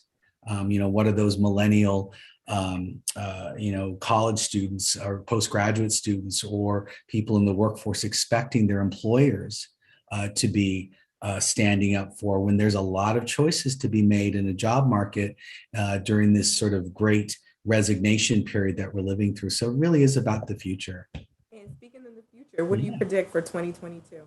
What's that? What do you predict for 2022? Oh, Alexis is here. Hi, Alexis. Hi. Welcome. Hi, I'm super excited to join. Very nice meeting you, Tanya, and obviously Stephen. Really excited about today's conversation. Wonderful. Great. Well, with that, I'll kick it over to Stephen. Wonderful. Hi, Alexis. How's your day going? It's going great. Thank you. Good. So welcome. So glad you're here. Lots of exciting things to talk about. Congratulations and thank you for leading this new line of business at Hallmark. I think for many of us, Hallmark is attached with so many important memories in our lives. And to see Hallmark sort of, acknowledging who we all are in those live moments that are about family, that are about milestones, that are about special days is really important and significant. So thank you from all of us for helping build that next part of our journey together. Absolutely. And I'm really excited to really leverage the 30-year history we've had from a Hallmark perspective when we think about the Mahogany brand. Obviously, Hallmark is a brand that is near and dear to all of our hearts. Over the last 100 years, whether it be the channel or our cards, or just a number of different ways, ornaments, as we start to think about the holiday season, ways in which we're engaging communities and ways in which we can connect. So I'm really excited. It's been 8 months to have joined the team and really to be a part of leading this strategic business. And so, when we think about everything that happened last year, the number of different pandemics, whether it be what's happened in and around the Black community or the actual pandemic, I think there's just a number of things that have changed. And I was excited to be able to really spearhead this effort to lean in on the 30-year history in a way that was really authentic and allows us to connect further. So I'm really pleased about my decision to come on board and really the conversation and things we'll be able to talk about today and share. Wonderful. And, before we get a little deeper dive into what it's meant to come on board to Hallmark and the work that you're doing, because we want to hear a lot about that. I think it's important, for up and coming people, for people who are entering the workforce, for people who are thinking about entering our space around multicultural marketing communications, to really understand some of the history of executives like yourself who have a tremendous background with some major brands. Talk to us a little bit about your journey. How did you get here? Where'd you come from? What's it all about? Well, a lot of prayer and hard work, but I would say, it started with my undergraduate degree in both IT and engineering. And so I had an opportunity to do a number of things. Spent 20 years in automotive started with Chrysler, actually selling cars originally, and then moved over to Delphi, which was a company, a tier 2 supplier to General Motors for a number of years. And so my last 11 years were spent at General Motors and Cadillac, really strategically leading teams, whether it be here in the US, in and around operations, or I spent a year and a half in actually in the Middle East. So traveling through some of the 8 countries there, in Bahrain, Saudi Arabia, had the chance to lead culture there and a customer experience team. I actually went to the Middle East to start that. and then repatriated back to the US and led a team at Cadillac as we looked into ways in which we could have a subscription service for vehicles, and then had an opportunity to come back more specifically, more lately. The last 3 years were at Cadillac, specifically in Michigan, as we launched large vehicles. So I was responsible for the Escalade launch and reveal with none other than Spike Lee himself. So that was a great opportunity. And then just had a number of opportunities to grow the multicultural market share. I think what's unique and exciting about the opportunity I have here at Mahogany is not only do I get to leverage this 30-year rich history and connection with Black consumers, but also I get to specifically just focus on African-American women, African-American consumers. And in some of my past experiences, I've done all of multicultural. So Hispanic, LGBTQ plus just is typically added to that, Asian, as well as, African-American. So now I get the opportunity to specifically just focus. And I'm really proud and excited about that opportunity to lean in. And then when I think about all of the other cultural ID brands, whether it be for the Jewish community, we have cards at Hallmark, LGBTQ plus, we have a number of over 100 cards for that community, Asian, and you name it. I think those things are really excited if I think about the number of lines that we have. And so, in my mind, I'm starting with Mahogany, but we also have so many things happening with the other multicultural lines as well. So it's a moment of pride, but also a moment where I get to just focus, as I think about, what has been my journey as a professional over the last 20 years. It's been an exciting one in automotive, but specifically if we think about in that luxury space, and now I'm in the Cadillac of cards at Hallmark. And so it's pretty exciting, but it's also a time, where we're working in the midst of what's happening in culture. And I'm sure you can relate to that. And so you're working in the midst of some pain, but also we're able to provide a product that helps people move through their experiences. Yeah, it's, words and images matter a lot. And so, when I walk into a Hallmark store and able to see a card where I can purchase something for my same-sex friends who are getting married or who are celebrating a birthday, it's those moments that are remarkable and those moments that actually make up a movement, which is what you're talking about over your course of your career. Talk to us a little bit about the challenges in shifting value and attention to our communities within large companies and large corporate structures that may not have necessarily seen the value in outreach to us, that maybe the general marketplace approach was seen as the way to sort of get everybody without really talking to anybody. How have you managed that over the years, and what are some of the sort of persuasive ways that you have convinced people to understand how to talk to us and how to speak with us? Well, if we first start to look at culture, we see that, culture is saying that everyone matters, not necessarily just specific groups. And so I think culturally, when you start to look at culture, it is the nuances in culture are definitely very clear nowadays, if they were not always clear. And also the peanut butter smear is just not going to work. If we think about even in diverse communities, we are still not, a monolith. So, in just breaking down kind of that thought and that concept, everything is not going to work. Everything we do at Mahogany is not still going to honor and celebrate every single individual in the Black and Brown community. And so I think we first have to start off with that. But then also, there's a business case also for companies who are, were concerned about, am I going to alienate any community if I speak up for one? Companies have all of these, what I would call financial impacts to still discuss as they think about how are we going to be thoughtful in the ways in which we're engaging multicultural audiences.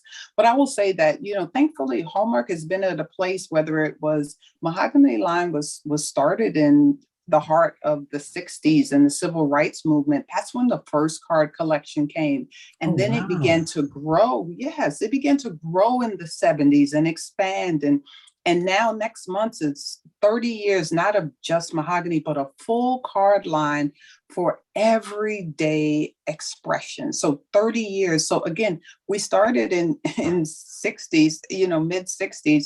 And so all along we've been added. And so now there's a collection, and not just a number of retail outlets, our amazing Gold Crown stores, but a number of different retailers across the gamut and directly on. Now we have mahogany.com. So when you think about the company as a whole and the product that we're offering and the time, that we're in now, we began at the height of this understanding, addressing, honoring Black people, the struggle in the community. And so the value proposition and the business case for Black has always been there, just at the heart of the mahogany line, the writers, the contribution, the voice, what we wanted to say, how we wanted people to know that connection was important and that we had the product for them to connect. So it's always been there. So, I want to definitely always remind people that we've always been here. And now is just a time, after we looked at what happened last year and what people are wanting to say and how they're wanting to express themselves and how we are wanting to provide that tool. The card is just a tool. So it's whether it's our video greetings and or our digital cards, Sign and Send is a new product that we have. And so you can actually write a message on a white piece of paper, take a picture of it in your own handwriting and upload it into a card, and a true card will be mailed to you, Stephen. And so when we think about the continuum of technology and how we want to connect with all consumers, specifically for me, Black consumers, we as a brand, Hallmark, have always been there.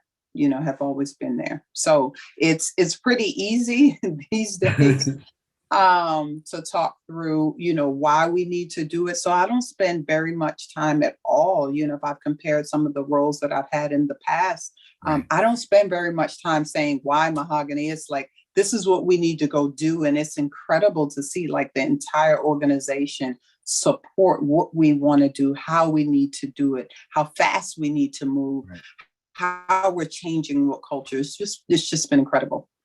I love all of that. I mean, I think, oftentimes when I'm talking to clients or less now, but more in the past of my 22 years of working in the space, it's been this sort of premise or proposition that I put on the table. Doing the right thing and increasing your company's bottom line are not mutually exclusive.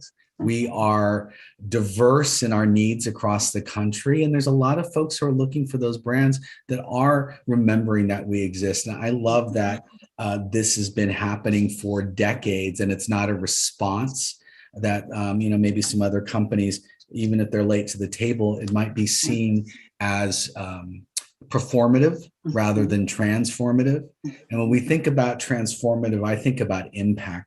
What is some of the sort of stories from consumers that you've heard, in your role so far about the impact that this really remarkable brand has been doing across the country and around the world? What are the stories? What's the impact?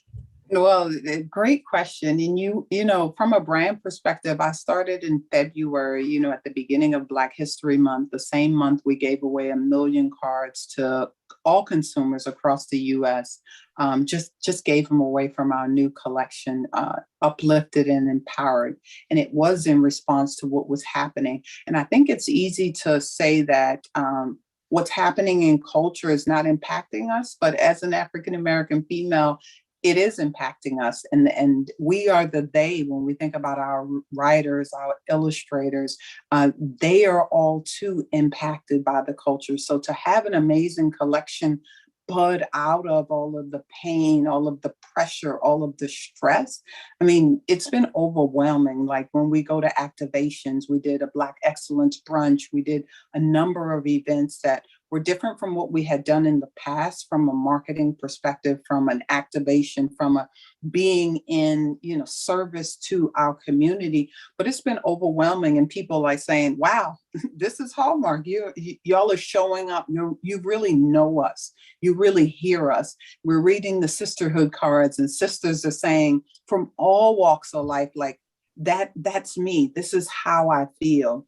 I remember buying a Hallmark. I have Caucasian counterparts or friends who inbox me and say, I bought a mahogany card. Is that okay? And it's like, these expressions that are happening through the voice of mahogany are for all people. Love, faith, hope, security, confirmation, inspiration. Those are reigning true with all audiences. It just so happens that mahogany is speaking into a voice that we know is very intentional and deliberate for an African American audience, but that doesn't mean it won't resonate with you. It doesn't mean it won't resonate with another audience. So it's just, I think those stories, those inboxes on LinkedIn where people are saying, I love the cards. I love seeing you at the helm. I love knowing the people, the writers behind the Melvina Youngs, our social team, our D's of the world, our Ted Hughes of the world, those illustrators. I love that. And I think those are the things that keep me going from a standpoint of knowing we had an amazing collection that was really for every day, when we think about uplifting and empowered. And now we're going to have a brand new collection that comes this coming February. So we're really excited about that and the ways in which we're going to continue to lean in with that Black voice. We're going to uncover more issues that are relevant to what's happening in culture as we continue to evolve. But more importantly, we're just speaking and providing more tools in this digital world to allow people to connect. So Sign and Send is one of those technologies that allow us to do that as well. If you don't want to write the card out, find a stamp, find a mailbox and all of that. So I think that innovation too, as we think about the card business traditionally and then ways in which we need to evolve digitally, we've got some new technology coming there as well. So that's exciting too. So I think it all stems from a place of wanting people, especially at a time like this when many people are still very isolated. They still want connection. And that's what Hallmark will always continue to bring. And mahogany will bring it to the Black consumer. I think those themes of human emotion that you talked about, hope and joy and inspiration, are something that the world very much needs right now. I mean, the fact that we're having this conversation still 19 months later here in my living room and your living room has really kept us so separate from people. I think, under normal circumstances or the before times, you and I would be having a cup of coffee beforehand and sitting down. And, I personally, I miss those moments of connectivity a whole bunch. I enjoy people. And I think that, Hallmark, really what you're doing is helping bridge that divide in a really an ongoing challenging time. And we've been in this spot for so long. I would, suggest it's going to take a long time for us to heal. In addition to the things around social injustice, around systemic racism, around all of those things that many of us have experienced our entire lifetime, that is now sort of front and center. I want to switch the conversation a little bit to your creators, to the teams that you're bringing in as artists, the people that are helping, pen the inspiration, that are helping bring these things to life. Talk to us a little bit about where you find your creative partners and how that process works and how you all decide that, because that must be super cool and super fun to figure out how to make that happen. I think when I was interviewing, I personally was fascinated to find out who are these men and women behind writing these incredible cards, designing these ornaments, looking at the gift presentation we have for holiday. Like, what type of person who are they? Yeah. And creates that? But then I had a chance to kind of go behind the curtain, these last 8 to 9 months and meet the creatives. And so I think the awesome thing is that they're the same men and women who are moving through life as I am, but then they have the wherewithal to be able to pen the feelings, the emotions, and really take in what's happening in a very thoughtful way. and then push it back out so that it allows us to continue to celebrate life together, whether it be through card, whether it be through mantras, whether it be through, gift presentation items. I think it allows, learning how unique the work is in leveraging the power of voice, leveraging everything that's happening in the news cycle, and taking all of those nuances to come up with a specific piece of creative that speaks to us.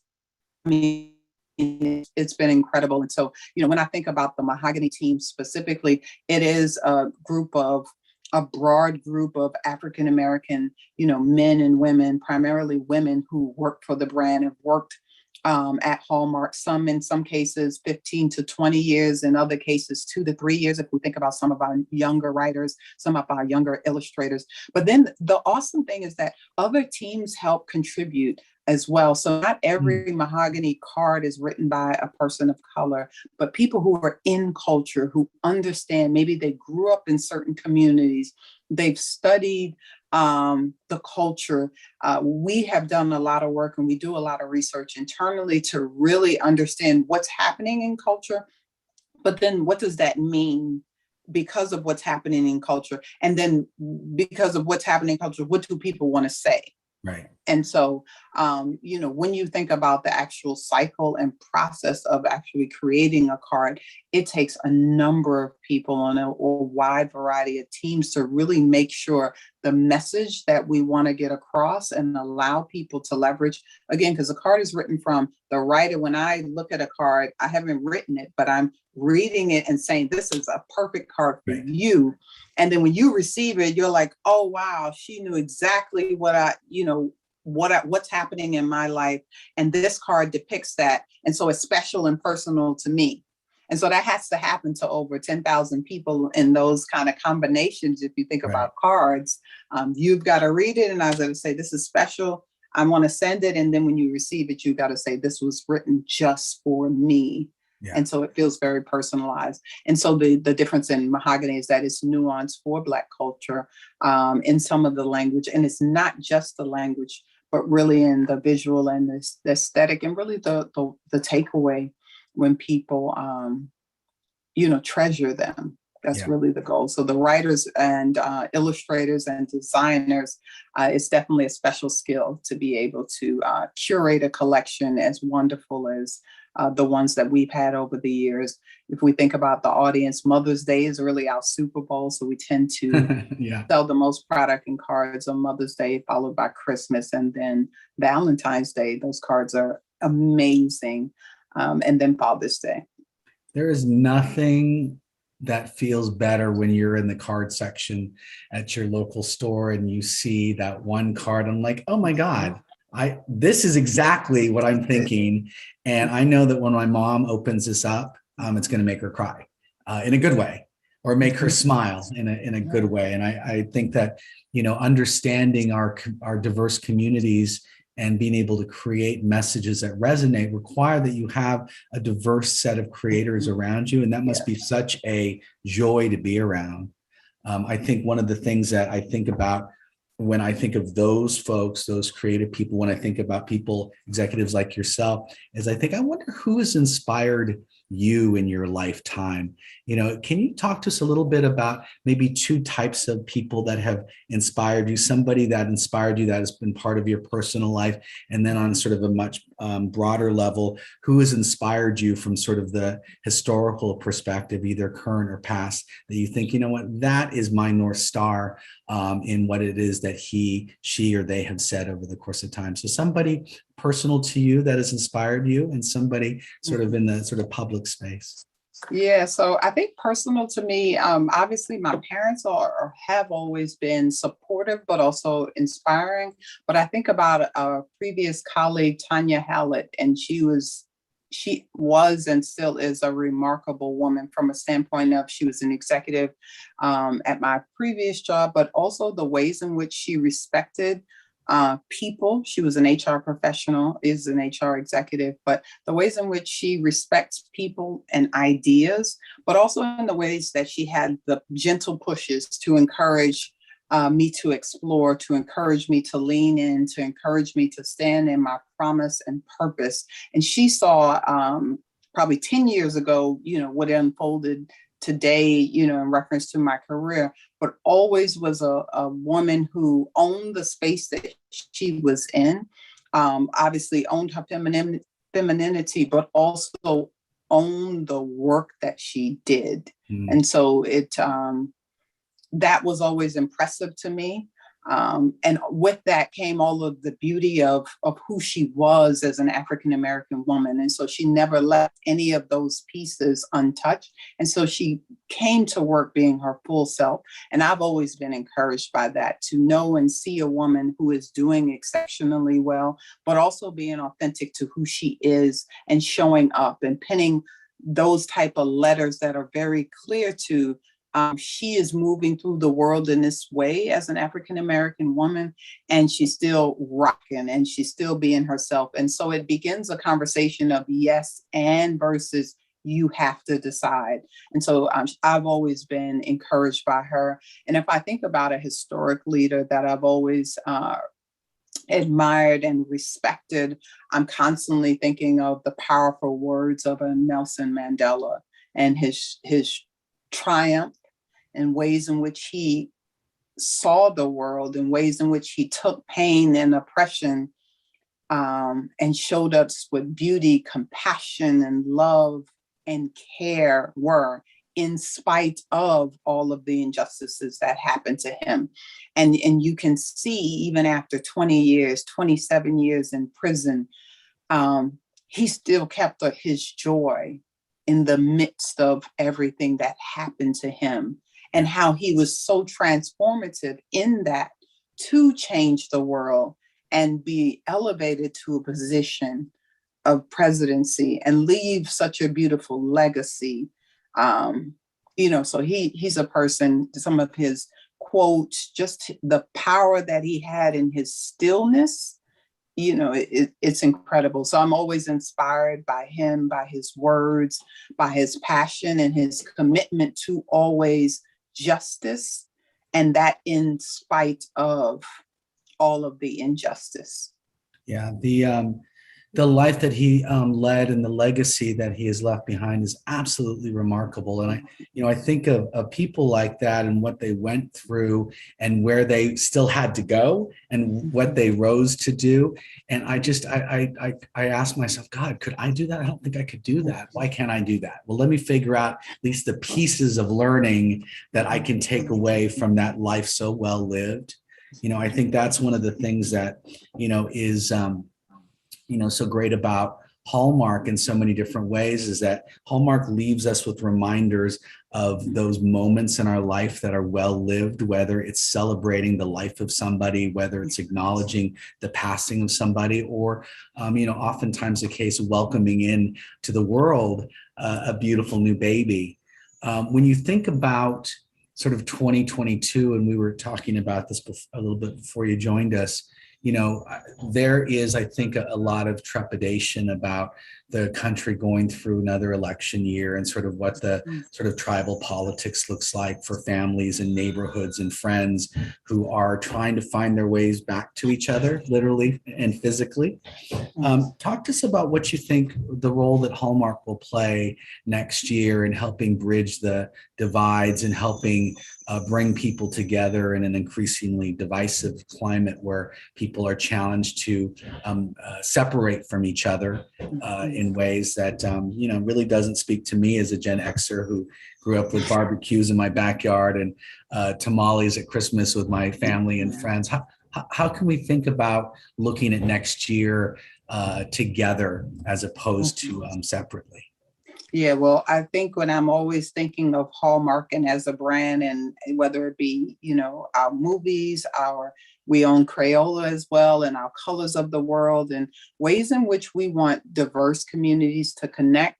I'm really excited. In a couple of months, we'll be able to talk about a community that we're cultivating for African-American women to talk to each other, to connect, in a very much consistent way. So can't wait to, be able to talk about that a lot more. But I think Hallmark's going to continue to play a pivotal role in culture and how we connect with one another and how we give voice to, and from my perspective, that's the next step. So our cards are really tools, but the next step is kind of this ongoing conversation. If you think about how social media is continuing to evolve, even if I think about where we're at as a brand, whether it be Hallmark or Mahogany in a social space, we are consistently listening to what's happening, and not from a news perspective, but what's happening and what does that mean to people? Right. So there's an incident that happens, but now what does that mean to our internal people? And then what does that mean to our community? And so really it is about how are we continuing to allow people ways to connect? How are we really listening to them, allowing them moments to share? And then how are we also providing them the support? And so when I think about Hallmark Mahogany, I am, moving us into a lifestyle brand far beyond cards. And part of that is, what does that live connection look like? How can we be active in a number of different ways and a number of different moments, to your point, that are important to African-American females? And so we're going to be talking about a lot more broader topics, health and wellness, finance, all of those things that are, when you think about the Black woman, it's about, looking and listening to her from a more holistic standpoint. And so we're going to offer additional tools, additional platforms where we're going to be able to share and talk with and stay connected to her. And so when I think about next year and all that it's going to bring, I'm an optimist, so I continue to be optimistic about what the future holds. I'm super excited about the ways in which we're providing new product that will allow people to connect in a much more deeper way. And I'm pumped about all of the offerings we'll have from the Hallmark Channel and Mahogany. And so, we've got a lot of surprises that are coming at the top of the year. And so those announcements really get me excited, because when I think about Black women and our culture and the ways in which we want to engage with her, we're going to have more of a 360 full life approach. And all of those pillars, whether it be community, faith, or purpose, those are the things that are important to Black women. Those are the things that are important to the community. And so we're going to continue to be an active part of that when we think about 2022. So I'm pumped. I love all that. I love that. I love that you're listening to understand as opposed to listening to reply.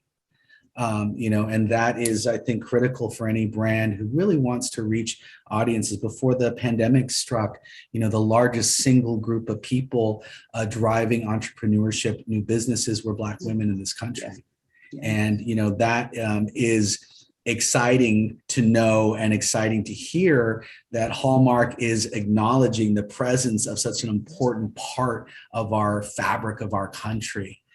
When I think about those entrepreneurs and I think about those women across the country who are continuing to build their businesses, who are continuing to be resilient, and who probably, like all the rest of us, have those moments where it's like, oh my God, I can't get out of bed today. My kids are not feeling well. I'm having a hard time with a job. The car's not starting. All those things. What are some of the thoughts that you would share with people to help them get out of bed when they don't feel like getting out of bed? What are some of those things that you would tell young Black women who are starting their career in this day and age, in the world that we're living at now? What's some advice that you would give to a younger yourself if you were starting your career in 2021? It's 2021, right? I'm sort of lost track of it. Listen, first of all, we all have those moments. What year is it? What day is it? Right. And I'm on mute. I think the first piece of advice is that we all have those moments where we don't get out of bed. Don't think that there is any Black woman around, even the most successful Black women. We all share those struggles, those issues, those moments of self-doubt, like all of us. Like there is even the Tabitha Browns of the world, or the Melissa Mitchells of the world, or the whomevers. Everyone is having these moments because these are human interactions. These are human feelings and moments. And so that would be first. Second, I would say keep going, like be encouraged and keep going.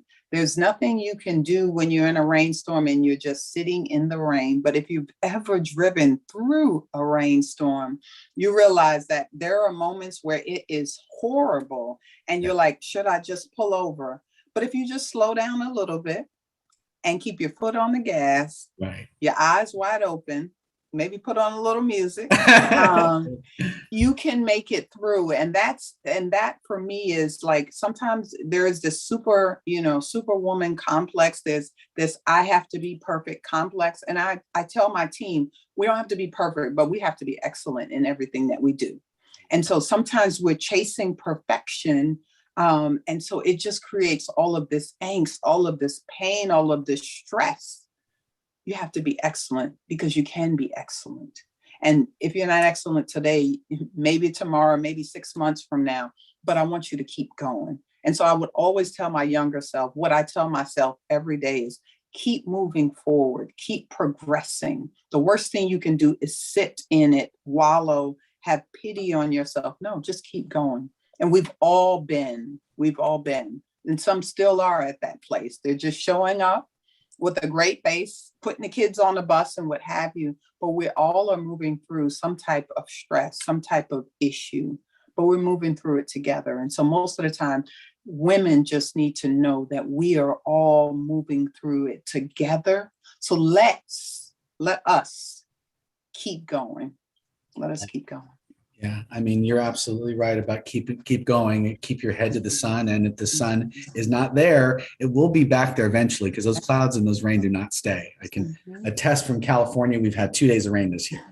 As we sort of wrap up our time and our conversation here today and getting to the last part of our conversation, can you give your advice to marketers who are working across a bunch of different industries who may be listening here with us today? What are the things that you would suggest for them to be thinking about when they are creating marketing and PR campaigns specifically to Black women in this country? What are going to be those issues? And you touched on them a little bit a few minutes ago, but if you can expand on that a little bit, what are those things in 2022 we should keep in mind about what women are thinking, what women are expecting, and what women are hoping to happen in 2022? Well, I'd humbly submit that I don't know what all Black women are listening for, hoping for, but I will say a couple of things that we can do as marketers is, one, look at where are the Black women in the room making these decisions? Mm-hmm. Are you leveraging the power of amazing Black creators? Right. Are you leveraging the power of amazing Black agencies who have a number of women on staff, who can give voice, who can give nuance to, who can clarify? I had a social meeting today and we were looking at some of the comments and somebody said, hey, what is a fit? And I'm like, oh, that means get your outfit ready. So, it's not about, only Black people can speak to only Black people and know the voice. It is about how are we being more inclusive in making sure we share this comment, this reflection, this campaign with people of color, making sure, hey, is the hair right? Is the voice right? Is the tonality right? Is the outfit right? Is the set correct? Does it look like the home of an African-American or Black person?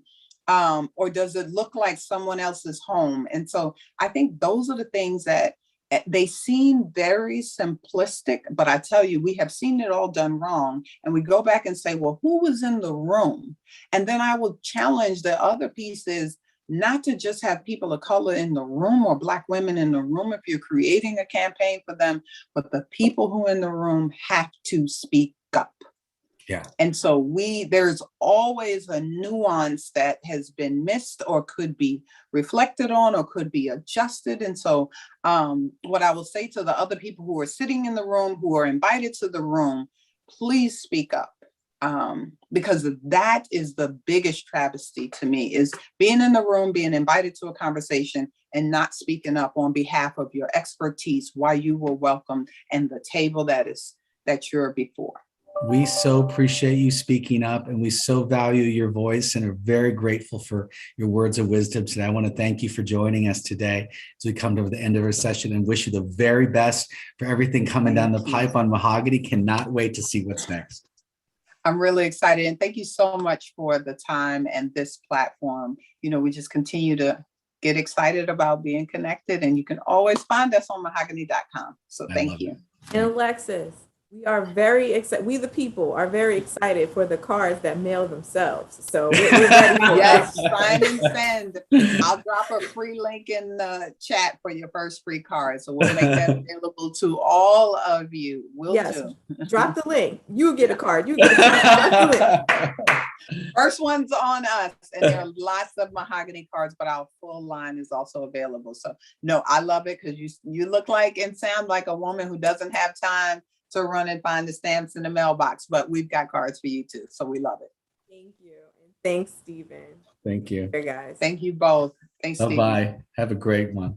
You do the same. Are very excited to introduce our next group to the virtual stage. First, we have Jackie Gagne. She's the SVP of Multicultural Marketing at HBO and HBO Max. Jackie possesses over 20 years of diverse experiences with particular expertise in multicultural, experiential, and influencer marketing. Known as the go-to person for marketing to multicultural consumers, including cultural insights, recommendations, and input on creative assets. Also joining us to moderate this session is Taylor Core, Head of Corporate Sales at Quantcast.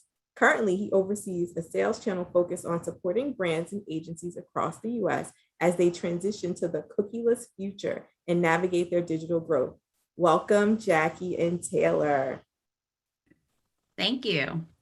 Yeah, thanks so much for having us. All right, I am excited for this one, and thank you to Brand Innovators for organizing all this. It's been 3 days of really great content, and for everyone who's stuck with all the content for 3 days, kudos to you. Excited to have you on. We are going to have a little bit of time, hopefully at the end, for Q&A. The topic is around marketing leadership. So we probably won't get to the questions about the last season of Game of Thrones, although a lot of people are probably curious. If you have questions, pop them in the chat. I'll do my best to get to them towards the end here. But very, very excited to be sitting down with Jackie today. We're going to focus on obviously Jackie's knowledge and insight and what her perspective and everything today. I just wanted to quickly share a little bit about Quantcast. You already had my intro there, but just quickly for folks who aren't familiar with Quantcast, we started as an audience insights and measurement company for publishers. We're now the world's largest audience behavioral platform for the open internet. We have over 150 million web and mobile destinations with tagged, which enables us to continually map consumer behavior in a first-party compliant way, which is obviously really important for advertisers, brands, and agencies right now. But obviously the focus today, Jackie, excited to have you on here. Where are you dialing in from? How are you doing today? I am doing great. It's nice to see you again, Taylor. I'm dialing in from Maplewood, New Jersey, where I have been working from my home, as many of us have, for the last, who knows how long. We've all lost track of time, right? Normally I work, we're based, HBO Max we're based in Hudson Yards in New York City. And so have started going back a little bit, but for the most part, I'm still continuing to work from home. Cool. Yeah, and I think that's one of the topics we wanted to lead off with a little bit here, the hybrid work approach, and everyone's still getting used to it. I just noticed I think I downloaded my background backwards, so you can't read marketing leadership above my head, or at least it looks mirrored to me. Oh So no, it's okay. Oh, okay, it's just backwards on my screen. We're all still figuring out Zoom and all this. With hybrid and how it is going or working, over at HBO, I'm just curious, for you overseeing a large team, obviously it's easier in the office to see the people you work with, specifically the people reporting to you, kind of get a read on how they're doing and the work that your team's doing. How have you approached that as a leader within a large org and adapted to kind of this new approach? Yeah, I mean, yes, it's true. It is, it is easier to sort of have a sense of how people are doing, certainly in person. And I think, from a marketing perspective, just the work you do, the creative process, the collaboration, being in the same room is so vitally important. But obviously we were not able to do that for the better part of the last year and a half. And so as we move to sort of this completely remote model, I really made it a priority to stay as connected to the individuals, to my team as possible. And so I already had a pretty regular meeting cadence with my direct reports. We meet every week. And so, obviously kept that up. Also started meeting more regularly as a whole team. That's a team that's a meeting that maybe happened a couple times a month, but moved that to a weekly cadence for several months. And with sometimes no hard agenda or just a few agenda items, but really an opportunity for everybody to just get together, to see each other, and to just, connect and see how people are doing. I also just periodically would just, reach out to people, particularly the newer members of our team, the more junior members of our team who you may have really challenging work from home situations. Maybe they have a lot of roommates or they're working from their beds and they're really, made a point to reach out to those folks to see how they're doing. And I'll say, it continues. We're slowly making our way back to the office, but I will tell you, the company encouraged, and I'm a strong believer of this. We just had our mid-year conversations, and we were encouraged to spend a good amount of that time talking about people's well-being. How are they doing? It's just so important. Absolutely. And I would totally agree with you. That's one of the things maybe I've missed most from being out of the office, is being able to, kind of get a pulse check from folks. Is there a way maybe for you, because, being remote right now, is there a way that you've seen be effective to get a gauge on how people are feeling? Or are there things that maybe you share with the team, or questions you ask of the team to try and get a sense for how they're feeling on a day-to-day basis? Yeah, I mean, I think just to, I like to laugh during the day. It's TV, it's entertainment, it's fun, it's okay to laugh. So I think the ability to sort of start things off on a lighter note and see how people react is something that I often do. I think I'm also, I have about 20 people on my team. So, I know there are people with organizations, hundreds of people. And so I feel like I know everyone pretty well, and I can get a sense when people are not themselves, even over Zoom. And so there have been times where I'll say to somebody, you know what, you don't seem like yourself today. And just, provide, I guess, the opportunity to have a discussion about that. And if someone doesn't want to, obviously, respecting that as well. Yeah, absolutely. Gotta find the line. But I love that you take such a personal approach with the team. That's really important. One of the things we talked about when we connected earlier, we talked about your journey to becoming this leader and this force within HBO. And I thought it was such an interesting story. And I know there's probably a lot of people listening here who are maybe looking to grow as a manager, or they're not a manager yet, and they want to think about how they maybe present themselves in that light. So I was curious if you could talk about that a little bit, and kind of how you, changed perceptions internally and grew within your org. Oh yeah, I think we did talk about how when you stay at a company, I stayed at the company for a while, and sometimes you're in a role and you want to move up, there's sort of a perception about what what your role is, or what what your about your abilities, I should say.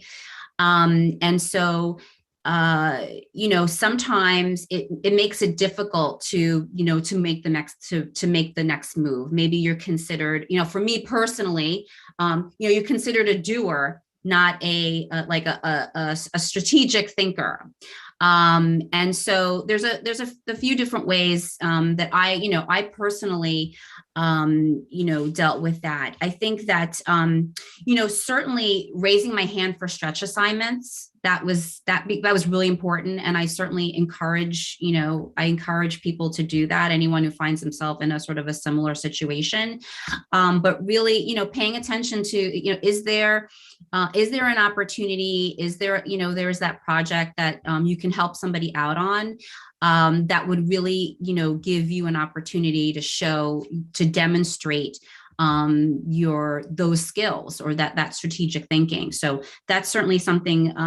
Also, being very intentional, I think, about the language that you use. I found that in email communication and just in interactions, just being really mindful about what is sort of sometimes it's just the change in how you phrase things, or how you're describing projects or initiatives, that can sort of change people's perception there.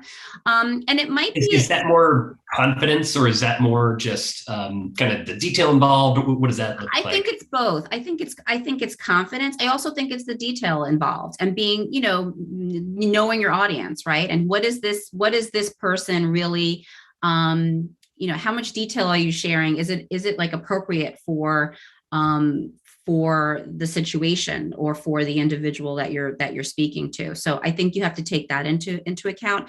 For me personally, leaving the company became, there was a great opportunity for me to gain new skills, and to essentially, and then come back to HBO in a different position, and from there have been been really fortunate to move up in the organization. Very cool. Yeah, we did talk about that, being prepared to leave being one of the things that you think about as you're building that career. Speaking of hiring and leaving and joining organizations, we also talked about, and I think this is one of the most important but also toughest skills for a leader, is the hiring process. You want to have a really strong culture fit. You're also trying to hire for some specific skills, and I'm just curious how you seek to strike that balance within your own team. Sure. I mean, I think for the work that we do with the multicultural marketing, for me, it's I really look for the passion. Right. And so people who are really passionate about this work. And that means, sometimes you may not have, there may be some particular skills that I feel like that can be taught, depending on the position and, who will be, managing.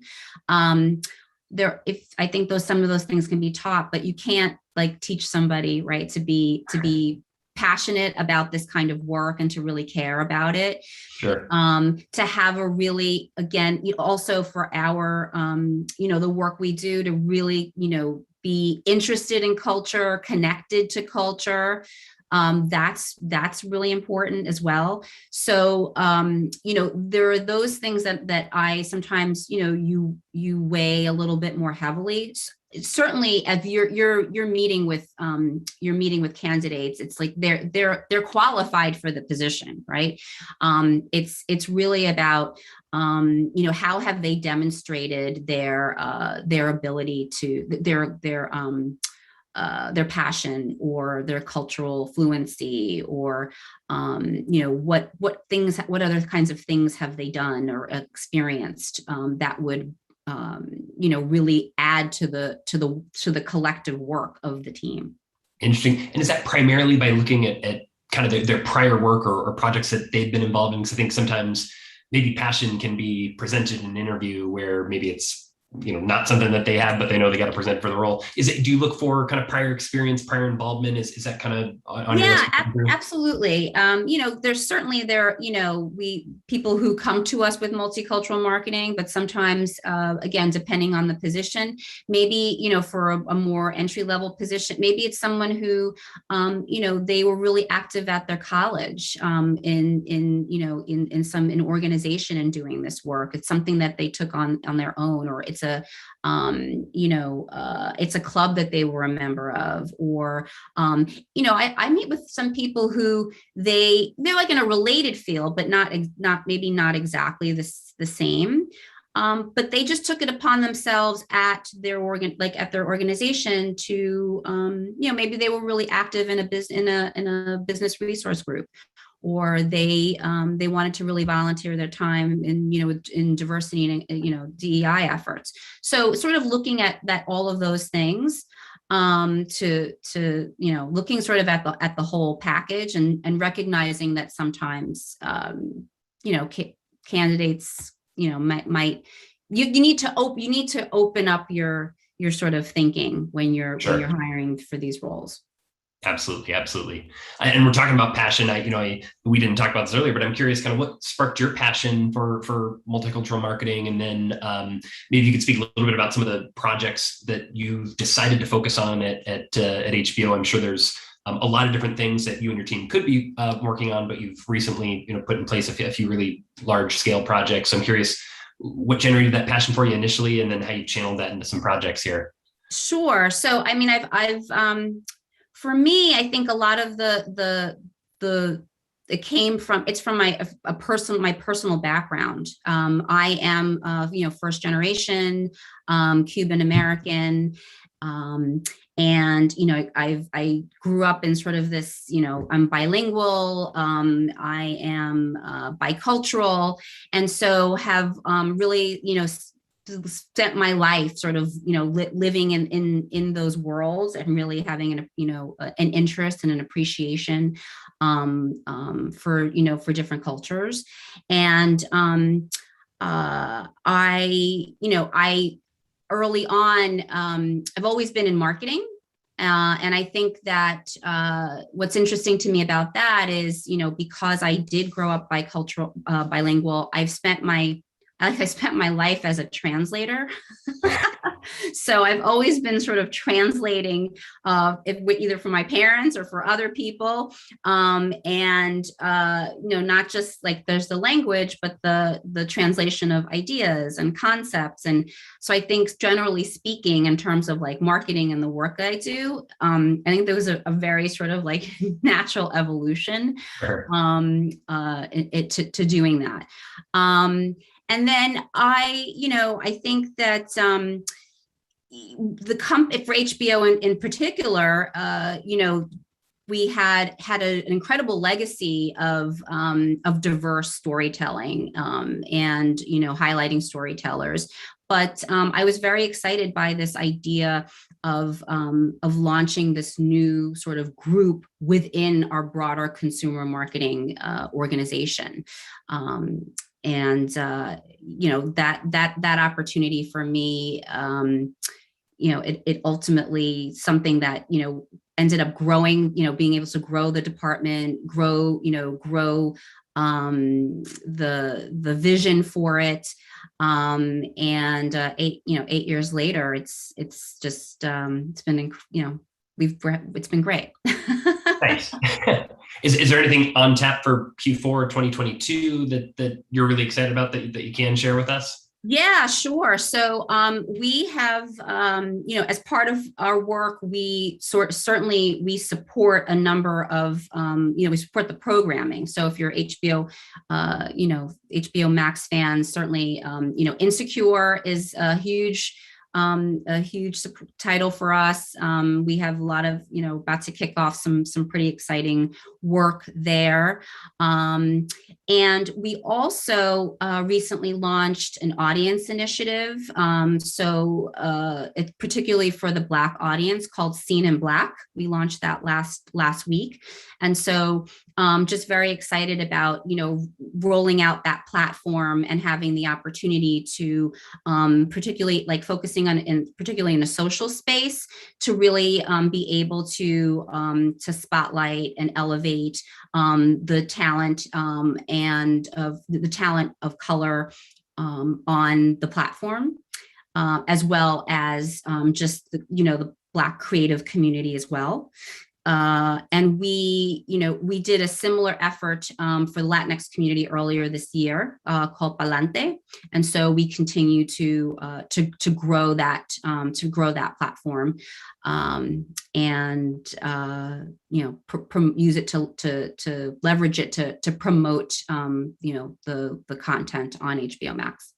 Yeah, that's wonderful, and we did talk a little bit about that, and I think HBO has really been leading the way there in a lot of ways, and so cool to be a part of that and really leading those efforts. One of the things I think that folks in marketing leadership positions maybe struggle with is just how many channels there are now, how many ways to get your message out. When you think about building these communities and building the platform, how do you at a high level kind of think about, okay, we've got social, we got digital, we got TV, we got out of home, there's a million different ththings going on. How do you think about getting that message out and deciding how you're going to kind of pick a channel and pick your strategy? Yeah, I mean, I think first of all, I think this is true for all marketers, but from a multicultural perspective, you want to go where your audience is, right? That's where you want to be. So in the case, for us, I mentioned Seen in Black and the Black audience. This is an audience that's very engaged in social. And so it made sense that for that particular initiative, that it have a very strong social presence, right? And then once you're looking at sort of the channels available to you on social, it's a matter of determining what will be the role of each platform, because they're all so different, right? Twitter is obviously very different from Instagram, is very different from Facebook. And so knowing sort of what your broader goals are, developing your strategy and understanding what role those different platforms can play in something like that. Obviously, budget is is also a consideration. Super Bowl spot comes with a hefty price tag, right? And so, yeah, I think you have to look at, where is your audience? What is your budget? Again, from a multicultural marketing perspective, being able to be really targeted, so efficient in your media choices. And looking at, we also leverage a number of partnerships, and that's that also speaks to going where your audience is. So for example, we do partnerships with, Essence Magazine has a festival every year called Essence Fest, and we partner with them on that, and all these various organizations, and that just allows us again to reach the audience where they are, and to also leverage our partners' platforms to help amplify the work that we're doing. So that often plays a big role in our planning. Got it. Yeah, it's a lot going on. So I have a team of 20 to help you out there. The other thing I think, as people climb up the career ladder and they notice that their time shrinks and shrinks, and the demands on your time from a team of 20, from everyone else at HBO, how have you kind of adapted your approach to work-life balance, both as your role has gotten more and more complex and as the hybrid model has forced us back home? Yeah, that's been challenging, for me, and I think for all of us, right, or a good number of us, is how, with the working from home, a lot of the boundaries have blurred. And, I know people found themselves sort of morning going into night, and to not being able to sort of, disconnect. And I think that made even more challenging by the fact that we're so used to being so hyper connected anyway, right? And so I think it was just sort of like it was magnified during the lockdown. But I like to say I'm a restless person, and so that probably served me well for this, in that I can't sit still for a very long time. And so that sort of forced me to get up, during, like, literally get up during the day and walk around, even if it's for 5 minutes or for 10 minutes, or if I can get outside and go for a walk, or, just finding sort of these little breaks during the day was just incredibly helpful. I mean, we know it, right? We've all like read the articles and listened to the podcast about how you should, but we don't do it. But you do feel so much better when you do. And I know I personally am so much more productive when I do it. Absolutely. If I'm wrestling with a project and I can't get the words, and then I'll go like walk down the block and, get some sun on my face, and I come back, then I, invariably I will, just being able to approach it with sort of that new mindset, just makes me a better worker. So, and I encourage my team as well. I'm like, it's a beautiful day. Did you go outside for a minute? Did you? Well, that was going to be my question, is how to, maybe encourage it for folks. One of it, I think, is modeling the behavior, but, you got some folks who are, really wanting to stay at their desk. How do you kind of maybe pry them away? I mean, that's hard, right? So sometimes, maybe it's you schedule.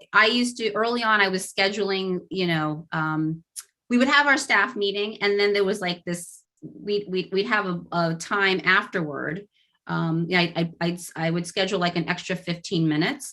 And that was just like, it was just 15 minutes for whoever wanted to stay to just like catch your breath, right? So the meeting is over, but you have 15 minutes. And you can be on Zoom or not, you can be on screen or not. And if you want to use that time to make a sandwich, because that's the other thing, people were not stopping to eat, right? Right. So you can, if you want to use, we can talk, you can tell me how you're doing, you can use the time to make yourself something to eat. Like, so, again, I like I said, I like to approach a lot of what I do like with humor. And so I tried to create moments like that. So people would just be like, okay, all right, I'm going to take 2 minutes and, Now, how is the walking strategy going to change when it's January, February? Don't have the sun coming out. Yeah, I mean, for me, it won't change. I'm one of those people who, I'm a runner, so I run every morning, rain or shine. So I will get out there. Like, I know that's harder for some people, but then it's just a matter of like, you're inside and you'll have to just figure out something, jog around your dining room table or something. Sure. Well, good for you getting out there. Yeah. We also, one of the topics we talked about as well was kind of the importance of having a diverse team, and what that does for you, as a group. And I was curious if you could chat a little bit about that, what that means for you at HBO, and what that, I guess, how to define that a little bit, because, I think people hear diverse team, they think of it a lot of different ways. How kind of you think about it, and what it's brought for you at HBO? Yeah, I mean, it's critically important, certainly in general, and certainly for the work. Our team is very diverse in every sense of the word, meaning that we're very reflective of the audiences that we serve, and in our work we're focused on Black, Latinx, AAPI, and LGBTQ plus communities. And so, our team members are reflective of that audience, but then we're also diverse, in other ways. There obviously there's gender and age and just experience, like number of years, but also like the actual experience. And you know, I think again, we've all seen it. It's good for business. We've all seen it. It's no longer just like a nice to do or like the right thing to do. It's we want to be successful, especially, you know, we're a global brand. We have to do it because that is what is going to give you better outcomes. It's what makes it's going to make your teams you're more innovative. And then certainly, you know, again, in terms of our work, to have people at the table who are creating these campaigns, our focus is on building culturally relevant campaigns, right? Because we really want to connect with our audiences in a way that's very that's authentic.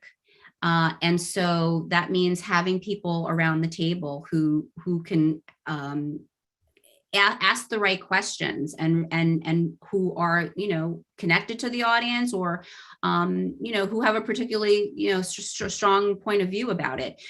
It just makes the work better. And we also engage partners in much the same way. Like we work with a number of agencies and we look for partners who you know, have teams that are, again, reflective of the audiences that we serve. Yeah, that's so important, especially for the authenticity element. And you talked about, you know, being around the table, kind of how that, you know, can maybe create some more innovation. Obviously, we were talking earlier about, you know, remote versus in office. Do you feel like coming back to the office, one of the benefits is going to be maybe it's easier for people to ask those questions and share ideas? Is that one of the things that you're maybe looking forward to when you get people more physically close?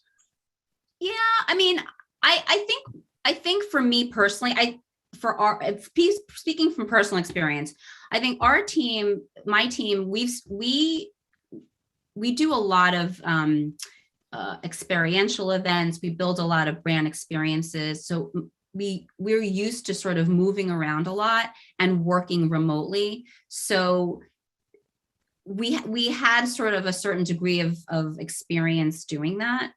So I feel like so at the end of the day, the work didn't suffer when we were, you know, when we went to this model. But yes, absolutely. I think, you know, it's always nice to be, you know, to be together. The energy is different.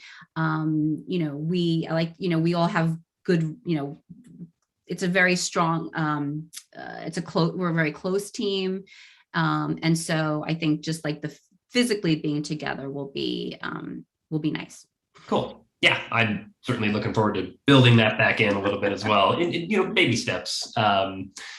You know, I love hearing that your team is so close. You talked earlier about knowing those folks on your team. And we talked a little bit about, you know, one of the ways to build that trust and encourage people to, you know, share how they're feeling, to contribute ideas is by being a vulnerable leader and how that does create kind of trust flowing back the other way. So I was curious kind of how you, you know, how you accomplish that and what that has looked like for your time as a leader here at HBO. Yeah, that took me a while to learn.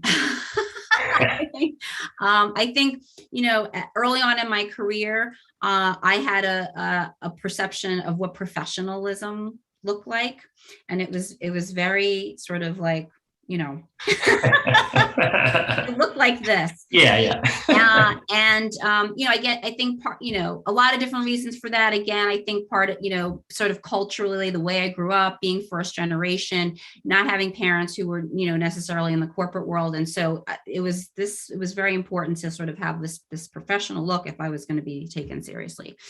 And then, you know, as I, you know, moved up and, you know, started managing people, I was still sort of doing this. And I was working for a woman at the time, and she said, you know, you're trying to just be perfect. Like you're trying to give off sort of this perfection, and it makes it so difficult to form relationships when you have to allow yourself to be vulnerable. And I thought about that for a while, and it wasn't easy, but I realized that, you know, it's obviously an appropriate level of vulnerability, but just, you know, letting people know that you don't, I don't have all the answers. We can have a laugh about this. I kind of let that guard down, and it really made a difference in terms of my ability to, connect more fully with, certainly with my team, but also with peers, and just others within the organization as I, work to build those relationships. And so it's just so important. So Yeah. I learned that one the hard way, but I think I'm much better at it now. Well, humor certainly helps. I think that certainly breaks down the walls. That's absolutely, yeah. And to your point, you don't want to, share something that, maybe people think you're bad at your job, or it's too personal, or, something along those lines. No, I think it's more it's not personal. It's more a matter of like, just people, how can you connect on a, we started this conversation. You asked me, where are you zooming in from? How has that been? Just things like that, that make us, help us connect in a way that's different. That's not just about the work, but right. Right. Yeah, you talked about that view of a leader being, this, and hey, some people maybe think that, they can't ask for advice. They can't ask for, clarification because they don't want to appear like, oh, I'm not the absolute expert. And certainly it's been my experience too, that, it's okay to show that to your team and let them see that you're trying to learn and grow as well. So exactly. Yeah. Absolutely important. And it does sound like, I know in a couple of your stories, you've talked about, some of the lessons you've taken from folks more senior to you, and it sounds like mentors have been an important piece of your growth and development. Is that a recommendation you have for people trying to grow and move up in their org and try and level up their skills? I guess, what role did mentorship play for you in your growth? Yeah, it played a huge role. I've been really fortunate. I've worked for some pretty remarkable leaders, and so certainly model a lot of my leadership style on theirs.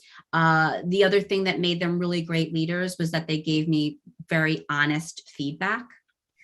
And so if you can't get that from a leader, but if you can get, finding somebody who can give you that feedback is just so critically important. I think, if you can, they talk about mentors and sponsors, right? But finding people within the organization, or not, who can, who know you and can give you, advice, who you can come to sort of work out maybe resolve a situation that you're having.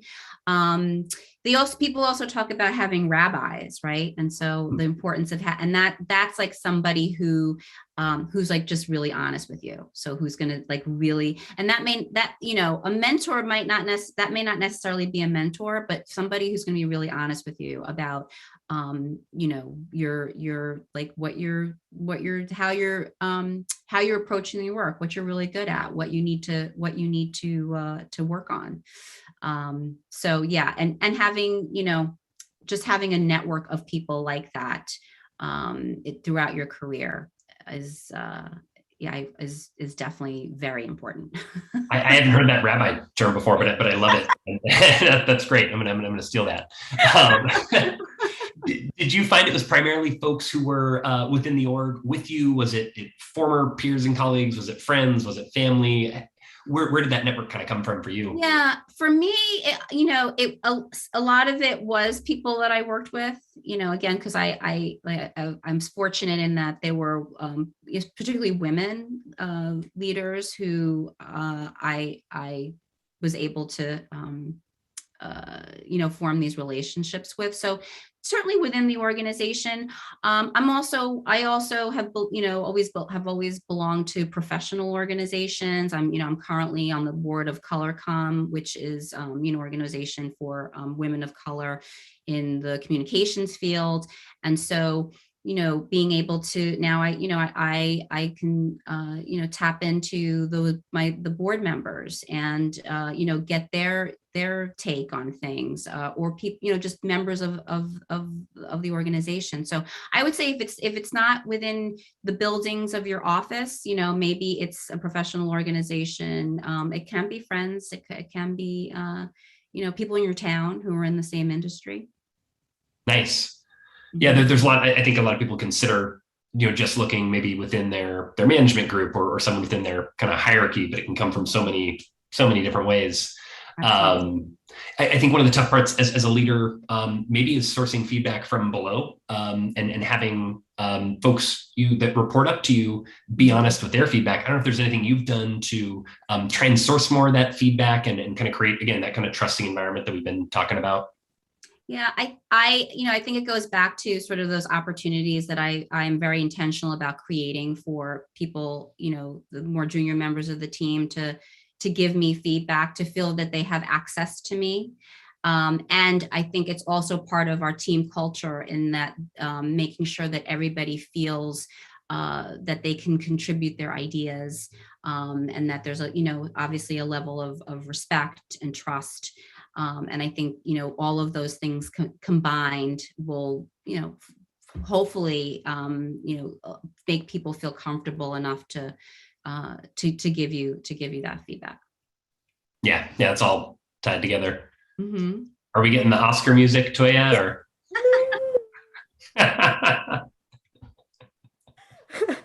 Thank you so much, Taylor, and thank you, Jackie. Jackie, I'm in town. I'm South Orange, so I'm looking for a rabbi now. So you're in South Orange? I will 100%. Yes, email me. We will meet for coffee. Would love that. At So, I love it. Sons. Okay. Love it. Thank you so much Okay. for Thanks, taking Jackie. the time to connect with our audience today. Okay. Thank you very much. Take Thanks care. for having me. This was great. Thanks. Thanks, everyone. All right, as we continue on with the day, next up, we have a great conversation with Jenny O. She's the GM of PepsiCo Labs and Tech Venture and Innovation at PepsiCo.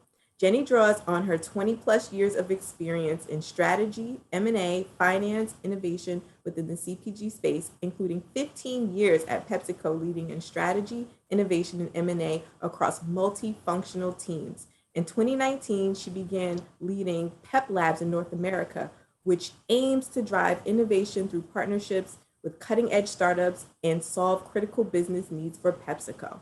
And our moderator will be Ed Fogarty, SVP Ad Sales at Viacom CBS.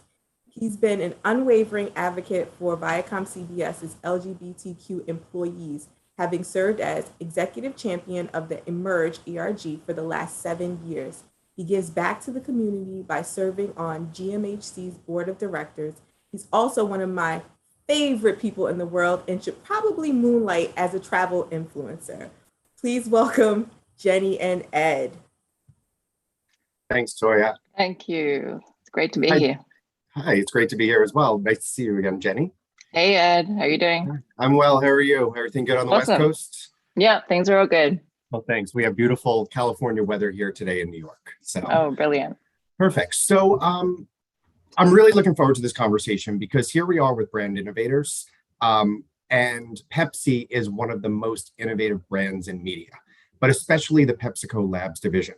But I think a lot of the people that are watching this today might not know the depth and breadth of what PepsiCo Labs do. So can you just how does PepsiCo Labs work? Yeah, I'd love to give a brief intro. So at our heart, our team, PepsiCo Labs, is really focused on harnessing and enabling PepsiCo to tap into the wealth of innovation stemming from the startup ecosystem. So in today's world, so much of innovation is really being spearheaded by startups. And what PepsiCo Labs does is to find the right startups against the biggest strategic priorities that PepsiCo has, and then to rapidly test them in our business and then scale up the ones that are effective. So for today's conversation, I'm going to focus more on the programs that we run with marketing and media, but my team, PepsiCo Labs, really works across the entire PepsiCo value chain, if you will. So starting all the way from agriculture through manufacturing, supply chain, through to retail execution, marketing, consumer insights, and through to data and analytics, to really focus on our biggest strategic needs. And then we go out looking for the right startups and bring those in to form effective partnerships. So we're pretty broad in how we work, but I think what we really do for PepsiCo is enable us to focus on our biggest needs as we look at startups, because I think, you know, for startups and large corporations like Pepsi, there's so much value to be had in working together, but often we find it extremely challenging to actually work together. I think for those of us on this panel and on this call, whether you've been on the startup side or the corporation side, you've probably experienced some of those challenges. And I don't need to spell them all out, but yeah, for a large corporation, often it can be very distracting, and it's very cool to see what's happening in the startup world, but figuring out exactly how to apply those solutions in our business can often be challenging. So what we do is make sure that we stay very focused as we engage with the startups, and then identify the small set of startups that can really move the needle for our business. That ended up being a little bit long-winded, but hopefully that gives you a grasp of what we do. It's long-winded. I also was digging into the PepsiCo Labs website as well, which was super cool. So I would say to anyone that wants to look more after this call, they should pop onto there. But just for clarity, you're talking about like startups and bring them in for partnerships. You're not, it's a partnership, right? It's not, is it an acquisition and you bring the company in-house, or is it a true partnership in the sense that they stay as like their startup company and PepsiCo works with them? Yeah, my official title is Tech Venturing and Innovation. So we do some investments, but our primary focus is really on that strategic partnership. And if investments enable us to form that strategic partnership and further our strategic goals, we'll do that. But really, the crux of what we do is forming those commercial arrangements and partnerships and deep kind of collaborations that enable us to partner effectively with that startup.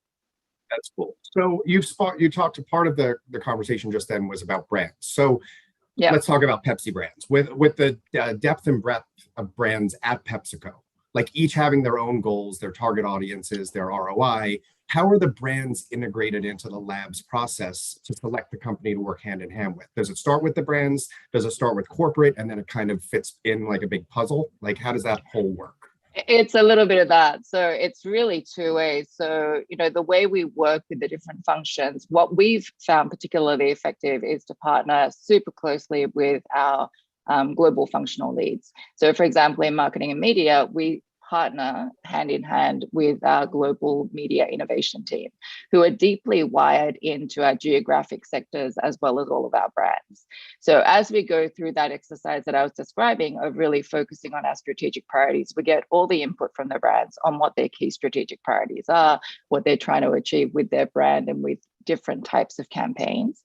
And we factor that into our search and as we evaluate the startups. Then we'll loop back with our recommendations against all these solutions to say, you know, against your brand objectives of these types of objectives plus campaign objectives, these are the types of solutions that will really maximize the results for you.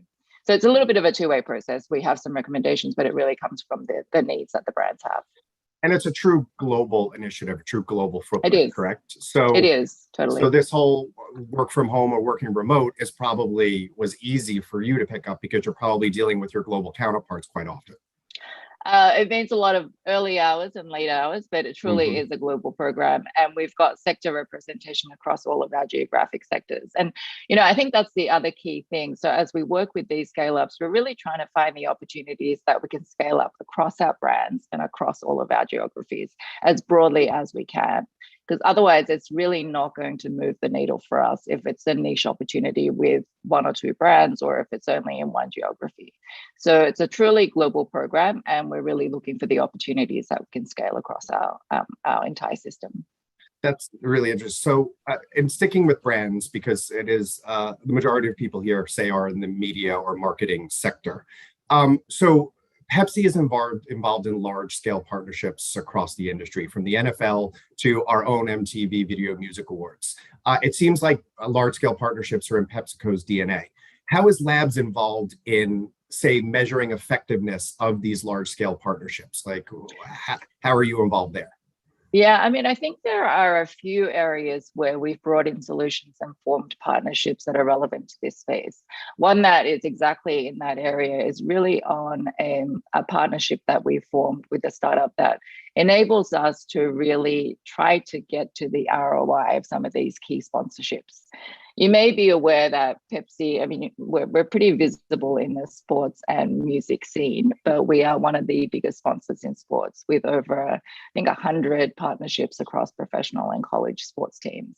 Sure. And while we definitely have effective measures, not to say that we were starting from ground zero, while we do have some effectiveness measures, it's been difficult for us to really pinpoint and have a crystal clear answer to the age-old question of, okay, if I spend this much, and this is a question that we get from our CFO all the time, if I'm approving this CapEx for many millions of dollars to support these teams, what is it actually driving in terms of incremental sales? Of course, we know that there are other things that go into that equation, but we also want to make sure that we have some visibility into how these large-scale sponsorships are actually impacting our business today.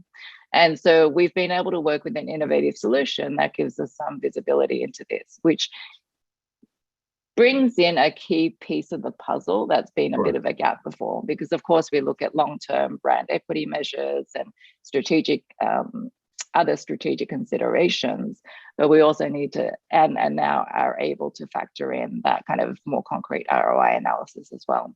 But I mentioned that, you know, there are a few areas that touch on this. I think other areas where we've piloted solutions is about how do we amplify some of these large scale partnerships that we have to really even maximize further the sponsorship dollars.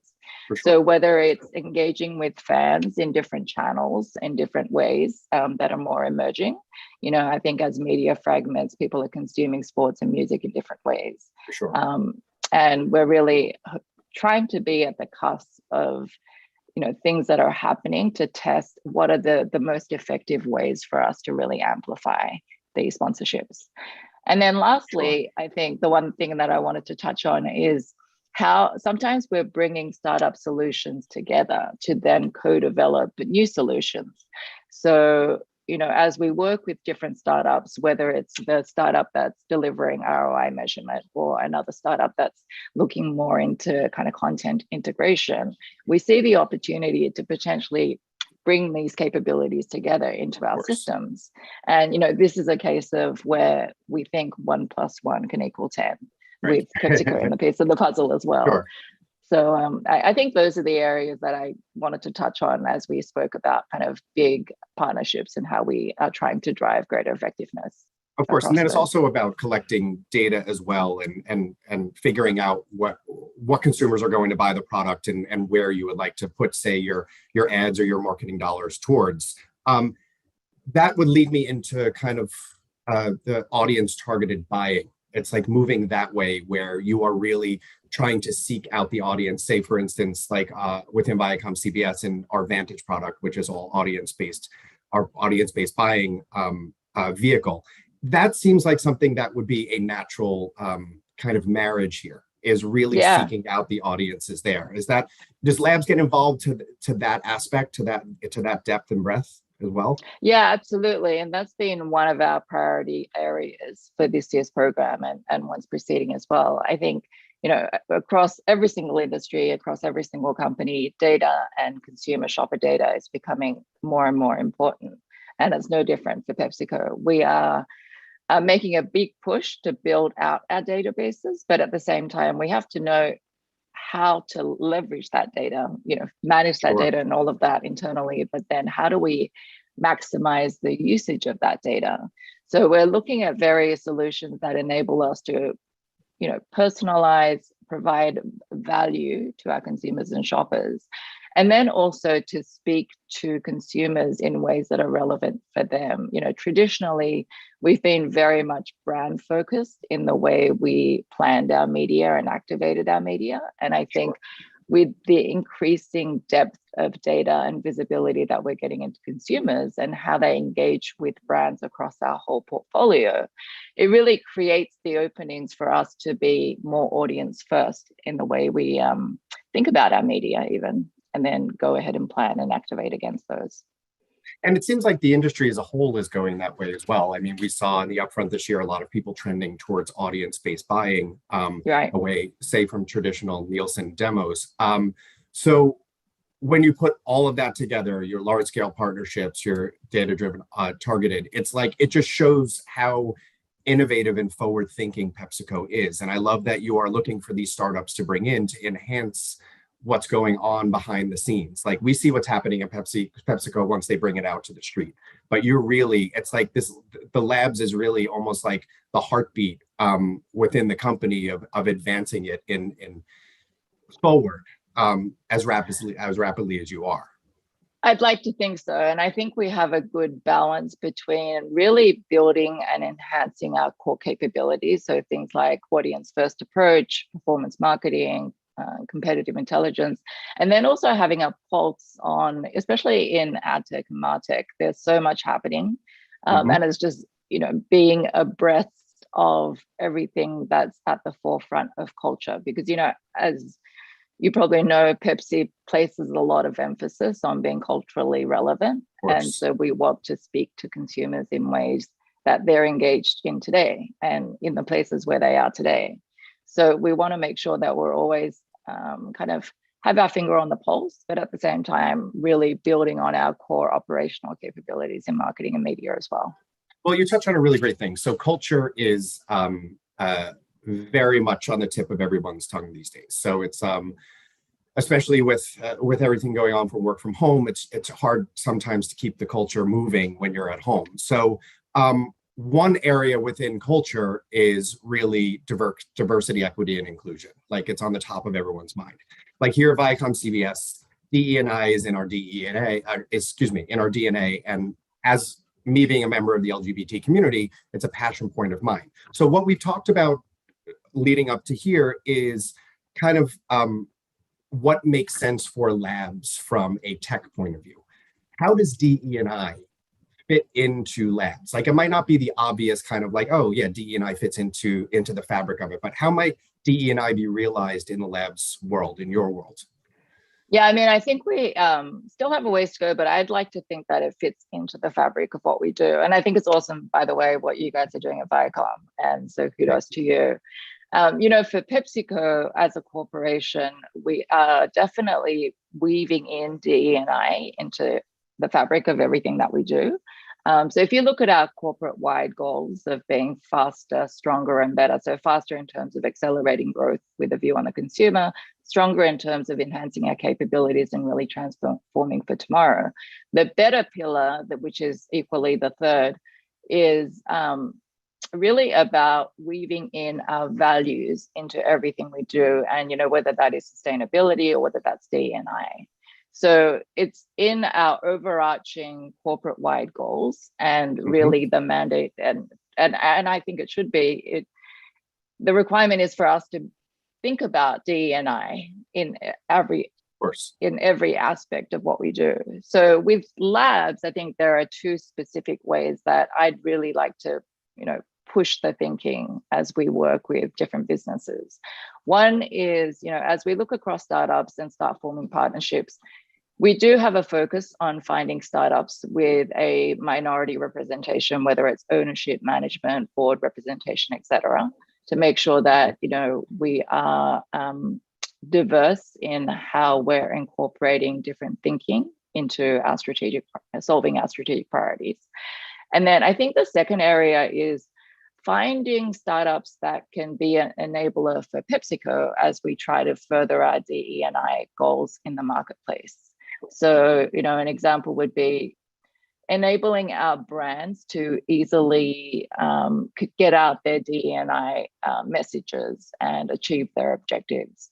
I think for a large corporation like PepsiCo, really where the opportunity is to find solutions that we can scale up, as I mentioned before, across our business. So while it's nice to have a few kind of spot initiatives to get and that might attract PR, et cetera. I really want to find the solutions that are easy to turn on and implement across our business so we can do this at scale. That's really a personal goal for me. For sure. So because this is a global initiative and because there are a lot of brands and everyone has different initiatives, how do you is there a prioritization scale of like what brands get what throughout the year? Like if there's a big launch coming up, or if there's a rebrand, or if there's a big event, like how does, like, taking into account everything that we've talked about, and like how do you decide what brand gets what? I mean, of course, there are the biggest brands that we have, which Sure. Of course, everyone in the business is very much focused on. We try to find solutions that have applicability across a breadth of our brands across our portfolio. But, of course, as we work with Pepsi and Frito-Lay and some of the biggest brands, we will tend to focus on the needs of those brands as well. So definitely we prioritize based on potential business impact. So whether that's the size of business, how much it's contributing to growth, et cetera, that's really how we prioritize across our business areas. Okay, cool. So now we have kind of like a framework of what goes on at PepsiCo Labs. Might you have an example or two of what you might be working on now to kind of give us a real life example of what's working? A feel good initiative, perhaps, because it's Thursday and a feel good initiative is always good, or something just to kind of that people can bite on a little bit and understand what's going on. Yeah. I mean, there are a few cool solutions, and I won't mention them by name, but I'll mention a few that we're scaling up, the types of solutions. So one is a solution that leverages computer vision and AI to really pre-test every single piece of digital content before we put it out there. We actually only tested this in our business about 1.5 years ago, and we discovered that a lot of our digital content wasn't even meeting our internal best practices, let alone kind of industry best practices. And so I feel like the best solutions are the ones that you scratch your head and say, oh my God, this is a no-brainer. Why wasn't somebody doing this before? And why weren't we doing this before? So it's I'm sure that there is a lot of deep tech behind it, but as a solution, when we communicate it out to the business, it's a solution that we're embedding into our own internal platforms and then mandating our business to put every single piece of digital content through it, to say it has to meet a minimum certain threshold before we can put it out. So I think those are the types of solutions that we're looking for, where every scale up is going to be challenging. And, aside from finding the solutions, piloting it, really the big challenge is scaling it across our business, especially where there's change management involved, as I'm sure all of you are very familiar with. Of course, yes. So it's really about finding the solutions that we can embed and roll out and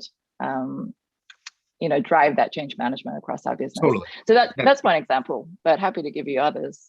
I mean, sure. Like, is there one that comes to mind other than that you could be maybe a little more specific on? I mean, we've talked about a few, and as you mentioned before, we have our website where we go into some of the startup partnerships where we're starting to scale up with those partners.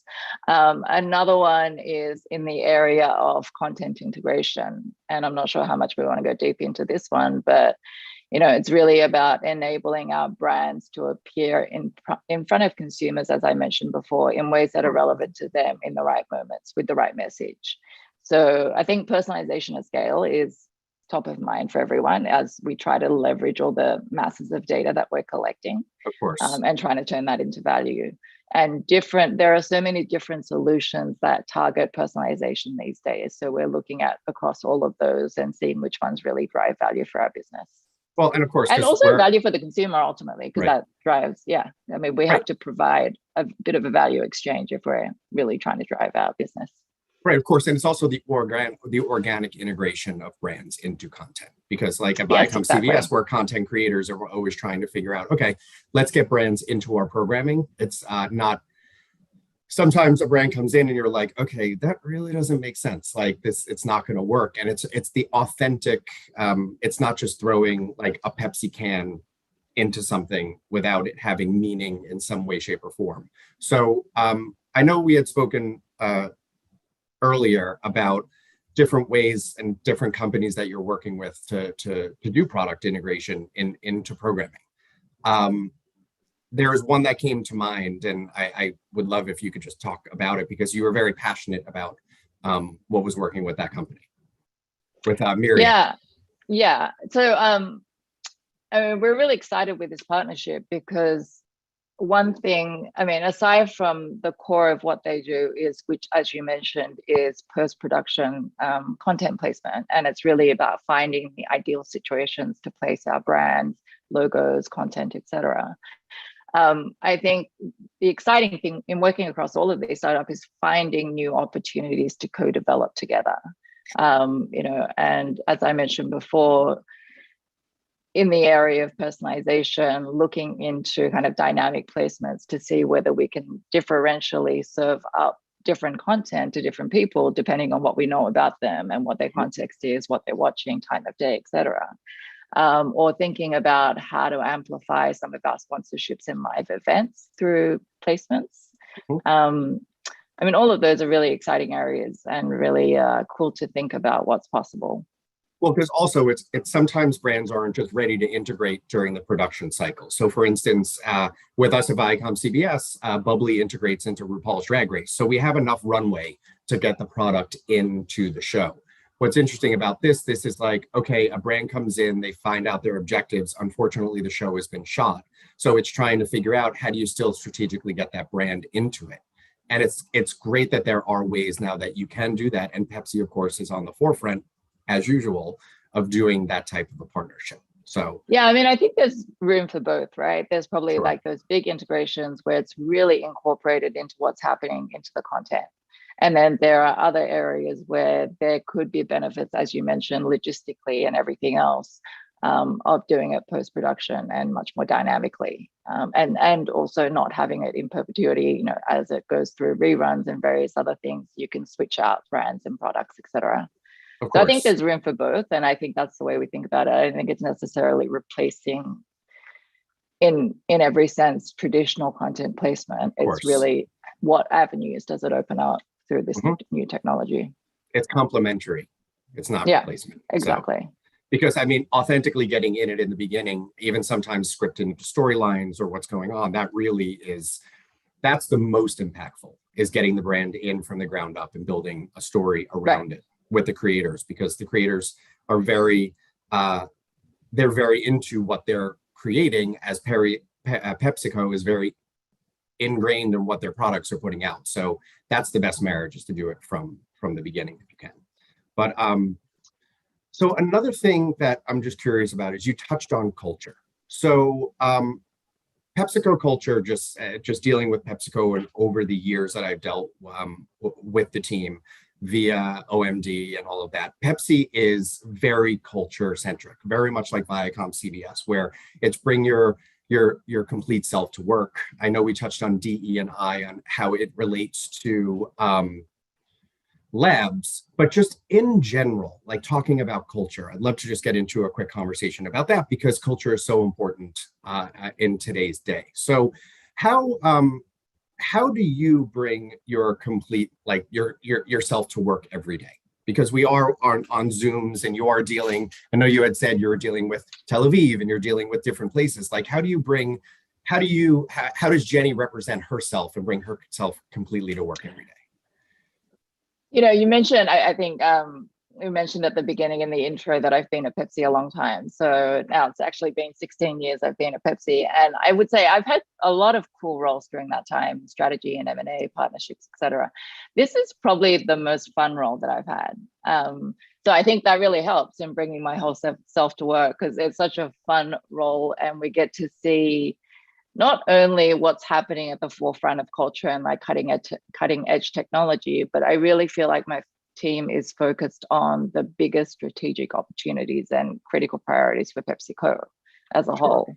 You know, whether it's digitization and transformation, incorporating data and analytics into everything we do, whether it's e-com and DTC and forming first-party relationships, retail execution, sustainability, etc. I feel like we look across the PepsiCo business and kind of cherry pick the biggest strategic priorities to focus our efforts against. So for us as a team, I mean, that's hugely invigorating. And I think it helps a lot to create the culture of the team. We have a relatively small team. As you mentioned before, it's global. So we have a couple of people in Tel Aviv, some in London, others in North America, and we're building out. But I think we feel seamless. You know, while COVID has been hugely disruptive for across the world, for us, we're probably as effective as we've ever been in working with the various global teams and just getting that energy through the system. Because I think what we bring is really that spirit of innovation and challenging the way we do things. I mean, not to say that we don't already have it at PepsiCo, but it's just like that breath of fresh air to lift people out of their operational day-to-day roles and kind of their day-to-day priorities, and to lift the thinking a little bit to think, okay, Horizon 1, 2, 3, what are we solving for, and what's our end vision, and how do we get there? So, you know, we hold these and not to go too much into it, but we hold these sessions like immersion sessions and program kickoffs where we really encourage the business. And we used to host these in Tel Aviv, and we'll do so in Silicon Valley, but we're really encouraging people and our executive team to get away from their day-to-day a little bit and think, you know, beyond the construct of our business today, to think really creatively. So, sorry, I think I deviated a little bit from the question. No, that's totally, no, please, that's totally fine. Just curious, and something that just popped into my head is, how do you find the startups? Like, there are so many startups out there. Like, how do you pinpoint the ones that you're going to work with? Yeah. And this is where I think where we as PepsiCo Labs, we are building a reputation for being effective. You know, we've been around only for about 3 years, but we've already put 115 plus pilots into the market. And we're already scaling up 17 plus solutions of a healthy pipeline coming up. And I say this because I think we're building a reputation for being effective in bringing and scaling up startups into a large corporation. So as we talk with the large ecosystem of VCs, accelerators, incubators, we can point to our track record and our reputation and really try to attract the best of the best startups. Because as you mentioned, so many, like it's such a vast area these days. And then we work with our business experts to really filter through those solutions and identify which ones we think are the leading technology. We bring the kind of the know-how and the expertise in terms of startups and, you know, and the reputation in the VC community. And we also talk with other corporations and people in similar roles to us across different industries and see their experience with various startups. So that's really the process that we go through to really try to find the best of the best startups. Great. That's super. Yeah, it's just like my mind was like, oh my God, there are so many. How you just pinpoint the 1, 2, 3, 5. I feel like we've evaluated. It must be overwhelming. Sometimes when we get lists and then we feel like we've evaluated, I think we've already evaluated a mountain of startups. But usually we'll go into a program with maybe 3 to 5 priority areas or problems that we're trying to solve. And we might find 15 that we want to engage in further discussions with. And then, you know, we go in pretty deep with those and then select a much smaller set that we want to pilot. So the numbers dwindle down very quickly. Because, we don't want to. We don't want to have your finger on the pulse of what's going on in tech. So I think through that, we can cull a significant portion of those startups pretty early on. But then we definitely don't want to inundate our system with too many startups because that's not good for anyone. That's not good for us. It's not good for the startups. So we want to make sure we stay focused on a small number of startups, especially as we get to the scale up stage. And then it's really about the 1 or 2 coming out of each program that we then want to explode out throughout the business.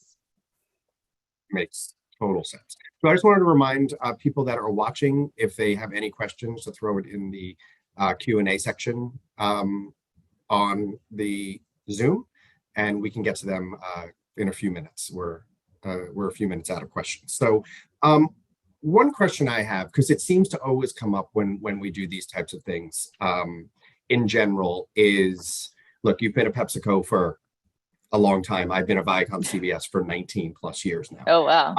Yeah, it's, when you find a great place. It flies by though, right? When you Oh have my God, fun. it flies by. But it's also the different, I agree with you, if you don't have the different iterations of jobs. Like I was at a startup when I was working at Logo TV, the LGBT channel. So it keeps it fresh and moving forward. Exactly.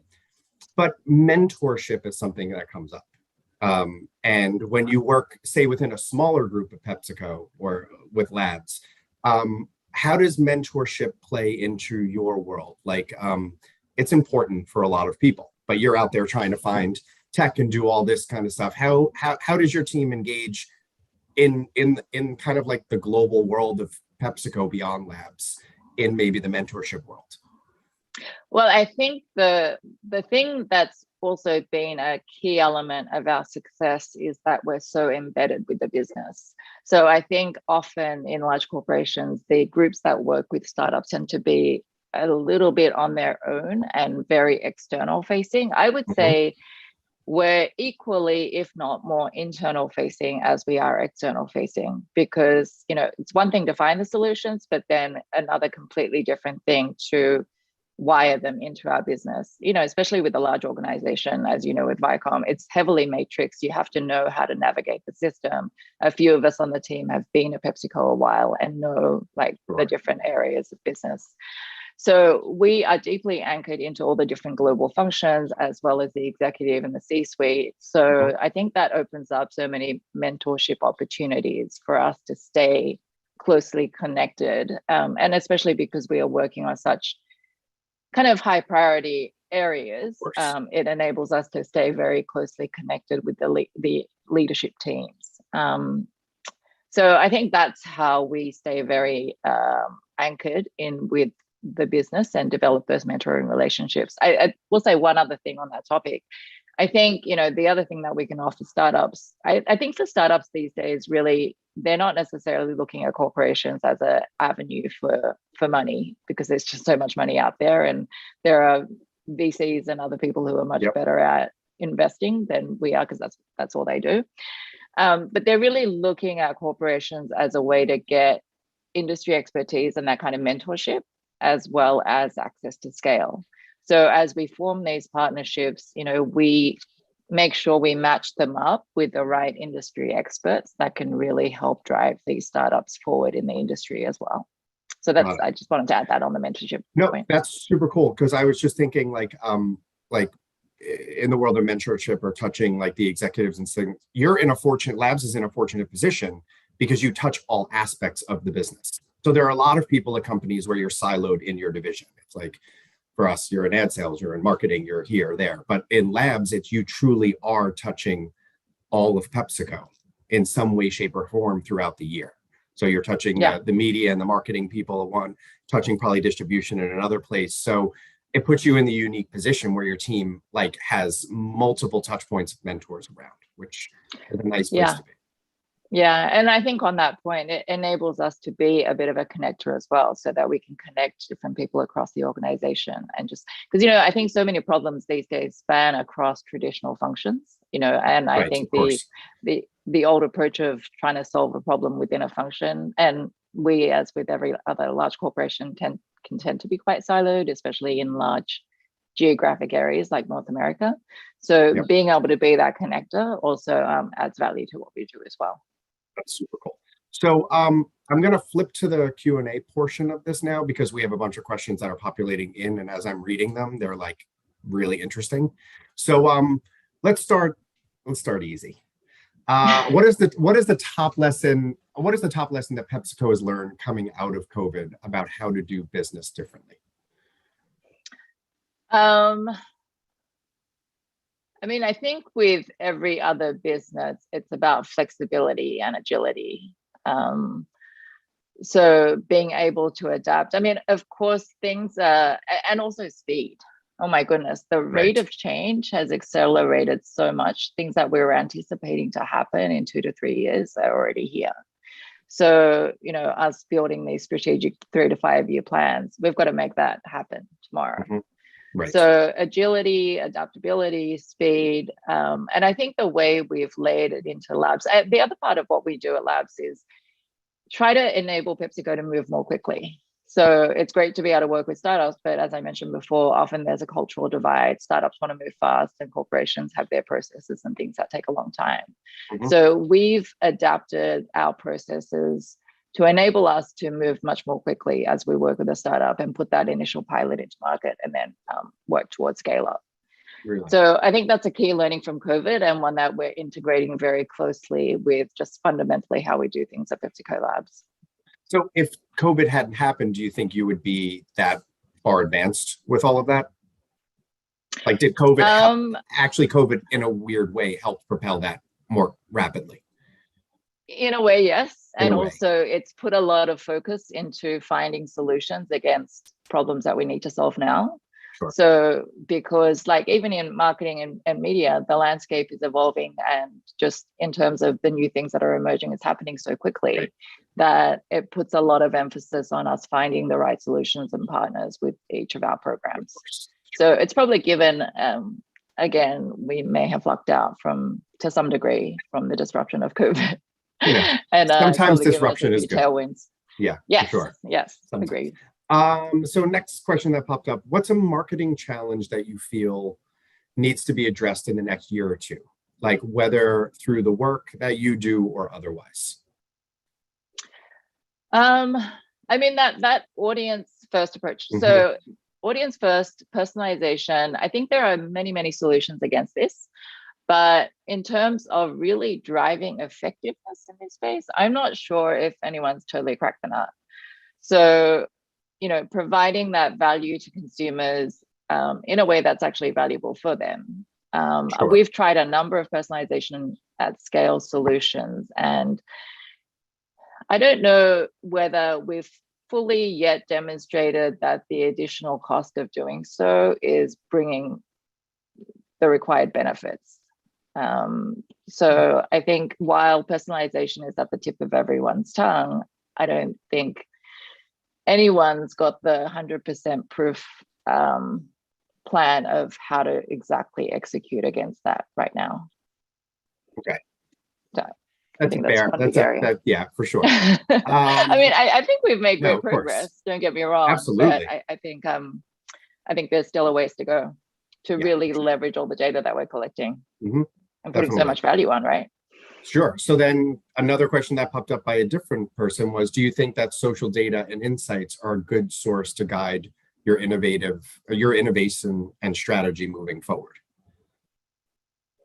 I think it's one key input, but we have a lot of data, and I think a challenge is harnessing all that data and extracting the right insights. So, you know, for every company these days, it's not that there is some element of collecting the data, but we're all sitting on mountains of data.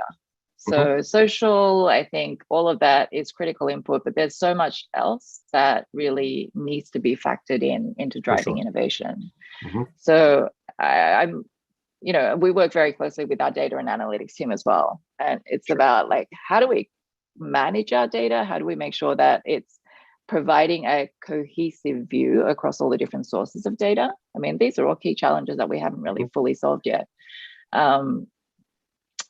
To enable us to innovate and progress. Well, while I'm fascinated by what you do, I do not envy your position. You know, trying to figure it out, bring everyone in and all that. So then next question, what can heritage brands learn from newer digital first brands when it comes to authentically marketing to Gen Z? Yeah, a great question. You know, we have our share of heritage brands and brands that are extremely at scale. So it's difficult for us to be quite as nimble as some of the new emerging brands. But I think we, again, having our finger on the pulse, seeing what the relevant ways are to find audiences where they are, engage with them authentically in a way that's authentic with our brand, right? So it's got to be authentic to the consumer, but it's got to be authentic to the brand. But a key challenge for us is, how do we do that at scale? So, all these influencer campaigns and social, I think we do have strong initiative against all of those and these emerging areas, but really to move the needle for brand Pepsi or for Lay's, we have to do things at scale. And so I think there's definitely lessons to be had from looking at how, smaller, newer brands are doing that, but we have to crack the nut of then how do we translate that into a model that works for the scale of our business. Yeah, scale is key. I mean, at us at Viacom CBS, it's about like the meaningful reach and scale between broadcast, cable, streaming, experiential, social. It's really about like finding people where they are, whether they're watching a screen, they're at a live event, they're at the VMAs, they're wherever they are. It's how you reach them effectively, and by using the tools to get to them. So doing strategic partnerships to get to those people as best you can. And I think I believe to my core, because I've worked with Pepsi for so long, like that's why the VMAs work so well with PepsiCo, because it's like there's the scale that you're hitting these people globally for that night a year, and then the social amplification behind it, and just the involvement year after year is just it's wonderful to partner with Pepsi. It's awesome. And like it really brings that scale, but then there are, as I was mentioning before, there are opportunities around it to even amplify it even further, right?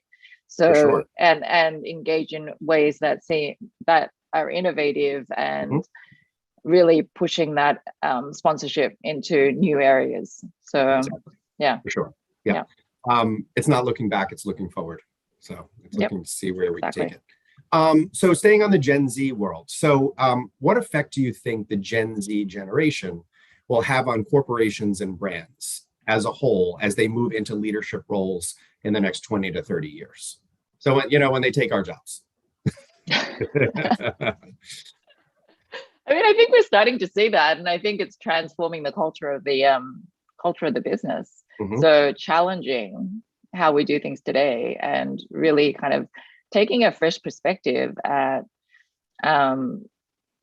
how we operate, how we've always done things. A lot of people at Pepsi, especially in the operational groups, have been there a while, and they're to some degree kind of used to the way we do things. But I think really kind of that Gen Z mentality that's spreading throughout the company is, how can we do this smarter? And even challenging the basics of the business model, which is great to see. If we think about like innovation in the food and beverage world, considering how much the world has changed over the past 50 years, food and beverage still pretty much looks similar. I mean, there has been innovation, but we're still talking bottles and cans and fountain. So I'd love to see like how much we can really push the thinking in terms of innovation and the way we do things and business models, etc. And I think Gen Z, but I think it's more than Gen Z. I think it's like the fast pace of change today is spurring everyone, even the non-Gen Zers, to think that way. I do think the new generations coming in will aggressively push on, if I outlined the 3 corporate goals before, kind of that better pillar around sustainability and DEI, which will be great to see. So you touched on sustainability. So a question popped up. It said, what is Labs doing in terms of innovation in the area of sustainability? Yeah, I mean, it's a little bit off the topic for today, but we are doing a lot. We're finding some exciting technologies in manufacturing, in agriculture, that's really driving sustainability. I live out in California, and we had rain for the first time I moved out here about almost 2 years ago, and I can count like less than one hand the number of times it's rained. So water is a key threat, I think, almost to us going forward. And water sustainability is one area that we've really been able to push through our manufacturing agenda.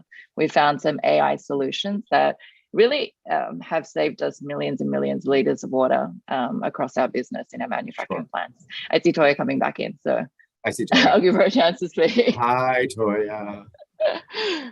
Hello. Thank you. Just having a Toya. nice old chat. So much. I learned so much. The intersectionality between tech and what you do is very fascinating. Thank you. Oh my God, so I agree much. with you because I like get smarter. I got smarter when we talked the Yeah. other day, and now I get smarter. And it's just this is what the Brand Innovators does. It brings like people together from kind of different worlds and really just gets a conversation going, and you start to learn a little bit about each other. So Yeah, it's amazing. it was a pleasure. Thank you so much for having me on. It was so fun to be here today. Yeah. And great to speak with you again, Ed. Absolutely, Jenny. It was so great. Thanks, Ed. Thanks, Sure. Jenny. You got it. So now we're moving on to our last session of the day, but don't go anywhere because you don't want to miss our conversation with the speaker, Shivram Vaidiswaran. I hope I didn't butcher that too bad. Please correct me. Head of brand at Uber, and our moderator, Crystal Eastman, who's the CMO at Zeta Global. Welcome, guys. Thank you. It's so wonderful to be here. How do you pronounce your last name? I'm really bad at names and I want to get better. It's super important that we're calling people by the names that they choose. So how do you pronounce your last name? Sure. It's all phonetic. It's Shivram Vaidiswaran. And so there are no silent letters. It's actually spelled or spoken exactly as it's spelled. Got it. Vaidiswaran. I got it. Perfect. Thank you. Yeah, of course. And mine's easy for you, Toya, so don't worry about it. Crystal, how are you? So good. I love Advertising Week New York. I was just thinking about it, and I think it's basically my favorite holiday of the year. Next to Halloween. I love it. Even fun when we're mostly virtual, like we are today. I know. I can't wait till we'll be able to do this soon where we can actually toast a glass together. Yes, totally. So Shivram, it was so great to meet you last week. And you're about 1 year into your Uber adventure, at this point. I learned last week when we met that we both started new jobs during COVID and had fully virtual starts. Quite an experience, for the record books. How has it been for you, your experience onboarding in the middle of a pandemic and stepping into a leadership role with a team that you've never met? Yeah, I mean, it's hard enough, I think, starting a new job, even when you're in the office and trying to find out who you get to go to lunch with. But doing it virtually has definitely been a completely new experience. I think, a couple things come to mind. One is when you're starting with a brand new team, I think you have to take some time to create those personal connections and relationships. And those don't always happen over your one-on-one on Zoom. And, you miss some of those, like, chats at the water cooler or times to go grab coffee or, times where you get to chat after a meeting and you're like, what was that all about? Those moments are a little bit harder to have when you're on Zoom. And so I think making time for some of those personal connections, understanding how people are feeling, how people are doing, what's going on in their lives outside of this little square that's on your screen, I think is incredibly important. I think the second thing is like, we all have to give ourselves a little bit of grace. Like this is the first time any of us are having to go through this, like, starting a new job without ever meeting anyone, everyone's going through, a lot of emotions in terms of the way that the past 18 months have gone. It's been great for some, it's been really challenging for others. And so I think you just have to say, this is a whole new world and we're going to have to hold hands and work on this together. And then I think the last piece is like, leading on teams, joining any organization, especially coming into leadership, you've got this amazingly smart group of people that are working on your team. And I think giving yourself the ability to learn from them is incredibly important. Don't come in and try to change the world overnight. I don't think that's what you were hired for. There are amazingly smart people there who have been doing great work. So how do you make sure that you're harnessing that and then bringing your spin to it when the time is right? Yes, first do no harm. The Hippocratic Oath is applicable to every profession, when you're starting a new job. I absolutely agree. So now, as you mentioned, we're 18 months into this remote work experiment. And I think back to those days when we said goodbye at the office and we thought we'd be back in 2 weeks. And next thing you know, it's 18 months later.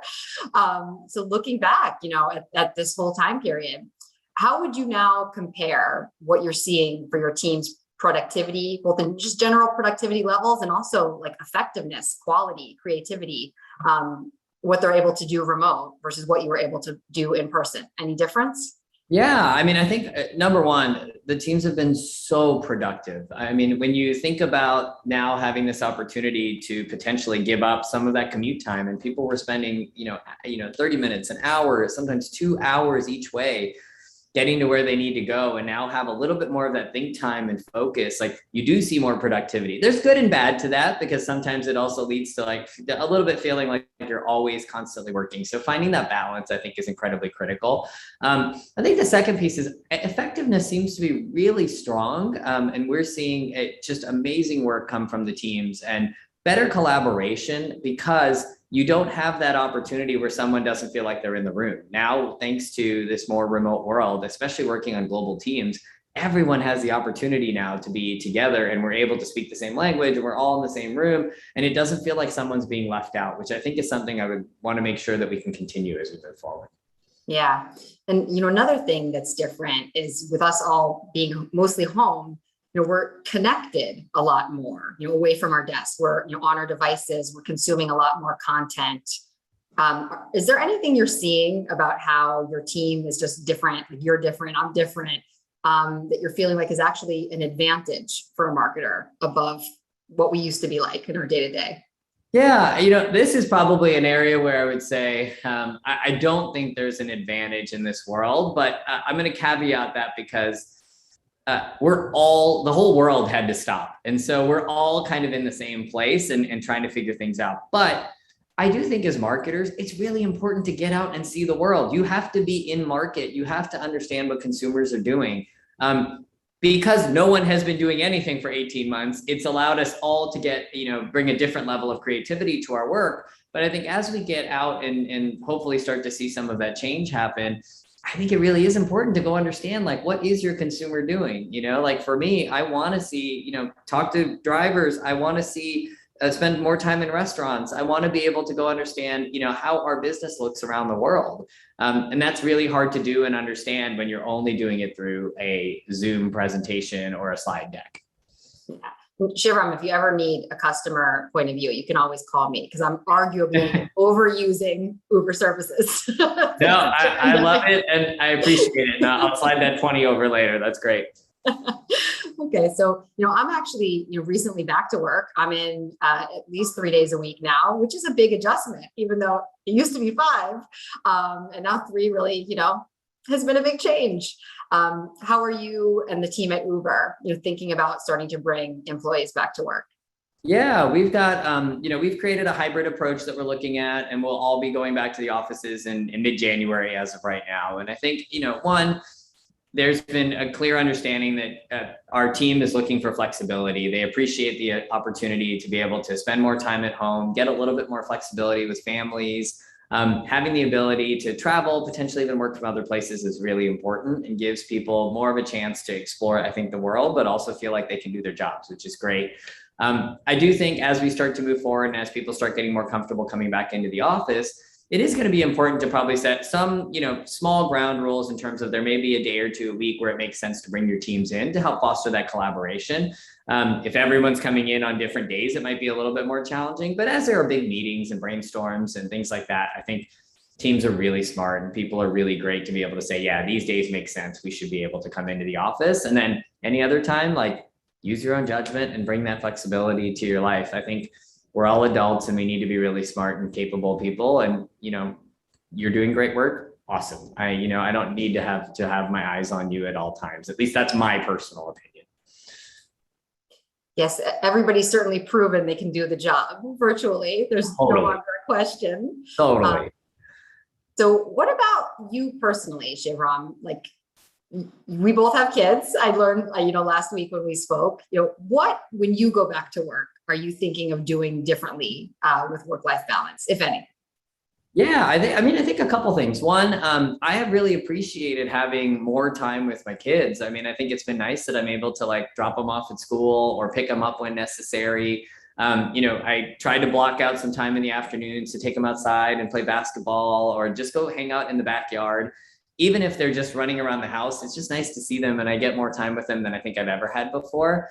I think the second thing is I do like to travel for work, but I'm trying to be smarter about when the right time or when it's the right time to travel and whether some of that travel is worth it. There are a lot of times where you've gone for like a day or 2 days and there's one meeting and you needed to make it happen. And now I think we've moved to a place where like if there's relationship building or if it's really important or if you need to go see something, that travel makes sense. But there are going to be other times where you might say, you know what, I can actually do this over Zoom or we can connect in other ways. So I think it'll bring a lot more flexibility to the ways that we work. It sounds good to me too. Yeah. But sometimes you do need that, hey, it's time for me to go. I got to go catch up with some folks. So I can't argue with that either. Gotta close the door and lock it sometimes. Totally. So, switching gears a little bit to just the work, that we've done in 2021. It's been an in-between kind of year. I think we all hoped we would be post-COVID, by now and everything back to normal. But we're still kind of in uncertainty. And as we've moved through the year, all of our marketing plans have had to be flexible and the rug's gotten pulled out from all of us, multiple times again, not as bad as 2020, but, still dealing with a lot of uncertainty. How did you approach figuring out how to make, significant high impact investments while dealing, with this uncertainty while you move forward? Yeah, I think one, making sure that we were building plans with flexibility was critical. Understanding we're going to be looking at making some, big media investments, making sponsorship investments, partnership investments, understanding the flexibility on like when they would need to go live and, what assets we would use when we promote them. Whether we might stagger some of those launches to make sure that we're being really clear with the way that we can work with our partners, depending on the situation they're in and the region they're in, I think has been really critical. Also, understanding your consumer and knowing who you're targeting and trying to find those ways to go maximize your business. On the Uber Eats side, we have a new partnership with the NFL this year, which is really exciting. And that for us was important, not only from making an investment standpoint, but also because that gives us a whole new segment of consumers to be able to target. And then we're able to leverage a growing part of our business, which is delivery, which was something that we could also look at to say, hey, depending on where we are in the span of COVID, we either can lean in a little bit heavier or pull back more, depending on how we want to invest in media spend and things like that. So we had a little bit of flexibility, but we've been super excited at the way we've been able to launch. And we've got so much more coming up over the next couple of months, especially during the season. That's really neat. I'm not an NFL person, so unfortunately I haven't seen this campaign. Can you describe a little bit more for everybody who may be like me that's watching how the campaign works and how you built it flexibly? Yeah, absolutely. So, one of the big opportunities that we're focused on from a business perspective is continuing to show that Uber Eats is more than just online food delivery. We're actually moving into new areas of delivery, including grocery, alcohol, and convenience. And so we use this opportunity with our partnership with the NFL to not just, throw an ad together and put it on during the games, but actually connect back to NFL fandom and fan culture. So we found a way to create, these new ad campaigns that focus on ex-players or super fans or broadcasters, people that if you love the NFL, and you will get the reference and understand the joke and where we're coming from with those ads. And we've actually created a couple of them that are going to be launching throughout the season to A, create some buzz and excitement, and then B, continue to showcase how we know the NFL better than anyone. Well, I might have to tune into a few games just for you. Absolutely. We're excited. And I can't wait for you to hear what you thought about it. So my next question, you may have just answered it, but I was going to ask you, like, of all of the things you've accomplished, you and your team, together over this past year, what are you most proud of? Yeah, so much. This was a year of our first Super Bowl spot with our Wayne's World ad for Uber Eats, which was amazing. We partnered with Amex and we launched new Eats Pass benefits across their Rose Gold card, which was great. We've done a big deal with Marriott where you actually can link your accounts and get Uber Eats points as well as Marriott Bonvoy points on your purchases, especially as you're starting to get back into travel, which has been really cool. We've signed deals with the Dodgers and the Yankees, and you can actually order on your app to get food at the stadiums, which is a really fun way for us to help connect back to our consumers, but also get our app into more consumers' hands. And so these are just a few of the things, not to mention we just won Adweek's Best Media Plan of the Year for our campaigns from 2020, which again, like huge kudos to my media team that has done just amazing work, continuing to push the boundaries on how we can think about media placement and channel usage. And so it's been a great year so far. Wow, that's really incredible. Congratulations. And it sure doesn't seem that working virtually has held you guys back at all. Well done. we're cranking, you know, we're firing on all cylinders, making sure that we're continuing to move the business forward, continuing to make sure we're focused on what's important to our consumers, and then also like how we can help our communities. Yes. But, you know, as we all know, it's never all sunshine and rainbows. Sometimes we win and sometimes we learn something. So is there anything you look back on from the year that you learned an important lesson, maybe something that you're carrying forward into your plans for 2022? Yeah, absolutely. I think prioritization is so important. You know, we've got great teams and we have passionate people, and we're always looking at how we can do something amazing and cool and innovative and in, you know, so many countries around the world. And what that does is it gets a lot of projects running at the same time. And sometimes you need to take a step back and say, hey, should we be working on all of these? Are we devoting the right resources to each of these, you know, different business levers that we need to pull? And is that going to be the strongest impact for us on the business and the brand? And you know, we have to have some tough conversations to say, hey, we're actually going to pull back in these areas because we can move that over and focus on something that's going to be even more impactful. And I think that's something I want to do more of in 2022 is, you know, the fewer, bigger, better model. Awesome. I completely concur with this lesson learned, but sometimes we all have to learn this over and over again. We get too excited about all of our different projects and ideas, but it's never wrong to prioritize. Exactly. It's exactly it. You feel like, you know, the dog from the movie Up. You're like, squirrel, squirrel, squirrel. And you're just always looking at what's coming new, but like, you have to make sure you've got focus on what's most important. Yes, it's often hard to choose between all of our children, but we have to. Exactly. Well, we love all of you. So, you know, shifting into 2022, you know, at this point in the year, every marketer, including us, is deep in the hysteria of 2022 planning.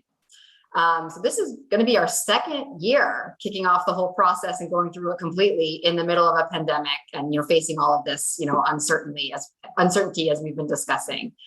Is there anything you're approaching differently round two than you did round one for 2021 planning?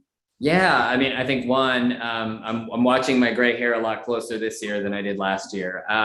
I think the first thing we're looking at is also just, again, building that flexibility into our plans and looking at, okay, here's our entry level scenario, and here's what an optimal scenario would look like, and building against that, especially when we look at budgets, because we know that things are still coming back into recovery in many of our markets, and we have to be conscious of what's right for not only the country or the consumer, and not jumping into it too early where you're like, hey, get back out and travel, and they're not there yet. And so we want to be conscious of how we position our marketing and communications and where we need to ramp up.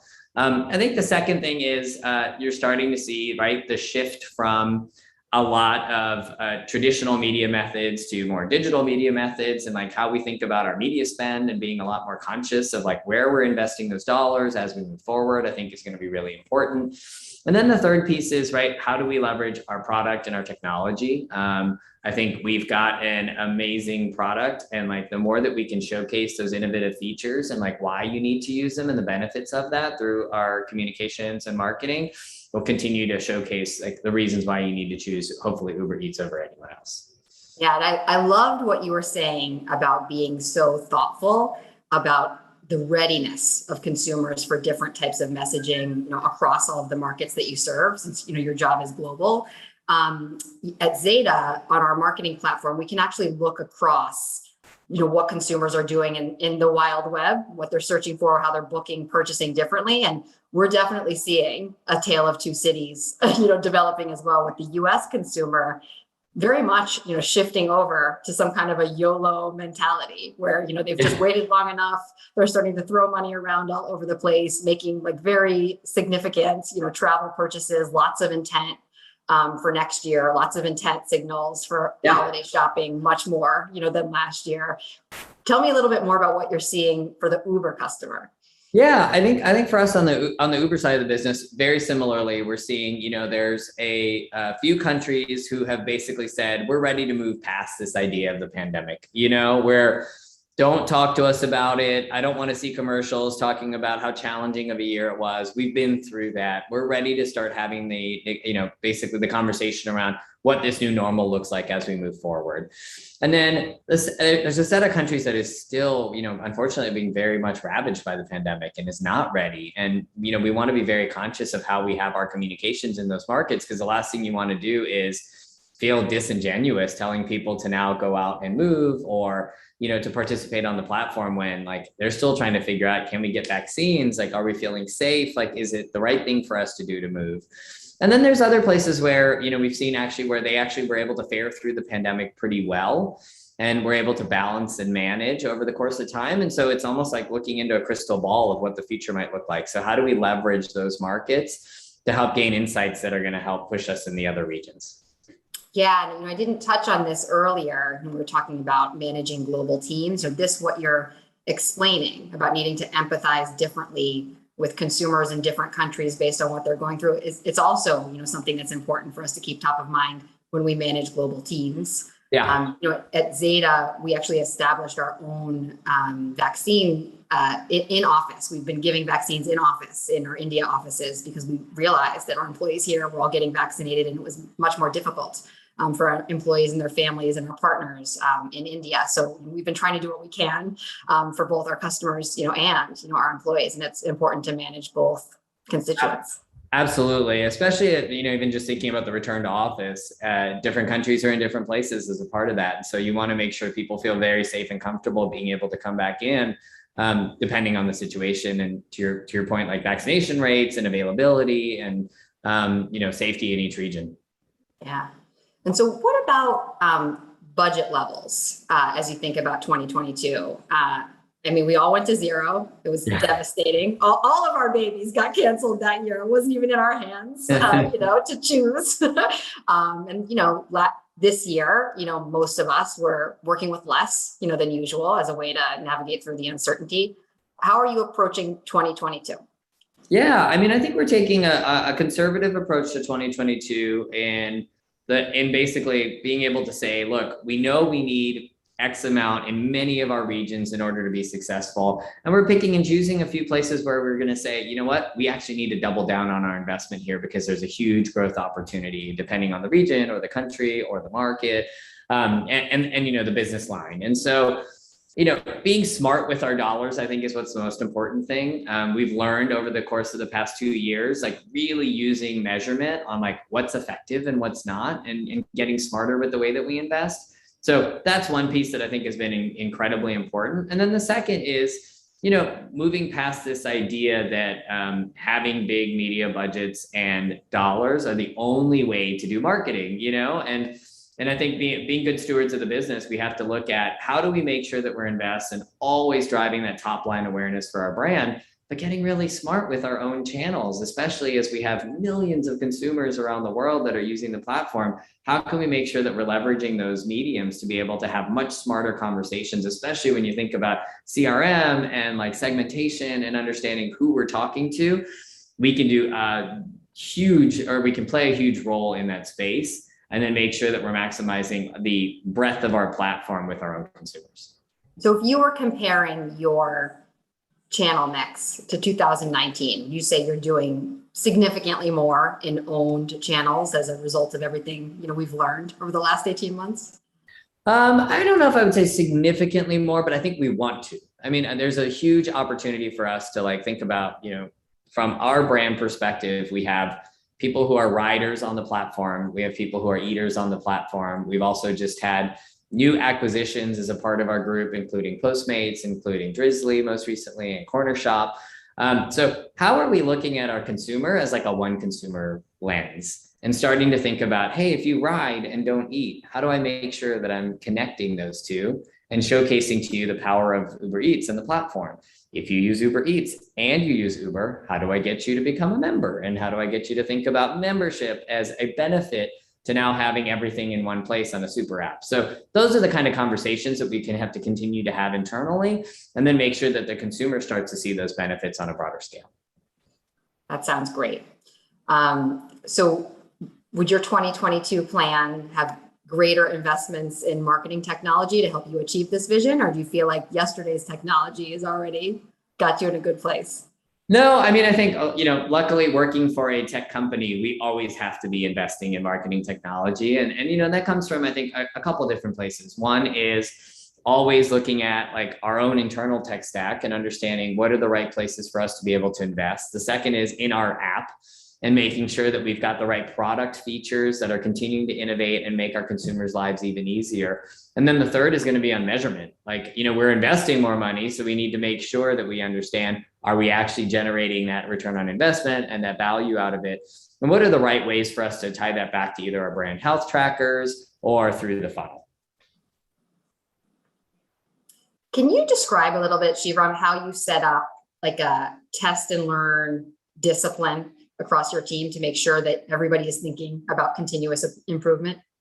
Yeah, I mean, I think that's one thing that honestly we can do even more on, I think, from a marketing perspective, because we generally think of these like big marketing campaigns and, you've got full teams structured towards it and you're working on big investments and, you're setting up this like 6-month project.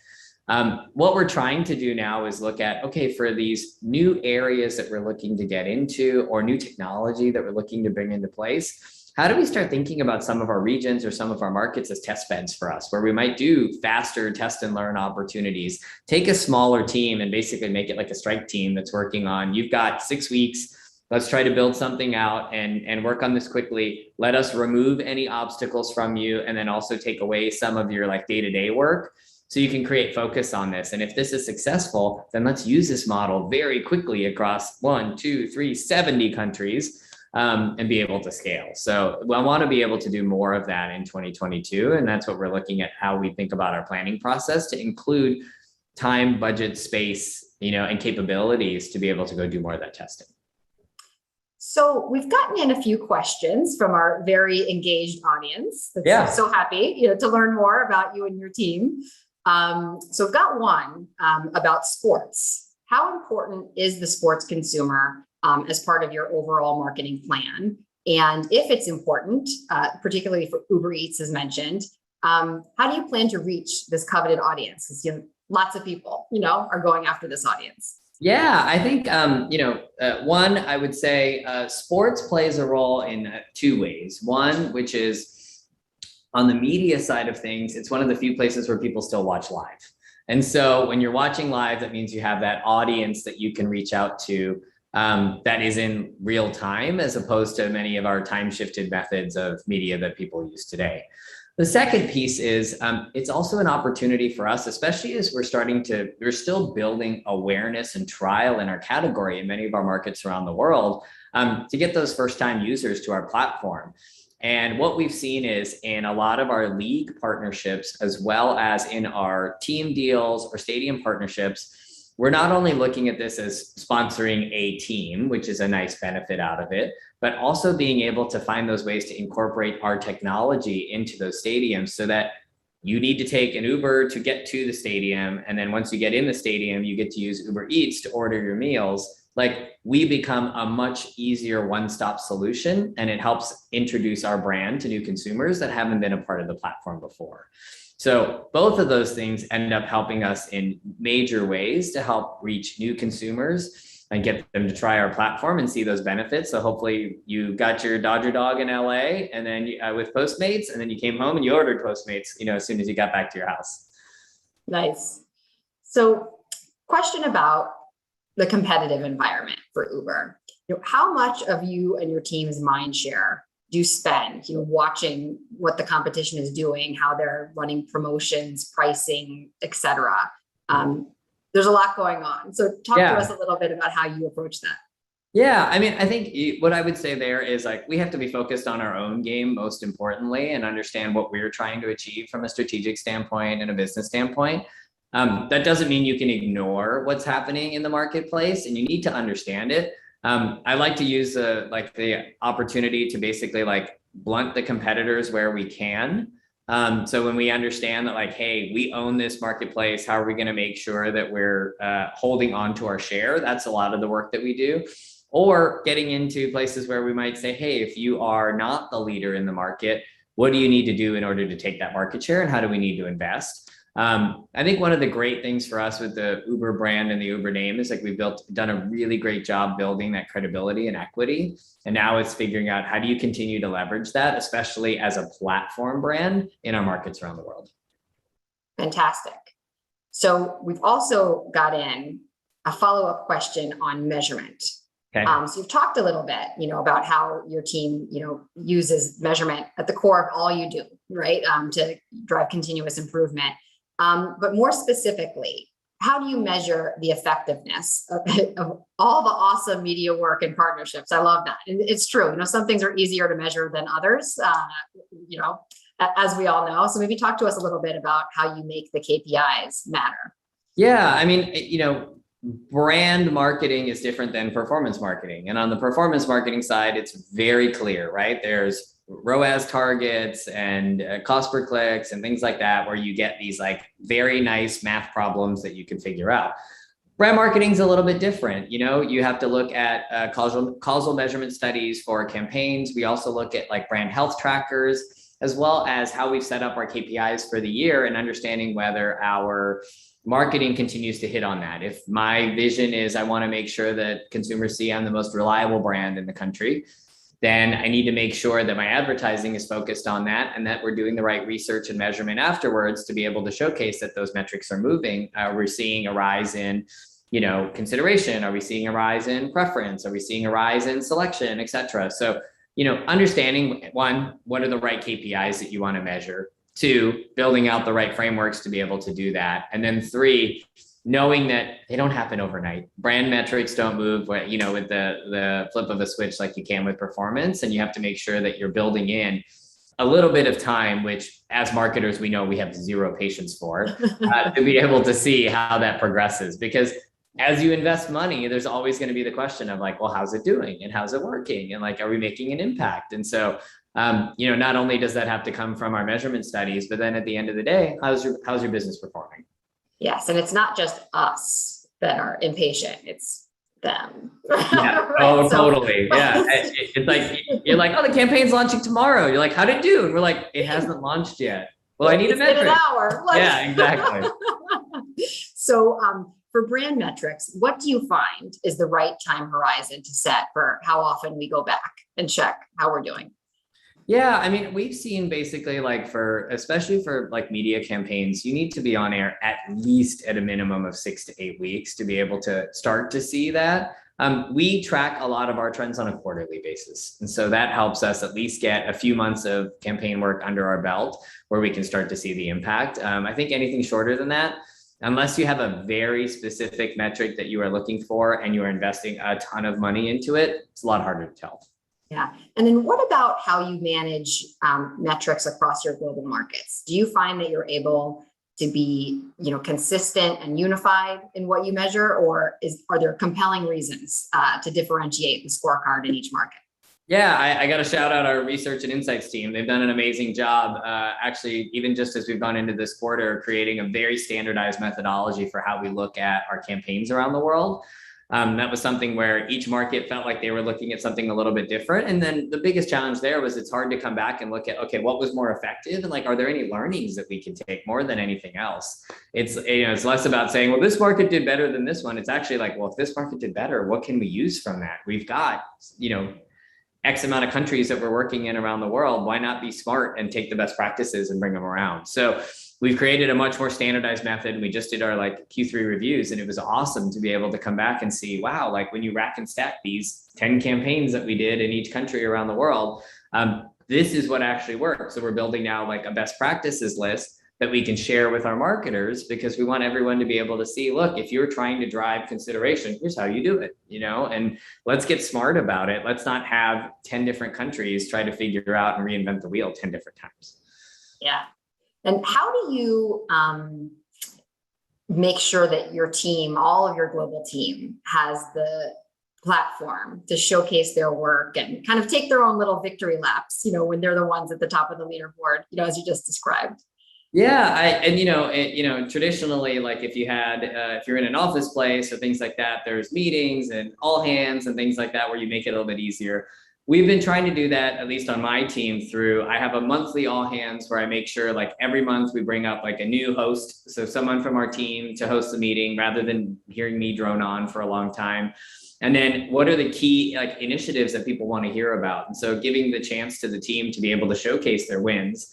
I also send out a weekly email to our marketing team that includes like key wins from our team every week. And that helps with, one, getting more visibility for the work that's happening on our team. Two, the ability to shout out the great folks that are doing the work. And then three, helping to share some of those best practices that we have so that, again, if we're doing awesome work in the United States, I want to share that with Australia, or vice versa, which is if the Australia team does something really cool, let's make sure that we're learning from it. That's fantastic. And so there's a lot of people, listening to your advice on this call. What's one thing you would recommend to, every marketer that's listening that they take away with them into 2022? I think, the number one thing I would say as you're coming into 2022 is just, again, I'm going to reiterate the word focus. I think just really understanding what's the number one or two priorities you're trying to solve for, and then how do we make sure that we're building our plans and our teams around them. It's so easy for us to have to basically get into this place of fighting through 8 different teams and what are their priorities and what do we want to work on and how do we structure our teams and working through things. And I think just being really simple and really clear and focused at what we want to do, and then being able to communicate that across the organization and have everyone galvanized around that just creates much stronger teams, and it creates focus, and everyone knows what their North Star is. And that's really important, I think, going into next year. Not feeling like we're all so siloed because we've all been working from home for so long, that we're all working towards one goal. Okay, and last question, because I see Toya came on to take care of us. You mentioned you have not traveled in 18 months. Where are you going to go first? We've just, it's funny, we just started kicking off. I'm actually heading to San Francisco in a few weeks to meet my team, which is very exciting. We're doing very exciting team meeting, which will be great. And then my family and I finally have planned our first vacation. And so we're going to be hopefully, depending how things work, and if everything is safe and we can get out there, but we're planning on going to Portugal for Thanksgiving. So I cannot wait. Better late than never. Sounds like a good one. Exactly. We've been trapped in these 4 walls for a long time. So I think it's the best for everyone. Well, thank you so much, Shivram. Amazing discussion. No, thank you so much, Crystal. Really appreciate it. Be focused. I'm taking that with me, Shivram. Focus for 2022. Thank you. Absolutely. I'm going to get it tattooed on me somewhere. Well, thank you both. Thank you so much. Thank you everyone for being here today. Thank you to our speakers, our audience, our sponsors for joining us. We're done with day 3 of the Marketing Leadership Livecast, but Brand Innovators has another day tomorrow starting at 10 a.m. So don't forget to register and have a great night, everyone. Take care. Thanks, everyone.